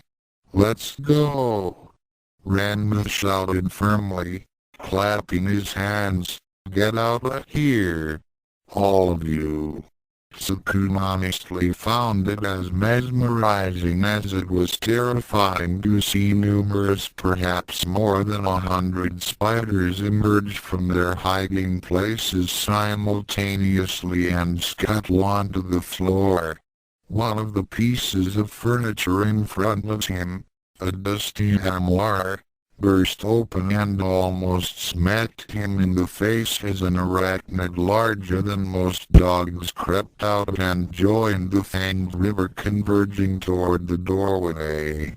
Most of the beasts were larger than his hand, which led Tsukune to wonder uncomfortably what it was they ate down here when they seemed to be the dominant species. "Can I have one or two of them?" Chopper asked as he stared down at the orderly line of spider traffic. "I'm a little hungry." "We'll eat lunch after this," Ranma said, shaking his head as he plucked a smaller spider right out of its web near the ceiling and tossed it into the tide of hairy legs. "The sooner we get started, the sooner we'll be done." "All right. We have 4 categories other than explosives, so the rest of these things have to be sorted into the vaults here," Tsukune said, pointing to each of the vaults in turn. "Magical weapons and clothes, magic mirrors, eggs and seeds, and plot MacGuffins." Ranma winced. "Magic mirrors, eh? Be careful to keep the sheets over those things. They are a pain if you look into them." Tsukune nodded. "Good advice. Chopper, I want you to focus on the plot MacGuffins. Since you're a minor character, there's a much smaller chance of you triggering an adventure." "So, we don't want an adventure?" Ranma asked as he approached a barrel covered by a cloth. "Not before lunch, we don't," Chopper said as he gathered up a trio of golden triangles. Ranma peeked under the cloth over the barrel, seeing that it was being held up by several swords and spears that had been dropped into it in a cluster. "Oh, hey. Nice to meet you, buddy." Ranma quickly dropped the cloth and then moved to pick up the barrel. "Magic weapons. Yeah, I am. Listen, I've been stuck down here for quite a few years, and was wondering if you would like to." Ranma put the barrel down in the furthest corner of the vault and then turned around, completely ignoring the talking weapon. "Smooth moves, Derflinger." "Oh, shut up, Longinus." Mocha frowned as she looked up at the numerous eggs that littered one corner of the storage room. Each of them were just bigger than a man's head and riven with veins, and they were a dull green color near the base that darkened to a black ebony near the top. Tsukune, some of these eggs look like they've hatched, Mocha said nervously as she started picking up the intact ones to haul into the vault. What if there are some kind of baby creatures in here? Tsukune stopped pushing a large dressing mirror into the appropriate storage vault, glancing at Mocha. Oh, I was wondering what all those spiders had to eat down here. He idly batted aside a dark, withered tail that hung from a cobweb's cocoon, and finished moving the mirror. Chopper stared carefully at a thick golden ring he had found in an otherwise empty chest, then shrugged and flicked it into the MacGuffin's vault. After that, the troll started rifling through the contents of a dusty old desk when he suddenly heard a petite voice speak to him. "Hey, you, big guy, over here." Chopper turned his head, and the wrestler quirked an eyebrow when he saw that there was a hummingbird-sized fairy sitting atop a small disc covered by a cloth. "Hi, I'm Lilith, the spirit of this mirror here," the fairy said enthusiastically, pointing to the covered item. Chopper rubbed his considerable chin, his eyes narrowing. "So does it go in the MacGuffin room, or the mirror one? You must be my new master," the fairy chirped. "I can grant you a wish." "I wish I had a snack," Chopper said immediately. A sweat drop almost as big as the fairy appeared behind her. Are you sure you want to wish for something as mundane as that?" "That wasn't a wish, I was just thinking out loud," Chopper said as he reached out and took the fairy between two fingers. "Oh, then what do you say?" "Wait. Estio, Chomp." Mocha placed another batch of eggs down, and then returned to the area she was clearing, pulling apart a veritable curtain of cobwebs that were blocking her path. She frowned as she saw a massive, spike-encrusted egg settled in the corner, its shell a bright purple color with dark spots. Tsukune, this one looks kind of dangerous." Tsukune finished taking the carefully wrapped hand mirror from Chopper, and then turned toward Mocha. "What? Just because it's bigger?" Mocha shook her head slowly. "Not just that. I can feel a deep, deep malevolence inside it. Like a hunger that can never be satisfied." Tsukune walked up to the vampiress as she shuddered. "Is it that bad?" Mocha nodded slowly. "It sounds like it's trying to escape. A force of destruction that cannot, YOINK. Richard said happily as he dashed past the teenagers and grabbed the side of the egg, pulling it toward him so that it started a slow, uneven roll. Mocha and Tsukune watched silently as the warlock quickly stepped behind the egg and then started pushing to pick up speed toward the exit. "You were waiting for something like this, weren't you?" Tsukune asked blandly. "Well, I would have taken the One Ring, but I still owe Sauron money," Richard admitted as he smashed the egg through the doorway, easily ripping through the walls surrounding the small passageway without any apparent damage to the egg. "Toodles." Tsukune shook his head. "Let's just hurry up and get these things locked up before he tells the other teachers about this. Hey guys, check this out."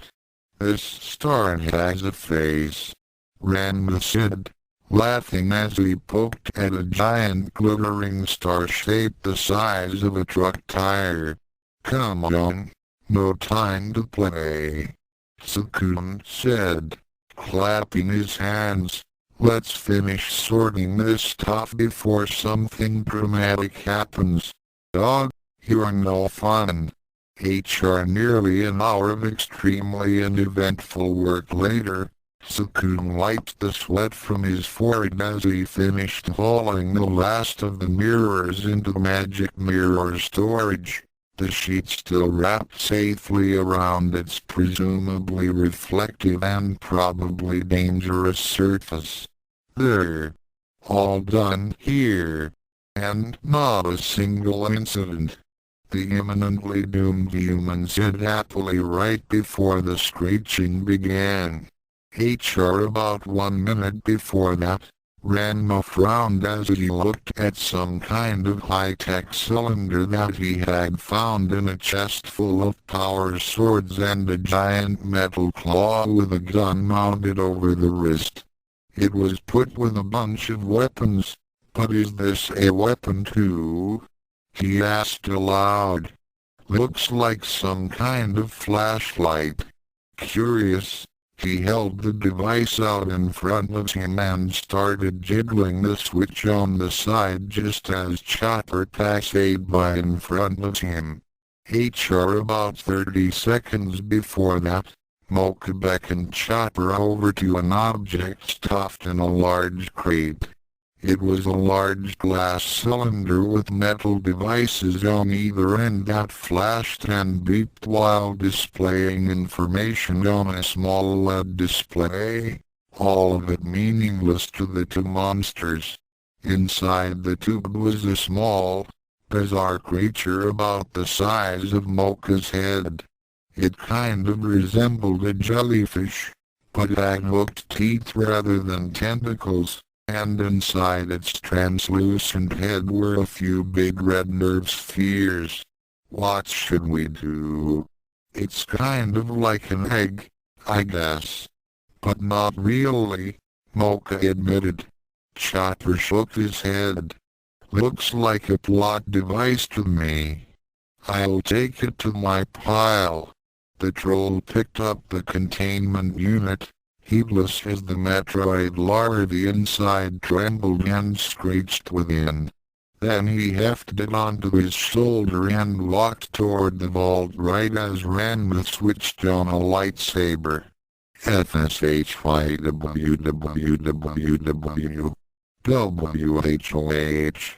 Ranma shouted in surprise as a shaft of red light burst from the cylinder in his hand, stabbing into the side at an angle and carving out much of the device as Chopper shouted in surprise and tried to pull the containment unit away. Within seconds, the screeching alien within the canister burst into the air, spilling stasis gel all over the dust-covered floor as it hovered shockily near the ceiling. Damn! It's free! Chopper growled. SCREE, screeched the Metroid, quivering in the air. We have a loose plot device, Tobaki said, dropping an armful of fireworks as her hand seemed to liquefy into yellow sludge. All main characters, get down. Dog, hell. Ranma grumbled as he dove next to an armoire and covered his head with his hands. Then he noticed Mocha huddled under the desk next to him. Wait, why are you hiding? The big-tailed boy asked, surprised. This isn't canon storyline, right? We can kill him here, right? Evil Mocha asked as a vein popped up on Mocha's head. Gotcha! Tobaki shouted as she lashed her arm out, her fingers forming a lance that speared toward the young alien. The Metroid jerked to one side, avoiding the tendril, but in its rush to dodge it smacked into a ceiling light, prompting another burst of sparks on top of the needlessly bespectacled treasurer. "That's right, run!" Tobaki taunted as her arm snapped back, and then she turned around as the Metroid floated toward the vaults. "You won't get." "What's that hissing noise?"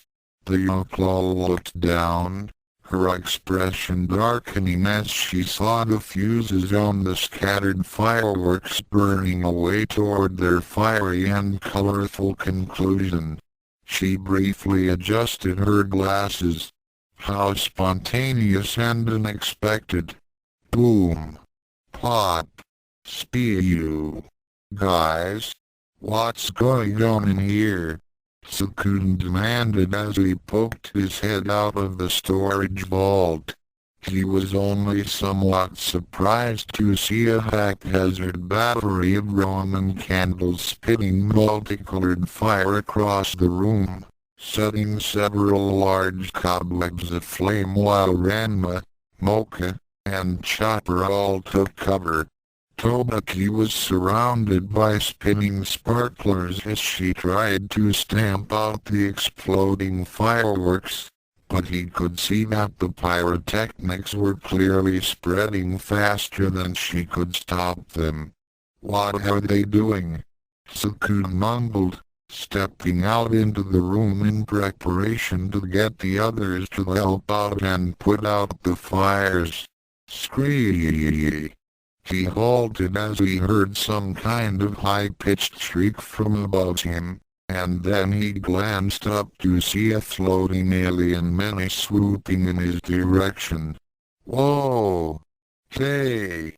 Tsukune stumbled backward as the Metroid stopped just a few feet away, quivering as it hovered at head level.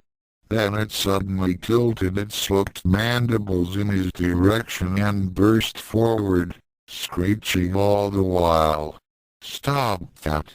Go away!" Tsukune demanded, diving onto the floor to avoid the lunging alien.